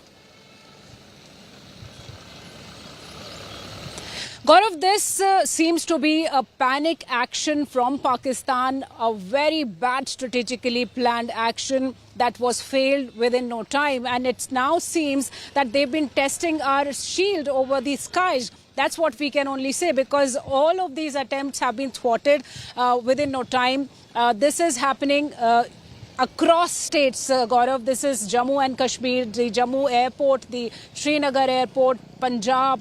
Major defense establishments were also, remember, before yesterday, there was an attempt by Pakistan the prior night, also following the Operation Sindoor, that was also thwarted by India, and all the Pakistani drones were brought down. They all landed in their debris on Indian soil. This was the second attempt, mind you, that happened yesterday evening, starting 8:30 onwards, that kept on in various locations, right from Rajasthan's Jaisalmer to Jammu airport, Jammu city, RS Pura sector, and many other sectors in Srinagar also, in Amritsar also. So all these swarm attacks that... For a moment, I want to bring in Sandeep Punithan on these images that you've just shared with us. The quadcopters, and rather cheap-looking Chinese quadcopters, isn't this, Sandeep? Why would Pakistan send this? And is it actually, one, testing our defenses, two, making us poof off very expensive ammunition to take down this? Absolutely, Gaurav. Those 2 points that you mentioned, I just want to add a third to that. This is possibly a propaganda move by Pakistan. They want to tell their citizens, look, we've attacked India in 500 different locations and we've sent all of these, drones and all that. But the visuals that we are seeing on screen right now suggest a very different picture. They've used cheap Chinese drones. And as you mentioned rightly, that this is to spoof our system, to force us to expend ammunition. But what they don't realize is that we have plenty of ammunition. There's a lots more where that came from. But, interesting, Gaurav, on the left side, you're looking at a display of possibly what I think is the display unit of the L-70 gun. That's our primary air defense gun, Gaurav. It's been in service since independence. It's a gun that was built in the 1940s. It's a Swedish design gun, which we have manufactured indigenously. We have over 1,000 of those guns. And this has been upgraded, Gaurav. It's been brought into the 21st century by Bharat Electronics Limited. It's one of our frontline platforms in the fight against swarm drones, unmanned aerial vehicles, missiles and aircraft, of course. It's a very, very capable system. As you can see, it's been, it's been made into a radar-directed gun now. From that manual gun, the hydraulics have been replaced by all-electric drives. It's a very sophisticated platform, and which it's now just makes it all the more better. So, you know, if it's no longer hydraulic, in high altitude, it's easier. In the desert area, it's easier. Less oil, less sand getting into the system. Absolutely. And all of that makes it so much better. It's all silent, Gaurav. And it's completely silent. It's silent, it's noiseless, and it's very effective. It's devastating. It's got a range of something like 4 to 5 kilometers, and it can fire something like 200 shells per minute. It's a very, very lethal weapon, and it's, it's actually in this upgraded avatar. We've saved a lot of money by doing this, and it's a tribute to our engineers at Bharat Electronics Limited who've done this over the last couple of years. And this is, a Second World War technology which has been upgraded, and now it is in its final avatar. You're seeing the proof of the pudding. That's in the eating, and the eating is right in front of your eyes, Gaurav. You know, what I want our viewers to know, when people say India is not well defended, when people say Pakistan is better off, I don't know where they get their information from. And look at India's point defense, you know, from a man-pad, a shoulder-fired surface-to-air missile, an IGLA, to the S-400 system. Take a look at some of the indigenous components that are coming in, and Sandeep, elaborate on it. So, yes, we also have the Zu-23, you know, those Second World War guns. Anyways, all of us who've read Commando comics would know a lot about Achtung, tak, tak, tak, tak, tak is what we read in those comics. But we've seen them in action. I've seen them in action in Kargil War. We'll show you that gun. The Zu-23. Then you have the 70mm. Then, you know, keep going up the chain to the Tungushka that your armor would want, your Sam Pechoras, the Shilkas. And Sandeep will explain each and every one to you. I want to talk about the Akash system. The Akash, it's a part of India's integrated missile development program. Agni, Prithvi, Akash, Nag, Trishul. 1983, if I remember the year correctly, late APJ Abdul Kalam. It was... He said, banana hai, India mein banana hai. Humko nahi chahiye missile videsh se. And, you know, Sandeep, so many people said, you can't do it. And he said, we will do it. We've done it. It's holding us in good stead in 2025 through a lot of problems that Akash system had. Absolutely. In fact, Gaurav, the Akash is, you know, it's a tribute to India's indigenous defense capability, because this entire system, the radar, the fire control system, the trucks, the missiles itself, of course, all of it is made in India. Therefore, we can export it as a system. It's one of the very few systems that's entirely end-to-end. It's made in India. We can export the system. And indeed, we are in talks with a number of countries in Asia and in Africa for Akash missile export. It's inexpensive. It is inexpensive. It's made in India. It's accurate. It's better than the Chinese missile. It's yes, it's much better than the Chinese missile, and it's now battle tested. It's battle tested indeed, and it's you know, the cornerstone of a completely indigenous range of missiles. You have the Akash, then you have the Akash new generation, the next generation, extended range. You keep building up on the capabilities, Akash, Gaurav, and that is what is the contribution of this missile system that we started way back in 1983. It's the tribute to our, you know, visionary scientists who stuck to their guns and decided to develop all of this indigenously. And today, again, Gaurav, the proof of the pudding is in the eating. The Akash is there. It's performed. It's a very, very critical component of our IACCS, and it's been used successfully in the field. And this means very well for the system and its future variants, Gaurav. You know, for those who mock Atmanirbhar Bharat and defense, do keep in mind, Ukraine was fighting Russia. Ukraine is dependent entirely on equipment that's out for a majority of its equipment. It's dependent on Germany, England, France, United States of America, NATO coming forward and helping them. Sometimes, and I was on ground, and Sandeep, bear me out, they would be ready for the assault. The ammunition wouldn't be there. the rockets, the missiles, the tanks, the armored personnel carriers, they wouldn't have it. So men would go into combat without their equipment and they would be cut down. Imagine if they were making in their own country, it would have helped them. That is why Make in India is so important. Yes, it's slow. Yes, it's time consuming and we need to improve. Our scientists need to improve. Our engineers need to improve. The delivery has to be there. It has to be flawless. But there is no alternative to Make in India. There's no alternative indeed, Gaurav. You hit the nail on the head. If you want to be a power of some standing, you have to build your own missile systems. You have to build your own defense capabilities. Otherwise, like you correctly pointed out, you are at the mercy of your foreign suppliers. They probably say, sell you the weapons. They might not sell you the weapons. They will decide the schedule for the delivery of the components and parts and all that. And you have to keep running back to them. And this is how big countries control narratives. They control smaller countries by this. And what you're actually doing, Gaurav, when you import weapons, you are actually importing security. And this is something that you cannot compromise on. You can't compromise on your own national security. And that is the reason there is no alternative but to develop your own weapon systems. Atmanirbhar Bharat is essential. Remember, look at Pakistan, for example. Pakistan is forced to do a sajda to China.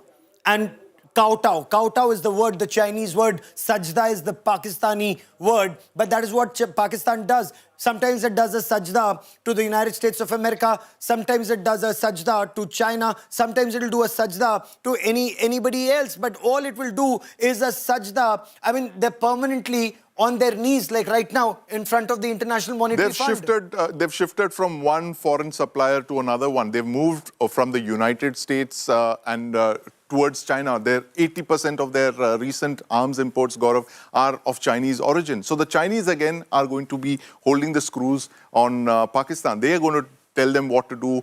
They are going to tell them the kind of weapons that they get. They will decide the caliber, the characteristics, the marks, all of that. This is a capability that you get when you develop your own missile system. Nobody tells you what you want, what you need. For a moment, as we look at the Pakistani weapons and why Pakistani weapons failed and the Indian weapons, why they're doing so good, it's actually a combination that India has. And it's amazing when you look at these Chinese HQ-16, for example, based on the S-300s of Russia, remade by China, sold the LV-80 version, sold to Pakistan. Yes. So their foreign version, anyway, I believe, is subpar. Is subpar. It would be definitely one or two levels below what the Chinese forces use. So that's the game that big countries play. They will never sell top-of-the-line weapons of their own to other countries. They will always sell degraded versions of that. They don't want their weapons to be used, against themselves. So that is the kind of things that they do when they handle weapons exports. But this is a lesson for us as well, Gaurav. The Chinese, look at the Chinese. In the last 20 or 25 years, they've gone from importing a lot of Russian hardware to now copying it, duplicating it, and now exporting them. Yes. In the face of global opposition and of course competing against Russian systems this themselves. image that we see on our television screens right now, the PL-15 long-range air-to-air missile. Gaurav, you are looking at one of the biggest intelligence coup in several years. Now, the United States, for one, would pay for the weight in gold for that missile that the Punjab policemen are handling over there. That's a PL-15, very long-range Chinese missile. It's rarely been seen in public. It's possibly been used, fired for the first time. And this is something that I can confirm that our scientists are looking at it very closely right now. They're examining its characteristics. This is a missile that has literally emerged from behind the bamboo curtain, Gaurav. And this has been supplied to Pakistan very recently as tensions began ratcheting up. It's part of the Pakistan Air Force. But it has an amazing range of almost 200 kilometers. It's believed to have a range of something like 200 kilometers. And I'm sure our scientists, our DRDO scientists, are studying the characteristics of this weapon even as we speak. They must be taking it apart to try and understand its characteristics and how it matches against our own indigenous DRDO long-range air-to-air missile, the Astra. Astra. I also want to understand from you right now, the Chinese commanders would probably be slapping the Pakistani Air Force for letting go of a PL-15 like this. Absolutely, Gaurav. Because the Chinese secrets are out in the open. Chinese secrets are out in the open, and Gaurav, I very well see the PL-15 being the top of the agenda in India-US talks. In the next round of defense dialogue, the United States would ask to see these missiles, because let's not forget, Gaurav, these are the kind of missiles that the United States is going to be facing if a conflict were to break out over Taiwan. Yeah. US fighters are going to be tracked and picked up by and targeted by missiles like the PL-15. I'm sure the United States would want to have a very, very close look at the PL-15. In fact, forget the United States. So from the Guam base, there's a C-130J that will be landing. Possibly a C-17, Gaurav. Or a C-17. Which would already be here, and you would have experts queuing up to study this missile. It's a very, very enigmatic missile. We've seen mock-ups of it. We've seen dummies of it in arms exhibitions, but we've never seen an actual missile being fired in combat. And that is an intelligence windfall, Gaurav. So before I bring in our reporters and our guests, and as we are waiting for the briefing of Operation Sindoor by the Ministry of External Affairs and Defense, I want to understand, what is your assessment of the Chinese equipment? Hasn't it proven to be rather subpar, whether it is the equivalent of their S-300s or the longer range air defense systems? They've all been rather subpar, or the JF-17 Thunders or the J-10Cs. Well, the Chinese weapons, Gaurav, let's face it, they are a generation below the Russian systems. They've reverse engineered a whole lot of Russian systems. We know all of that. But the important thing is that both the J-10s and the J-17s use Russian engines. Yes. Right? And that is something, they use the same engines, the RD-33 that's used by the MiG-29, for instance. So that's again, a case of China being dependent on Russia for fighter jet engines. So, I mean, these are... But, if we were to talk about the JF-17 Thunders, yes, Chinese don't use them themselves. They found them subpar, so they palmed it off to Pakistan. So they palmed it off to the Pakistanis, because this is the kind of jet that the Pakistanis want to replace their variants of the MiG-21. So, the JF-17s would be very similar to our light combat aircraft, the LCA Tejas, which we've been developing from the 1980s, and which is now coming in the numbers that we want it to replace all of the MiG-21s, in fact. So this would be very similar to our LCA. But, like you correctly pointed out, the fact that it's not good enough to enter PLA service. It's not good enough for PLA. Not good for the to the Pakistanis. And it's a cheap export option for a number of air forces. African countries are looking at it. Bangladesh is looking at it, possibly Sri Lanka as well. Okay. So apart from Africa, you have two neighbors of ours that may look at this, but after they've seen the subpar performance, and I'm told that 2 of them have been lost. We're waiting for an official confirmation whether that comes or not. What we're also looking at is the J-10C, the multi-role fighter jet, again was said to be better. Right. The latest version with the PL-15s, and I believe the PL-15s air-to-air missiles now come with an extended range beyond 200 kilometers. Beyond 200 kilometers, that's what we've been told. That's again another enigmatic missile. We haven't seen that missile being used in combat yet, Gaurav. But the J-10 that you're seeing on screen right now is a very interesting aircraft. It has a history. It's actually based on an Israeli design called the Lavi. Now, the Lavi itself was an Israeli copy of the F-16 Fighting Falcon, and that is something that the Chinese copied, and now they've sold it to the Pakistanis 3 years ago, 2022 to be precise. And the Pakistan Air Force acquired these only to kind of achieve parity with India. When our Rafale started being delivered, it was a kind of a propaganda move for them to say that now we've acquired a new aircraft that we believe is going to be equal or better than the Rafale. Of course, that's completely untrue, because the Rafale can completely outclass the J-10. There is nothing literally in the subcontinent that can match, a Rafale.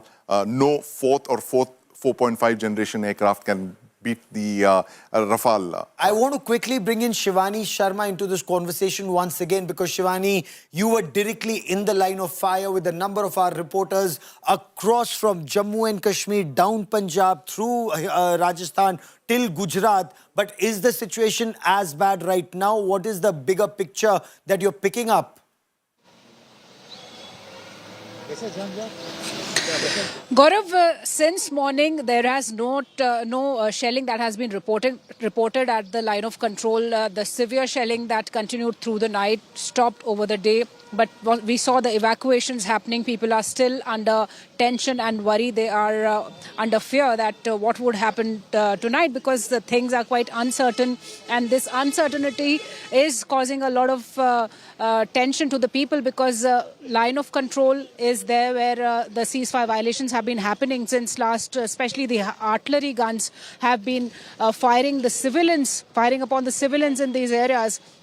So there is tension. People are hoping and praying that the things settle down fast. There should be no escalation from Pakistan's side, because if it happens, then India will also respond forcefully. And further, then that what we are calling it, an escalation ladder, will go high and severely impact, especially the people who are on line of control, because ceasefire violations are continuing from Pakistan, and that too with full intensity. And they indeed are. When we talk about the escalation ladder, let's look at what's been happening ever since India struck terror central Pakistan's Punjab province at Murid Ke, at Bahawalpur, in Sialkot, along with other locations in Pakistan-occupied Jammu and Kashmir. I want to understand from you, we struck multiple locations, our missiles went through. Does that completely expose Pakistan's air defense system? Point one. Next day, when they attempted to strike, attempts failed. When we hit back, we took down some of their missile defense systems, also struck places close to GHQ in Rawalpindi, struck Lahore, struck several other locations. Again, when last night they tried, government is, we will hear officially from the government in just about a minute plus. Their attempts did not succeed, though they tried 26 different locations with 500 drones. Will they escalate? Are we going up the escalation ladder? Or is this some kind of a situation where they are saying they're fighting back? It does appear to be a feeble fight back, unless their real fight back happens only now. Well, Gaurav, you know, a feeble fight back is quite possible, because what has happened in the last 48 hours has completely spooked the Pakistan military. They did not war game